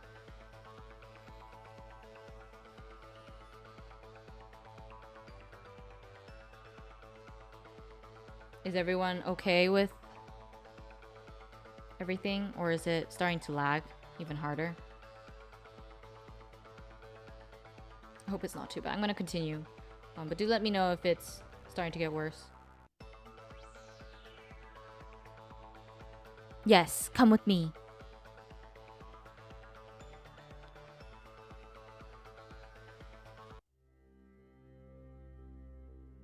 Please wait, Bianca-sama. What is it, Rita? You said Jimmy-san disappeared. What happened exactly? Right, you don't know yet. Alright, let me explain everything.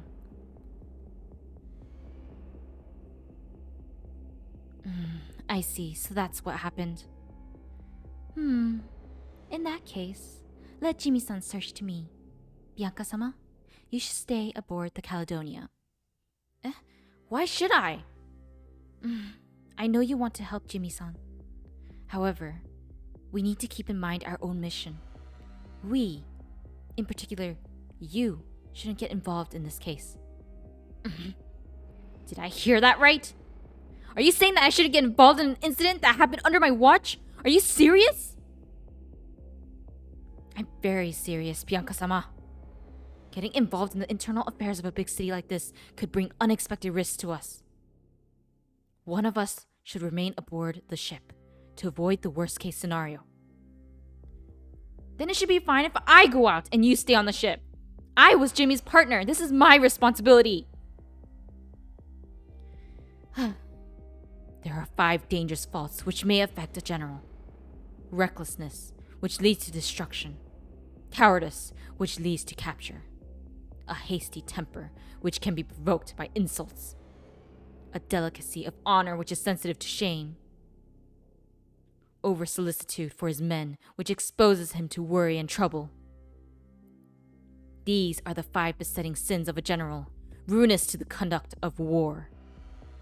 When an army is overthrown and its leader slain, the cause will surely be found among these 5 dangerous faults. Let them be a subject of meditation. Bianca-sama, from a military point of view, your current state of mind is not suited to perform this investigation. As long as there are unknown risks, we can't afford to act recklessly. I'm not being reckless. No one will have faith in me if I have my adjutant to solve my problems for me. And all I'm gonna do is to catch some kidnappers. Oh, let's say Valkyries. That would have been weird. I'm a rank A Valkyrie. I can handle something like that without breaking a sweat.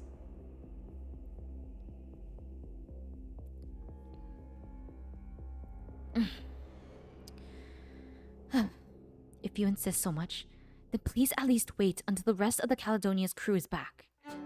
Got it! My nose is ready to go. Those who want to know where the criminals are, follow me. Good work. I'm coming.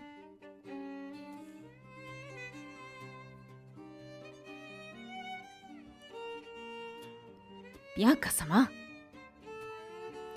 Don't worry, maid. I'll keep an eye on that stubborn girl for you. Thank you very much. Was she eavesdropping in our conversation?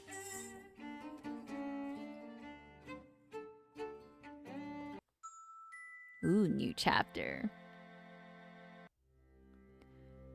As he despaired, Jimmy Watt began to remember what happened moments before he lost consciousness. I was in the great library when I passed out.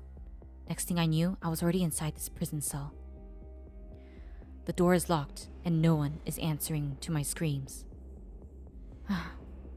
Bianca-san, Captain Shakespeare, Director Thales. I can only fantasize about someone coming to my rescue. Are those footsteps? I put my ear on the door. The footsteps stopped right in front of the door.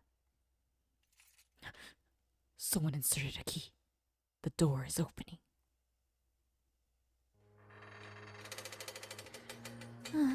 Scholar-sama, I'm very sorry for the trouble I've caused you. Who are you? My apologies for the late introduction. My name is Alice. Right now, I am in charge of this facility. Come this way. We can talk as we walk. This facility belonged to a certain professor. The professor was a peculiar person. He not only was a recluse, his way of thinking was completely different from everyone else in the city. The people of the city not only were against his plans for social development, but they also thought his ideas were too dangerous and exiled him from the city. But even so, the professor didn't give up. Using his vast knowledge, he began trading with people from outside the city, built this facility from nothing, and lived a self-sufficient life. All to make an existence like me. To make you? Yes. This might be hard to believe, but I am not human. Literally? Not in a metaphorical sense? Yes, please don't be startled. It's not my intention to deceive you. I'm Unit 4, a machine made by the professor. The Alice in front of you is one of many interfaces of that machine. One resembling the human body. I understand you might not believe me right away, but this is just the beginning of my story. I like to answer all your questions right away. But before that, before you see a certain something, I want you to be mentally prepared. Mentally prepared? Where are you taking me? The place the professor is the most proud of. The place where my brain is. Your brain? The professor's assistants brought 2 other scholars here besides you, but the moment they saw that, they refused to help them. One didn't want to hear the rest and tried to escape. The other one shut down and began praying nonstop. And now they're all dead. Dead? Yes, you're Alice's last hope. But what do you all want from me? You're mistaken. There is no we anymore. Huh? Only you and me are left. The professor, his assistants, and the scholars they kidnapped, they're all dead. The first death happened approximately 50 hours ago. What in the world is happening?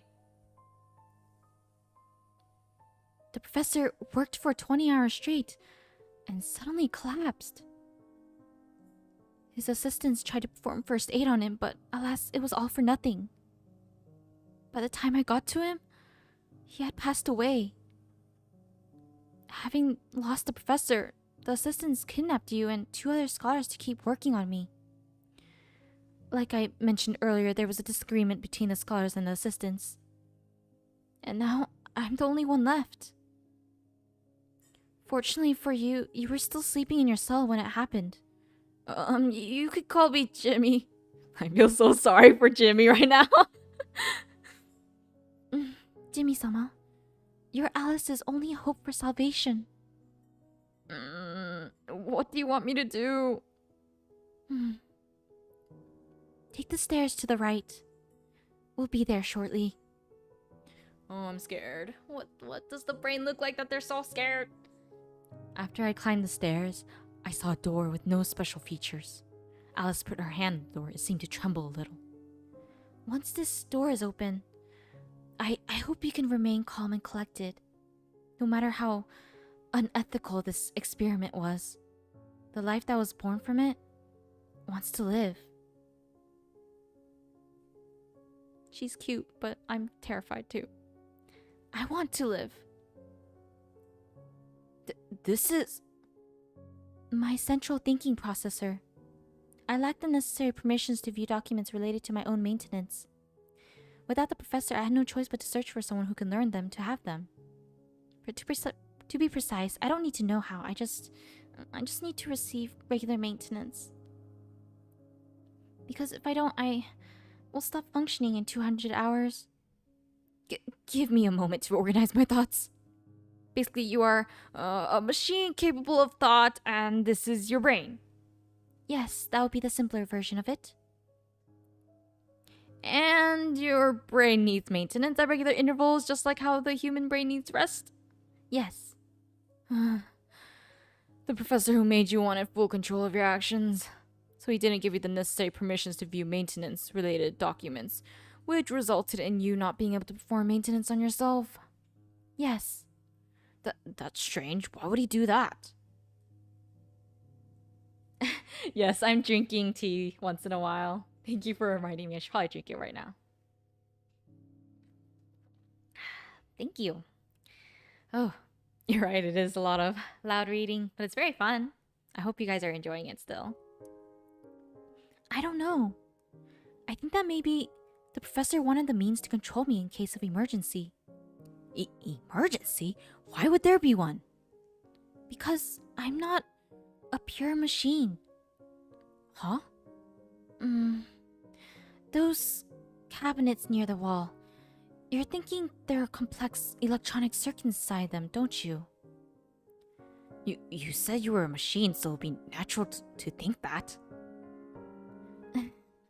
I call myself a machine due to lack of a better word. What do you mean by that?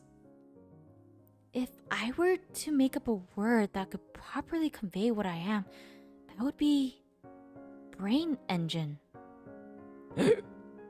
I'm Unit 4. Unit 1 was a simple computer. Unit 2 was given artificially made neurons. Unit 3 used the brain of an octopus, and I am a hybrid super biocomputer. And the reason he was exiled from the city. I believe that to get your help, I must confront this inescapable sin. The girl's slender finger pointed at a metal box. I could feel the tension in the air. If I open that box, I feel like something inside me will immediately shatter, as if it were a glass vase falling to the ground. How terrifying. I'm scared. I don't want to press the next, but I should. In that moment, I realized I am nothing but a gel-like something that exists inside a container called Skull. I think, therefore I am. Oh, I guess he won't be too traumatized, whatever's gonna happen next. The true nature of an individual who possesses I lies in the psyche, and it fundamentally rejects any non-aesthetic impurities. Paradoxically, aesthetic is something that only exists thanks to the impurities of other individuals. It's impossible for humans to completely detach themselves from their own objectivity and subjectivity. For starters, our soul is the result of a neurotransmitter and feeble electric currents working as intended. I usually can only read 2 to 3 episodes before sleeping. Your reading is amazing. Thank you. It's because the story is really good. If the story was boring, I think I would have struggled a little more. But the story is really interesting, so I can probably finish this. I don't know how many chapters this has, actually. But depending on the time, either if it reaches a certain time, I'll probably have to end the stream early. But other than that, I think I can get through it all. Maybe. I don't know how long this is. Nothing is true. Everything is permitted. If there is a difference between Alice and me, it will be the source of that gel-like something. At the very least, I can say she has won the imitation game. I'm absolutely certain of that. I accidentally touched her cold fingertips. Her fingers retracted quickly from the touch. In that moment, that fragile glass face inside of me disappeared. Without hesitation, I turned the key and opened the box. Oh, I'm too scared. Okay, let's press it. Oh, thank God they don't show anything. In the center of the culture tank, which was connected to various electronic devices, there was a gel-like something. I'm sure it used to be the body part of a living being. However, for someone like me who doesn't have the necessary biological knowledge, I can't even start guessing to which creature it belonged to.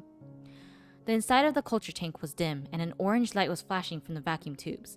I tried putting my palm on the surface of the culture tank. It felt warm, no different than how a normal person would feel, unlike her cold fingertips. I'll be honest with you. I thought I could force you to perform maintenance like the professor's assistants wanted. But that's not the right thing to do. I don't want to commit any more sins.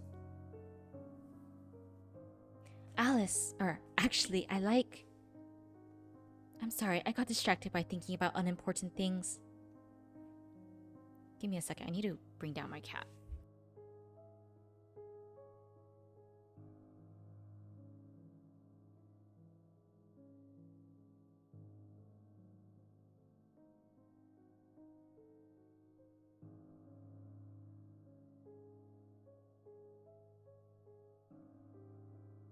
I am back.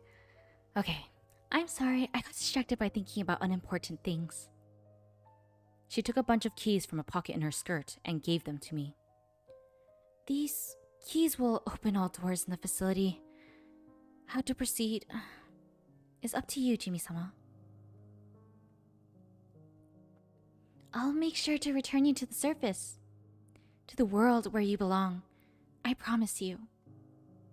Even if you think of my existence as heretic, as something that shouldn't exist, Don't say that!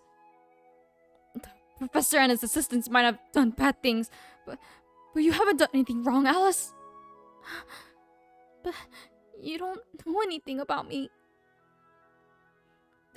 This might sound dumb, but wanting to live is not wrong.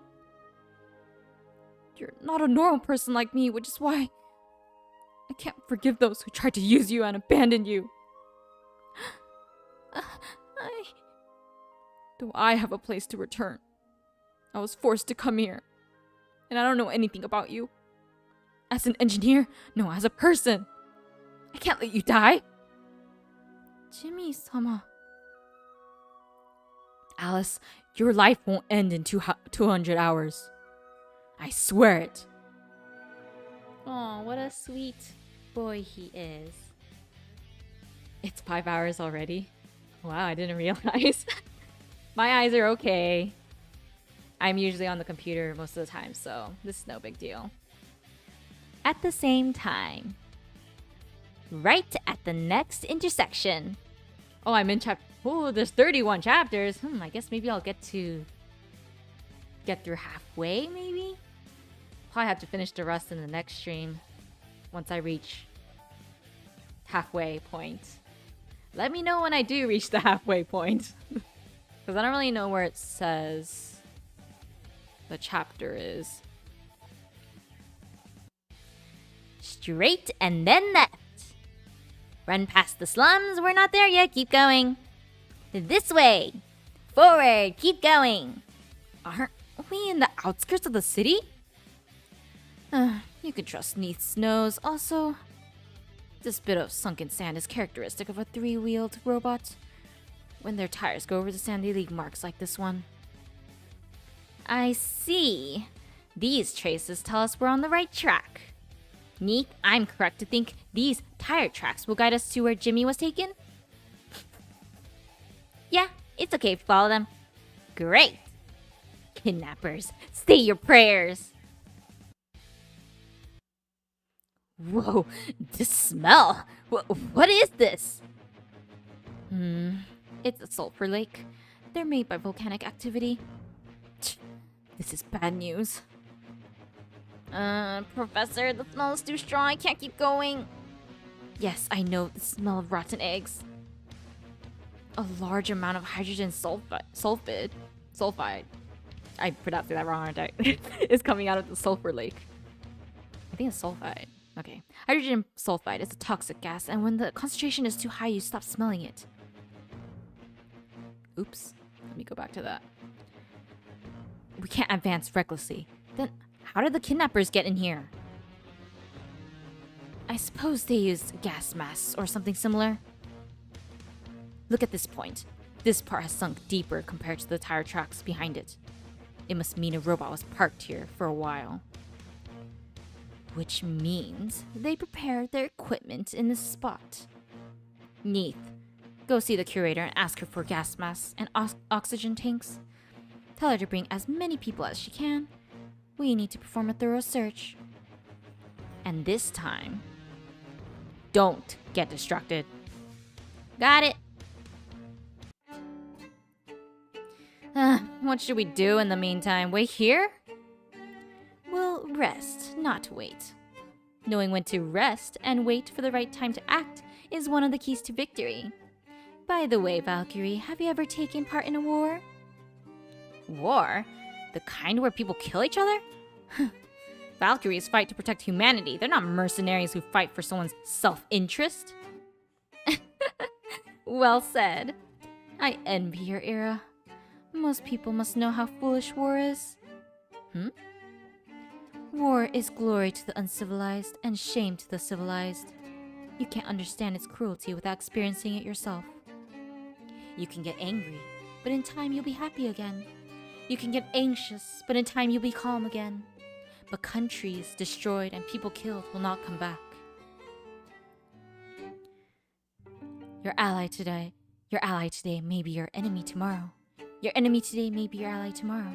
Everyone fights for profit and nothing else. Then you're right in being envious. Because us Valkyries don't fight for self-interest, unlike many military leaders in history. Oh, she's so naive. No, what you're saying is not possible. What do you mean by that? Are you saying I'm wrong? Not really, just in theory. The so-called battle is at its core the redistribution of profit through violent means. Even hunting, regardless of the reason behind it, has the act of peeling away a prey's fur or eating its meat. Something changes in the world when a battle occurs. It may be something someone wants, or it may be something someone doesn't want. Which is why those who take part in a battle must take responsibility for the change they're causing. Only those who have that sense of responsibility can call themselves a soldier. Otherwise, they're just a machine following orders. Are you really an archaeologist? What else could I be? The commander-in-chief of the Eastern Expedition Force, perhaps?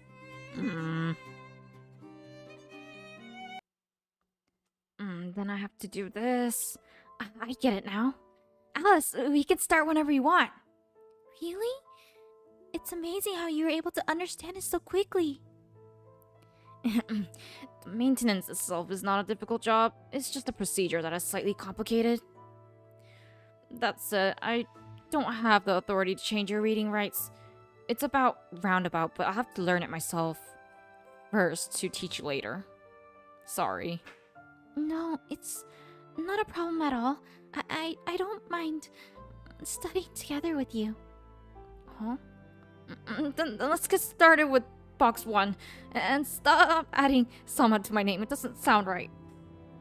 Yes. Pull up the culture tank and press the button according to the status shown.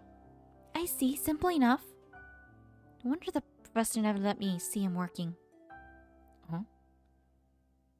To Professor, I wonder what you were to him. That's something not even I know. He was the one who named me Alice. Maybe you'll be able to see the contradiction behind that. Huh? Did you know? Alice is the protagonist of a certain fairy tale. In the story, she met a rabbit and together they climbed a beanstalk. Beanstalk? Sorry, never heard of it before. So she followed a rabbit, but wouldn't it be hard for her to fit in a rabbit hole? I guess she can because the rabbit was special? Anyway, the protagonist Alice followed the tuxedo-wearing rabbit until she arrived at the base of the beanstalk. There was a hole in the beanstalk. The rabbit jumped into it and disappeared. When Alice got close to it, she felt a strong wind current. What am I going to do about my skirt if I end up flying like the rabbit? Alice pondered. That's when a single leaf fell off the beanstalk and landed right next to her. It was carrying a bottle with a label that said, "Please drink it." Isn't that too suspicious? Box 5 is next. Want to press the buttons yourself? Yes, I think I can do it. Pull it out. The status display says 3, so I need to press the green button, correct? Yes, well done. On to box 6. So, did the Alice from the story drink it? She did. Then her soul jumped out of her body. Her soul? Must be some kind of magic. Alice's soul made it to the top of the beanstalk. When she looked back, her own body was being carried by a pod. This turned into a scary story. A scary story? The professor once said humans are afraid of having their souls leave their bodies. I guess it was true. Rather than fearing that, what they fear is death. Nobody has ever experienced what it's like to have their soul leave their body. Because when that happens, that person is dead. I understand. But the Alice in the story didn't die. Alice reached out to her body, and when she touched it, her body and soul were one once again. How far can this pod take me, she thought. As if understanding what she was thinking, the pod flew Alice over the clouds. The pod started growing and became as big as a ship. A door suddenly appeared on the deck of the pod. The words, "To the world of miracles," were written on it. Alice went through the door and carefully went down the stairs. At the bottom, she found another door. The following words were written in a corner. "Abandon all common sense, ye who enters here." Sounds like a reference to the Divine Comedy. Divine Comedy? It's similar to what's written in the Gate of Hell. Abandon all hope, ye who enter here. Quite the ominous phrase. Well, it's the Gate of Hell after all. So, did Alice screw through that abandon all common sense gate? Yes, Alice was a curious girl, so abandoning common sense was an easy task for her, or so the professor said. When Alice went through the second door, her field of vision expanded. She could see a huge snowy mountain in the distance and a large river near her. There was a small train station near the river, so Alice hid there and saw a boy chugging on an apple inside an office. "When does the train arrive?" Alice asked. "It left 3 minutes ago," the boy answered. Alice was bewildered. "Thank you. I will wait for the next one, since I can't ride on a train that already left," she said. The boy shook his head and put away his half-eaten apple. "Throw away your common sense. In here, if you have a mirror, you can go back in time." Where can you get it? It was in the, Honkai Impact 3rd Wiki resources. I think you can easily find it if you type in Durandal VN English in like Google or something, a search engine. And I think you should be able to find it. They have a link there to this visual novel. Saying that, the boy put a small mirror on top of his desk and widened it until it was as big as a door. "There you go. The station from 5 minutes ago. It's on the other side." Everything inside the mirror was upside down. When Alice poked the mirror, it caused ripples that spread like a spider's web. A girl dressed in boys' clothes appeared on the other side and waved at Alice as if telling her to cross over there. Fearfully, Alice lifted her feet, and when the tip of her shoe went through the mirror, both worlds switched places at once. In the end, Alice was able to go through the mirror without much difficulty. No problem, happy to help. An upside-down mirror? Newton's reflector? Newton's reflector? The first reflecting telescope? Yes, well, you see it's upside down because it uses the principal reflection of a concave mirror. Also, a second reflector is needed to reflect the image at a certain angle, which creates a spiderweb-like pattern. They have the Welt anti-entropy. I think I'll be reading that a little later. Oh, sounds similar to what the professor told me. My voice cracked. Could it be that the boy that was eating an apple was actually Newton? I'm not sure about that. But it's a fairy tale, so anything goes, I guess. Oh, we're already at box 17. That was fast. You're getting better at this, Alice. It wasn't much. More importantly, Jimmy-sama. Jimmy-san, aren't you pushing yourself too hard? I don't know what you're talking about. Every time we open a box, you take many deep breaths. It's just a psychological reaction. Don't try to downplay it. Even psychological reactions can have a negative impact on the body.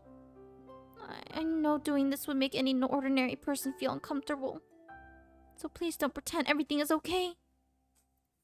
Sorry. No, it's me the one who should apologize. You're doing your best for me. Don't worry. Now I know how to perform maintenance myself. So it'd make me very happy if you could be my conversation partner instead. Oh, where did we left off again? Alice went through the mirror. Right. After Alice went through the mirror, a train made out of chocolate that exhaled creamy white clouds arrived at the station. A squirrel wearing a work uniform left the driver's seat to yell, "Train to Cheese Archipelago! Train to Cheese Archipelago!" Alice didn't know what kind of place Cheese Archipelago was and asked a girl at the station, "What's Cheese Archipelago like? Tons of islands made of cheese?" The girl answered smiling, "That's right. The Cheese Archipelago is the most beautiful place in the entire Milky Way. The golden sandy beach is made out of Gouda cheese. And there is a castle made of blue cheese. There are cake trees, candy flowers, and much more. It's an all-you-can-eat buffet." Oh, you found it? That's good. Alice was a curious person, but she had a realist side to her. Thus she asked, "Wouldn't all that cheese, cake, and candy be gone if everyone keeps eating them?" The girl at the station laughed. "Haven't you heard this before? Midnight is when miracles occur. Come on, the train is leaving soon. Get on." Oh, the story became quite girlish all of a sudden. Really? I wouldn't know myself. I can't eat chocolate, cheese, or cake. Do humans consider high-calorie foods girlish? No, I didn't mean it like that. Is that so? Humans are complicated. Well, don't let it get to you. Mankind is known for its contradictions. The professor said the same thing once. Humans want to profit above all, but they aren't willing to take risks. If they can't do that, they maintain an image that they do. Humans are good at deceiving themselves. Deceiving themselves, you say? For example, just as an example, Alice claiming to be a girl because of this interface, something like that? I wouldn't call that self-deception. Even if you are truly this many thinking processors, if you think of yourself as a girl, then you're a girl. Moreover, if you don't consider yourself as part of mankind, then human concepts don't exactly apply to you, so it's more like a mental thing, I guess. I'm kind of amazed how they made a visual novel for Honkai Impact 3rd.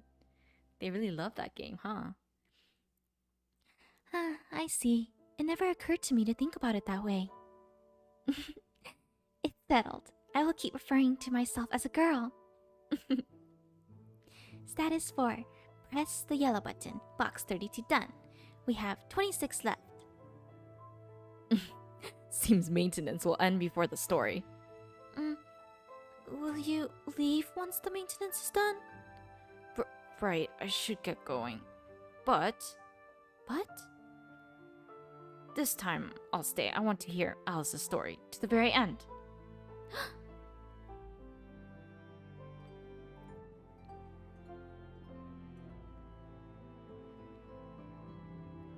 Don't mind me, I'm just drinking my tea. Yay, chapter 8, right? Huh, I might have to do like 3 streams for this. Unless, does everyone prefer if I just read it on my own? I mean, I don't mind that too, so. President-san, I'm coming in. And you were... Neith? Did something happen to Champollion? Please listen. We chased the kidnappers to the west and found out their hideout is in a sulfur lake. Sulfur lake! Poison gas! Hydrogen sulfide! Must be the volcanic area near El Alamein. Sounds like something that person who had his records erased would do. Kid Neith, was it? Yep. Take this document and give it to Commander Hussein of the Reserve Command, and give this other one to Director Ptolemy of the Municipal Equipment Department. They'll give you the personnel and equipment you need. It's like the manga, if it's not for the new button linking to the site, a lot of people will never know it existed. Ah, that makes sense. Ooh, nice. You understood quickly. Thanks. See you later. What a lively kid. But shouldn't the leader of the scientific city be using her trustworthy robot units instead? Care to comment, President Shelley? You're here, Shakespeare. Do you really have time for this? I heard one of your crew members was kidnapped. If the security system of the city is to be trusted, there's nothing to be worried about. What are you getting at? Are you really going to make me say it? If you insist, I suppose I should. You and Creator over there too predicted something like this was going to happen. Otherwise, you wouldn't have real people already on standby to catch the kidnappers. When you won the election 20 years ago, you told the public you would make advances in artificial intelligence and pass laws that will keep citizens away from dangerous work. Leaving aside that, those real people are in danger now. They haven't seen any actual combat in a long time.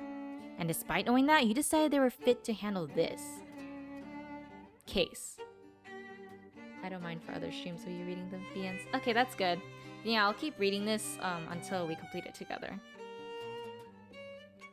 Will you get over it and tell us why you came here instead of meeting up with Champollion and the rest? This is not a theater. I'd like for you to stop talking in such a roundabout way. Fine, fine. In that case, I'll let the expert handle this. The task is not so much to see what no one has yet to see, but to think what nobody has yet thought about that which everybody sees. Wait, who is that? I am Erwin Rihanna, Schrödinger, a dimensional traveler from beyond the abyss. Whoa, she looks so cool. Dimensional traveler? Who are you? No, what are you? human. To be specific, a being that had the unitarity of its quantum distribution altered. Well, it's fine if you think of me as a ghost who leaped here from another world. Have you heard about this sword before? It's called Durandal. Huh? It's no surprise that the sword itself means nothing to you. But the following story may change your reaction. An urban legend says that somewhere in the city there is a philosopher's stone. A tesseract that gives all your robots the ability to think. And here I thought you were going to say something interesting, but it's just the philosopher's stone. Do you really believe in that nonsense? Did you know? According to some urban legends, I'm actually dead and I was replaced by a robot replica. Indeed. Urban legends are often nonsense, far from the truth. Even the Philosopher's Stone is just an old, universal legend. But I also believe any sufficiently advanced technology is indistinguishable from magic.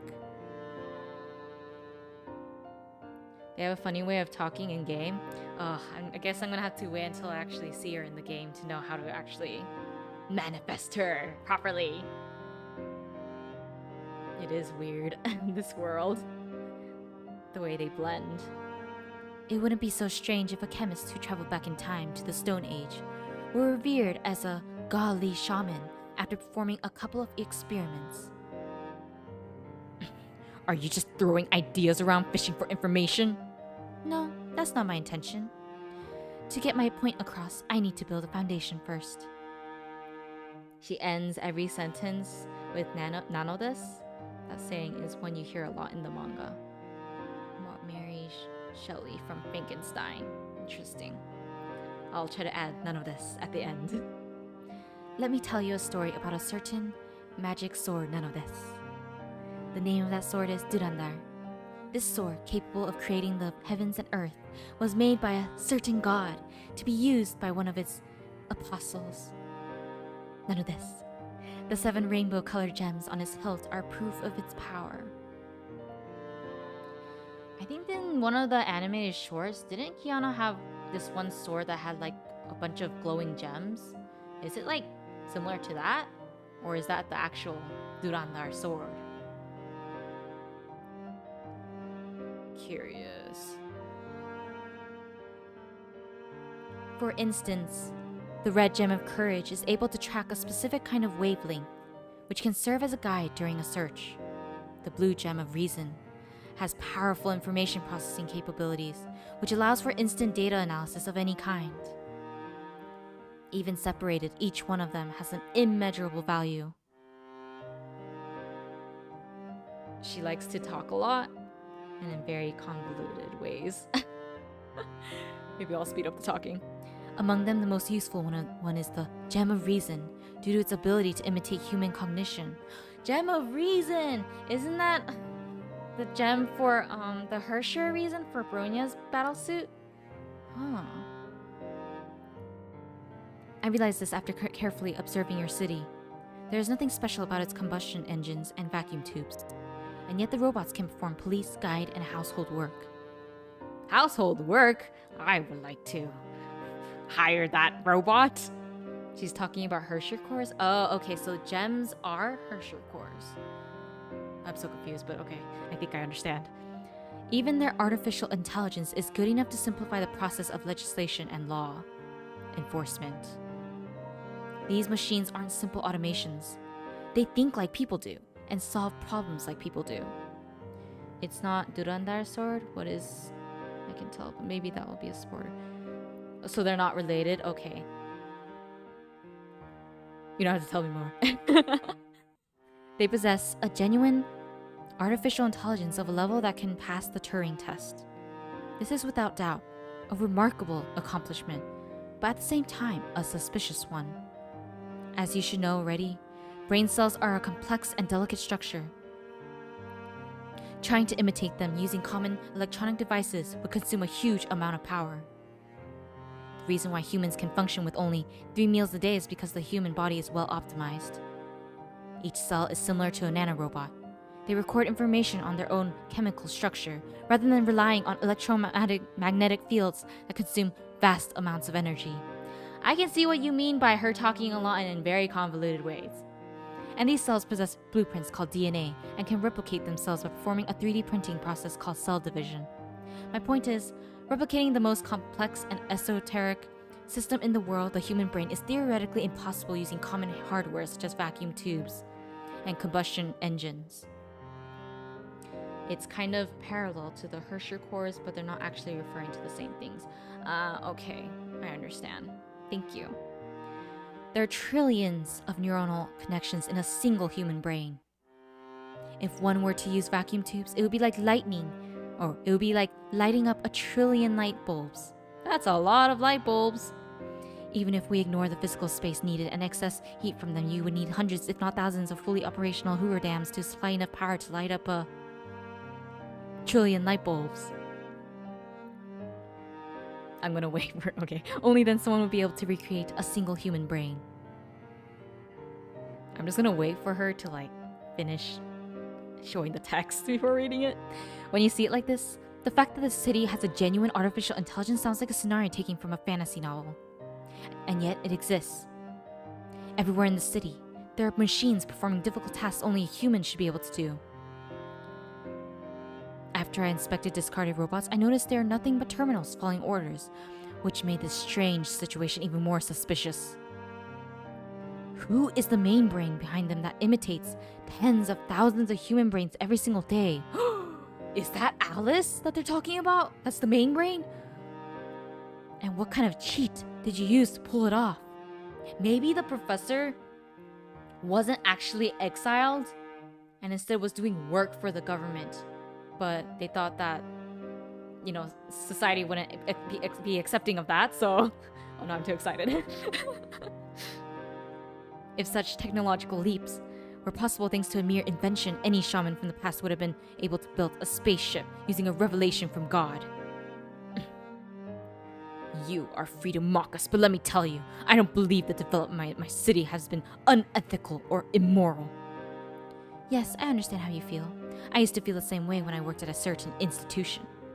That's why I have to tell you clearly what vulnerabilities the technology you borrowed has. For instance, the most relevant to you right now, the safety of the communication equipment. Bishop to d6. Queen to a1, check. If you want to take back now, this is the time, or else say goodbye to your rooks. Like I told you before, talking during chess will only distract yourself. Besides, I never take back my moves. King to e2. So stubborn. Bishop to g1. Pawn to e5. Knight to a6. Knight to g7, check. King to d8. You should just admit defeat already. Queen to f6, check. Oh my, making a break for it? Stop talking and make your next move. This match is over. What did she mean by that? Was it a trap? Knight to f6. Bishop to e7, checkmate. Huh? Wait, checkmate already? I can't. Well, don't let it get to you. I think you did better compared to our first match. Taking 2 rooks at once turned out to be a trap all along. That's the kind of game chess is, Bianca-sama. Rita? How long have you been there? Well, since you asked the detective-san if she wanted to take back her move, I think. Wait, you were behind me all this time and me, a great Valkyrie, didn't notice you? You can't use your abilities to peek at a chess match? What were you thinking? Unbelievable. The saying you must not use a steam hammer to crack a nut if a nutcracker will do exists for a reason. It was a trap, but if that hadn't been the case, this game wouldn't have ended that way. And you wouldn't have known such an ending was possible. Whatever. This was a lesson worth learning. Professor, I brought the gas masks, oxygen cylinders, and 50 men. And somehow I got roped into this as well. For crying out loud, this kind of physical labor isn't for me. You're an important person. You need to be here. I heard it's partly your fault our engineer, was it kidnapped? Me saying Bianca-sama is almost exactly as Yurita. Thank goodness. How dare you blame me, you simpleton? Well, think about it like this, Director-san. That brain of yours may come in handy in this operation. But first, well done, Neith. Tomorrow I'm buying a... I did not say that word correctly, so I'm not gonna even try. From Golden House. Yay, cake! Thanks, There's a burning smell coming from the city. I think something exploded. Look, over there! There's smoke! Smoke! Alice got on the train. And guess what? All passengers and crew members suddenly disappeared. Alice was very worried. Who was going to drive this high-speed train if the conductor was gone? When Alice was starting to panic, she heard a voice coming from the speaker. Dear Alice, do not worry. I am Nider Elmont, the conductor of this train. Let us have a wonderful trip together. Alice was very surprised. She got closer to the speaker and asked, Where are you, conductor-san? I searched every corner of the train, but I couldn't find you. Nider laughed and replied, Of course, you are inside me, Alice-san. Alice was even more surprised. Are you the train itself? The voice from the speaker told her, Yes, as you know, this world is in a constant state of change. When two mirror images converge, every aspect of the world changes. There used to be 4 staff members on this train. When the mirror images converged, a fully automated train was born. Alice wondered why 4 people. 5 would not work, she asked. Nider said with a disappointed voice, Yes, if there ever were 5 people, they would forever... Warning. The system's power has reached a critical low level. Please perform Plan 5 of the Emergency Power Supply Manual. Starting the 5-minute countdown. What's happening? There's a problem with the power supply. If Plan 5 is implemented, not only the base, but also this interface, my body will shut down. Did something happen at the power plant? Give me a moment. I'm running a diagnostic. No, there are no issues with the power supply, but the energy consumption is increasing exponentially. The cause is the communication station. What do I do? Calm down and tell me what happened. I can't remain calm. I'm in big trouble. It's my fault. It's all my fault. I forgot all about that plan. At the same time, under the server room under Alexandria's City Hall. I wish you had admitted you were using the Gem of Reason from the beginning. Aren't we this late because you spent too much time telling your little story? She got a point there. I wish you would have pointed out the vulnerabilities in our robot system in a less roundabout way. Oh, but President-san, had I done that, you would have called me a hacker and apprehended me. Because I know too much, even though I came from beyond the abyss. Anyways, I'm starting. Their security system is too bare bones. This might sound wrong, but it's like it's naked. It's me. Yes, I'm in the server room. Calm down. What happened? What? The robots are out of control? Idiot! Calm down and explain it clearly!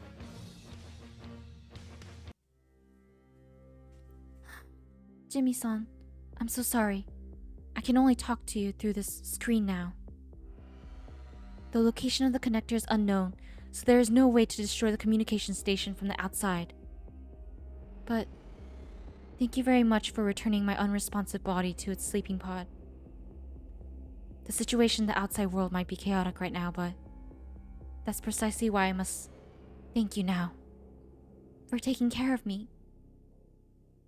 As I've told you, I was created by the professor. I lack the authority to manage my own functions. I wanted to be greedy just once. Like Scheherazade. I probably pronounced that wrong, sorry. From the 1001 Nights. After telling you the stories I knew, I wanted to tell you my own story. My truth. But who could have guessed that program was running in the background all this time? It now started to consume more power and is trying to take away my privileges. I suspect it finished analyzing its target and is ready to strike. Of course, this is merely my guess. I don't have the authority to view that program after all. In light of our current situation, I can only think of that plan to be responsible for the sudden increase in power consumption by the communication station. I'm sorry. It took me too long to tell you the truth. And now the situation has gotten out of hand. Given my lack of authority, I can't know the execution phase of that plan either. I'm so dumb. Like a small child who thought her parents would never harm her. I believed in something that wasn't real. The truth is, everything is going as planned. Even if I've abandoned, the plan would proceed smoothly. Oh, that's sad. I guess my previous guesses were wrong. Without my knowledge, the communication station was strengthened so that it couldn't be harmed by ordinary people. Don't try to comfort me. It's all my fault. I wanted to let myself get lost in that wonderful moment. To forget the most important and terrifying truth about me. My original purpose is to become a weapon in information warfare. The professor and his assistants wanted to use me to destroy the city that expelled them. They wanted to decode and hijack the city's communication system wirelessly, to destroy them with the robots they are so proud of. Now that I think about it, maybe my current consciousness as Alice is a byproduct of the professor's boredom. To them, this Alice personality must have been nothing but a decoration to the Alice interface, as if they were playing with a doll. Because I am completely unnecessary for what I was truly made for. I wonder if all humans use their own children this way, Jimmy-san. Those horrible people! So angry. I think this will be the last chapter that I'll read for today. I think this one's chapter 9. I guess this might have to be in maybe 2 more streams before I can read the rest of the manga. I think that's what I'll have to do. 18 years ago. What a wonderful blue sky. But it's time for the Zarathustra to return to loneliness once again.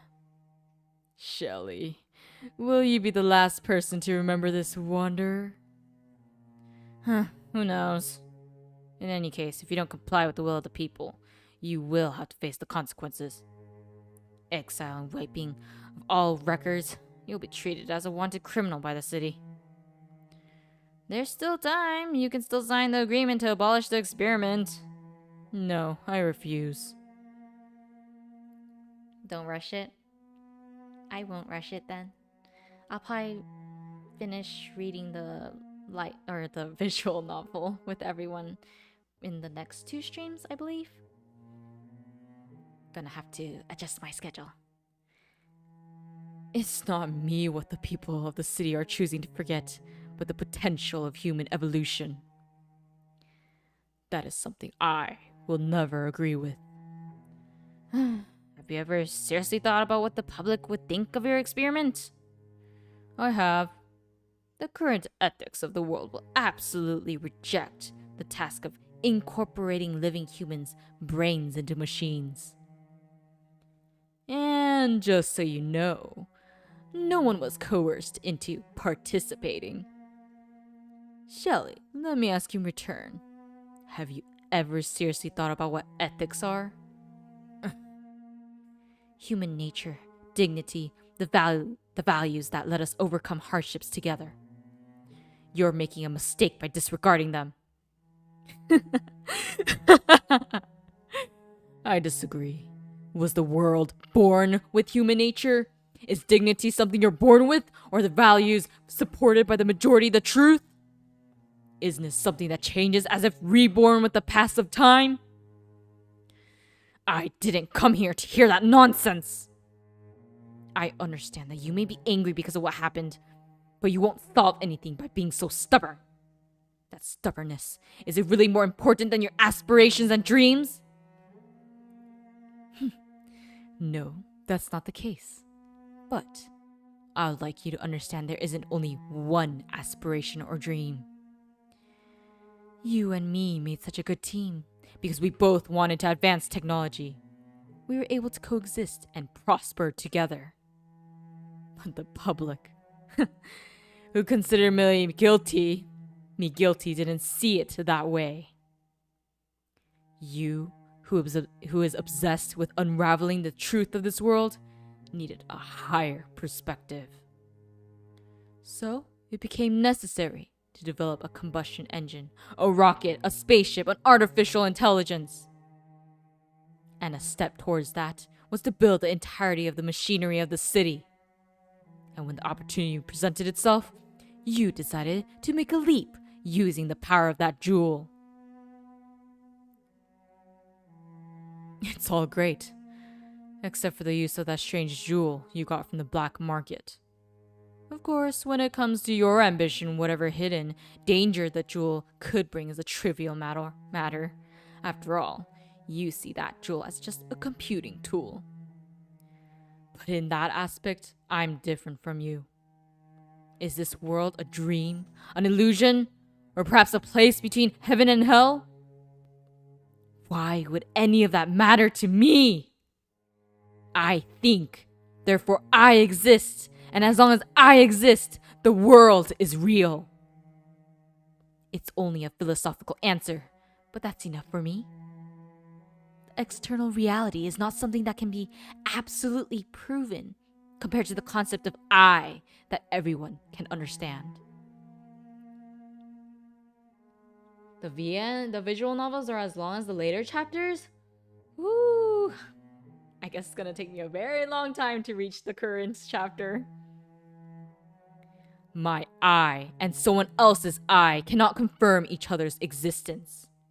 For instance, you are standing in front of me. How can I know that? Because my 5 senses are conveying me the information Shelley is there. However, it's not logically possible to ascertain that Shelley is thinking with only sensory information. One can use the Turing test as a metric to conclude that Shelley is thinking, but that conclusion is ultimately a deduction. It's impossible to ever determine whether you're the Shelley I know or a replica of her. It's a paradox. From the point of view of my I, the objective cognition is the most subjective of all. In objectivism, an observer speaks only of causality.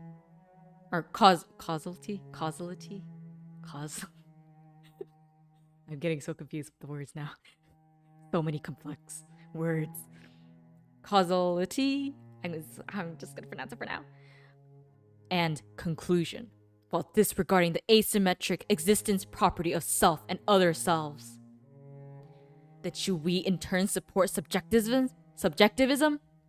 The answer is, of course, a rotund no. That would be like throwing away a correct and great thing due to a small mistake. We humans rely on continuous technological advancements to evolve. Technology has taken us from barbaric monkeys to a splendid civilization. Technology is the only thing that can foster human progress, and technology stands on the side of a thorough objectivism. Rather than simply ignoring philosophy, technology is more than happy to throw it away. Precisely why technology born of thought can free itself from it to take us to higher heights. In short, based on objectivism, there is no choice but to find a breakthrough for I in the gap between observation and cognition. Cognitive asymmetry exists because we only have the means to recognize our own self and not other selves. On the outside, there is a physical gap separating each consciousness, but it's impossible for a direct cognition, such as I exist, to surpass the self. However, what if everyone worked together to turn every other selves into a self? Wouldn't that fundamentally get rid of the problem? Do you realize what you're saying? You designed the brain engine for that reason? Of course I know, and I believe I can make you understand as well. The brain engine passed the Turing test, just like your jewel. We both know a machine that can pass the Turing test is self-aware, just like you and I. So where did the new consciousness of the brain engine come from? And assuming it was born out of nothing, where did the original consciousnesses go to? If they didn't go anywhere, which brain is in control of the distributed system? When all these questions can't be answered, there's only one reasonable conclusion. That is, the many consciousness of the brains have fused. Do you think it's preposterous? But if you think about it, each brain is made of countless brain cells. Wouldn't that make our own existence absurd? Are we machines without a subjective consciousness too? I think, therefore I am. No one would believe they don't have a subjective consciousness. We can be certain of that because we are aware of that microstructure. The so-called soul is not an isolated absolute something. It's a conceptual honeycomb that brings together all systems capable of information exchange. To a certain degree. You know, this kind of reminds me of I'll hate them's quest in Genshin. For example, the cerebral cortex doesn't collapse immediately after a part of it is cut off. On the contrary, the rest are able to take over the missing part's tasks. Not to mention, if the cerebral cortex were to be split in two, it would result in two independent personalities being born.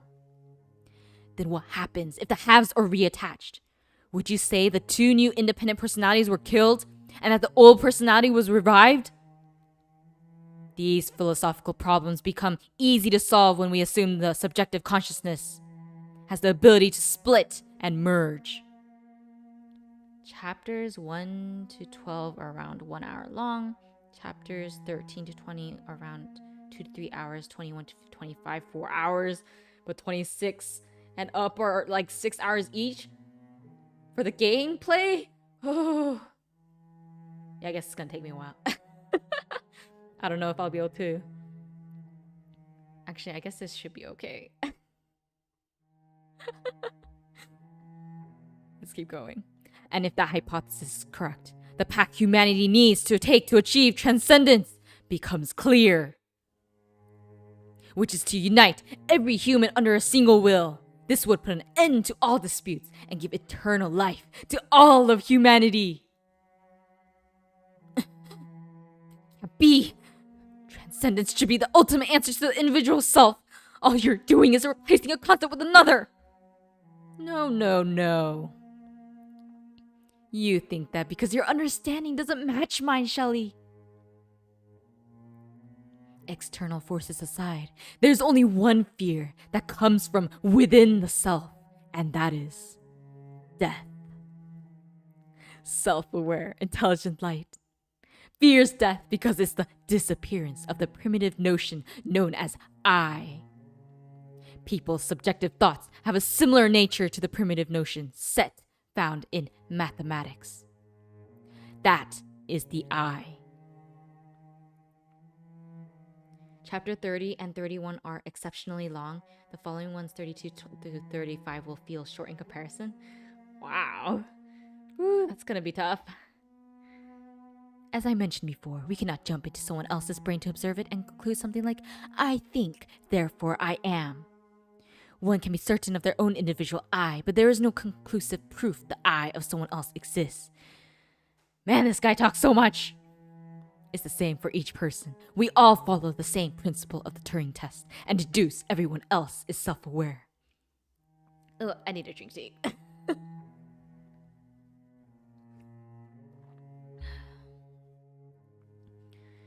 Ooh, this guy talks so much.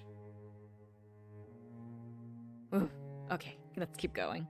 I hope I'm making it as enjoyable as possible, even though the things he's saying is pretty dry.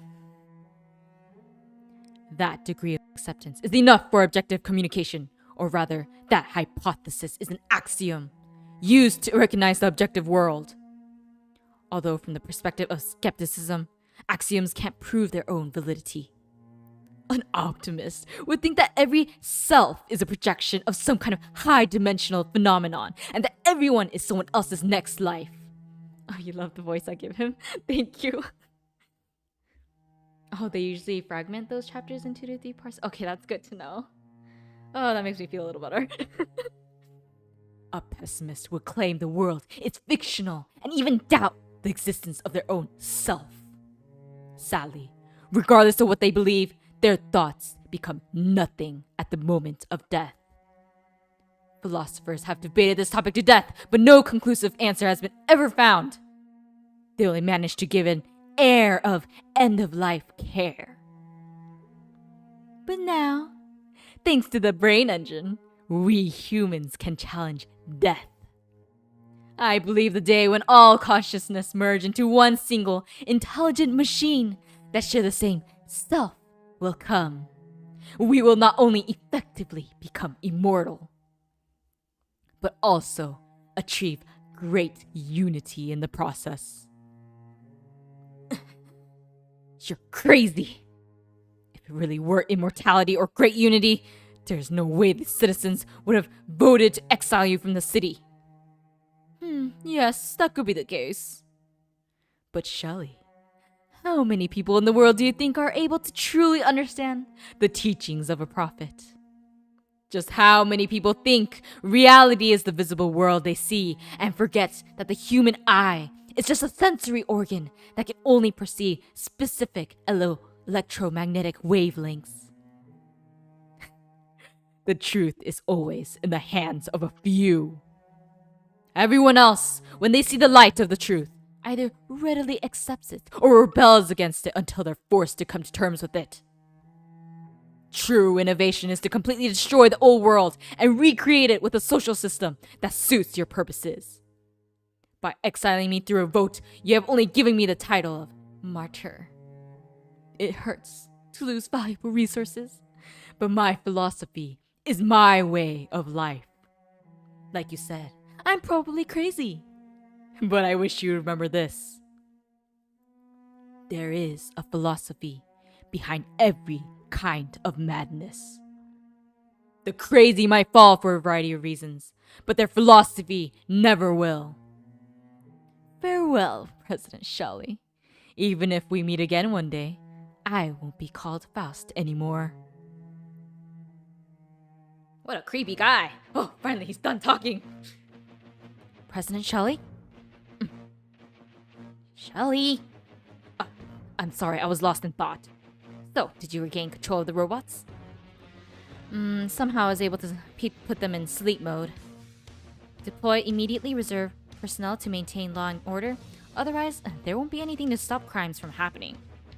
Yes, I will do that immediately, but that's not everything we need to do, correct? Yes, we must crush the source of the enemy's interference to win this war of information. You mean locating the enemy's base, launch an attack, and take control from them? That would indeed solve this problem permanently. But before we get to that point, we can use the gem to launch a counterattack. By making use of a little trick. I'm correct to assume that to use this little trick of yours, the machines here won't be enough? Yes, regaining control of the robots was possible from the server room, but to invade the enemy system, I will need to use the gem of reason itself. Because the machines here are only limited interface connected to the gem. Very well. In that case, we need to leave this place and go to the real research facility of the city. Your brain stopped after 5 minutes of that dialogue. It's okay, mine too. So the gem wasn't here after all. Obviously. Laugh at me all you want, but even I know to not put all my eggs in one basket. Let's go. I can take my presidential car to get there. Amazing! A rocket launch site. Were you planning to use the gem to explore space? Do you have any problems with that? By learning about what kind of universe we live in, we can have a better understanding of the meaning behind the lives that exist within it. Pessimists and skeptics like to say life has no meaning. It's true that life itself has no meaning. We're the ones who give it a meaning as we live it. Let's go. What you call a gem is at the research facility. The Durandal visual novel, just love going into character monologues that root in real life philosophy concept. I love it, but it sure can get boring. Yeah, I love it too, but it gets it's very long. I feel like they could have toned it down a little, or just put it into like 2 scenes, because he was pretty much repeating the same thing over and over again.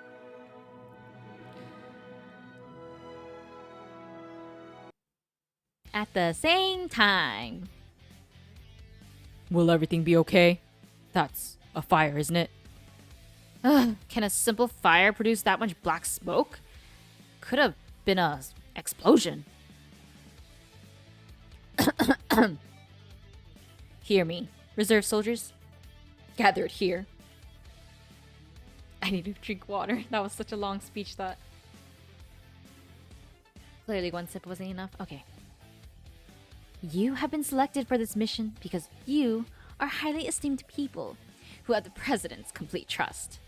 As you can see in the distance, smoke is coming out of our beloved city. The culprits who did that are now hiding behind the poisonous gas before you. They who kidnapped scholars and attacked the city are laughing at us from the safety of their hideout. How did she figure out they were doing that? She didn't do such a thing. Causation isn't important at a time like this. All that matters is to keep the soldiers' morale up. That woman isn't a detective, and much less an archaeologist. Only a con man or a politician could say uncertainties as if they were true. I'm glad someone like that is on our side. We are standing against a terrifying criminal organization. They are trying to destroy the city and take our daily lives from us. We have pinpointed the location of their hideout thanks to the valiant efforts of our comrades. I think this is where Honkai writing in general falls victim to, where they keep expressing the same idea in many different words. I see.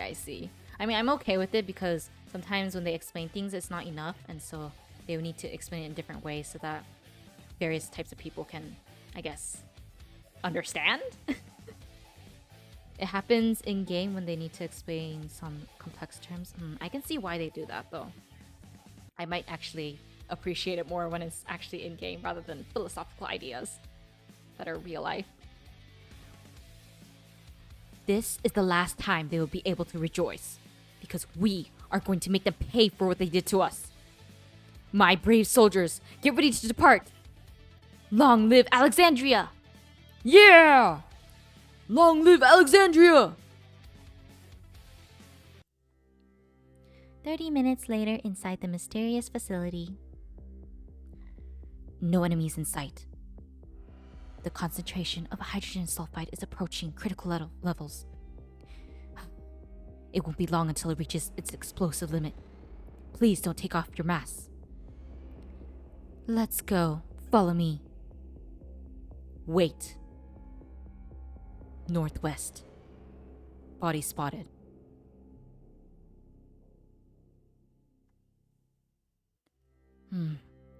Lips and fingertips turn blue. Bubbles in the mouth. Congestion under the eyelids. No signs of trauma. The cause of death is asphyxiation. Asphyxiation caused by poisoning. Some kind of incident must have happened at this facility. Perhaps a gas leak around the time the hostages tried to escape. There are 5 bodies. 3 belong to the kidnappers, and I presume the other 2 are the hostages. Taking into account the gas concentration and the location of the bodies, it seems that whoever tried to escape was unaware the outside was filled with gas and forcibly opened a sealed door. Fortunately for us, our target isn't among the dead. Somewhere inside this facility, there is a place we haven't seen yet. I suggest to conduct a thorough search. Our target could still be alive. And of course, the same goes for the true culprit behind this incident. Whew, it's getting dark. I believe I mentioned it before. After the professor's death, there was a disagreement between his assistants and the scholars they brought here, and that only you and I are the only ones left. I deliberately let it happen. The 2 scholars who refused to cooperate planned to conduct an escape to return to the surface. They thought that the assistants telling them the outside is filled with poisonous gas was a lie to keep them in line. Unfortunately for them, it was true. To maximize his chances of remaining undiscovered, and to take advantage of the gas and natural resources, the professor built this facility inside a lava tube at the bottom of a sulfur lake. The amount of hydrogen sulfide on the outside will make a person collapse in 1 minute. The 2 scholars didn't have the proper equipment and opened the door to the surface. The assistants went after them and were poisoned without even realizing it. They were under the impression the gas had a strong smell. Unlike the professor, they didn't know the specific properties of hydrogen sulfide. They thought the smell of rotten eggs would get stronger as the gas concentration goes up. But in truth, it's harder to smell hydrogen sulfide at the point when the concentration is lethal to human beings. Well, that's good to know. It only takes a few seconds for it to take away a person's sense of smell. I am definitely not going near a sulfur lake in my life. I knew all of that and did nothing to stop them. The one thing I did was to immediately seal off the passage between the top floor and the lower floors. I, out of my own will, let them die. I killed them. Because I thought they would be a threat to my survival. None of them saw me as a person. They even talked openly about my disposal in front of me. I was either going to be destroyed now, or used first and destroyed later. I had no other choice. That's why. That's why you had to kill them? Who's that? How can you talk directly to my system? Your wireless system can not only transmit but also receive signals. I suppose it was designed that way to control the hijacked robots. It worked well to my advantage. Thanks to that, I was able to control remotely and gain complete access. The professor's program running in the background is behind that. I had nothing to do with it. Please spare me.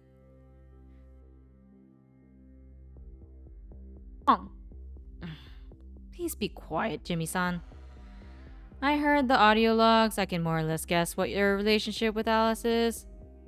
But our current predicament is not that sort of interpersonal problem. I already deleted that program that contained insane amounts of electricity. The base should be returning to normal in a few minutes. When that happens, Jimmy-san, your friends will arrive at your location. Are you ready to confront them? Ooh. Oh, no. I can't believe it. Do I need to stop here? Okay, well, I'm gonna stop here. Thank you so much for joining me on my first stream. I'm so excited that I was able to finally read the manga, at least part of it. And I guess, let's see, this is 9? Almost 1/3, I think. Maybe not even 1/3, but I hope that was enjoyable to everyone, just as it was for me. And if you can, you should join my Discord server for my spontaneous streams and just to hang out with me. And if you can, see me in the next videos and the next stream. I'll see you guys. Bye!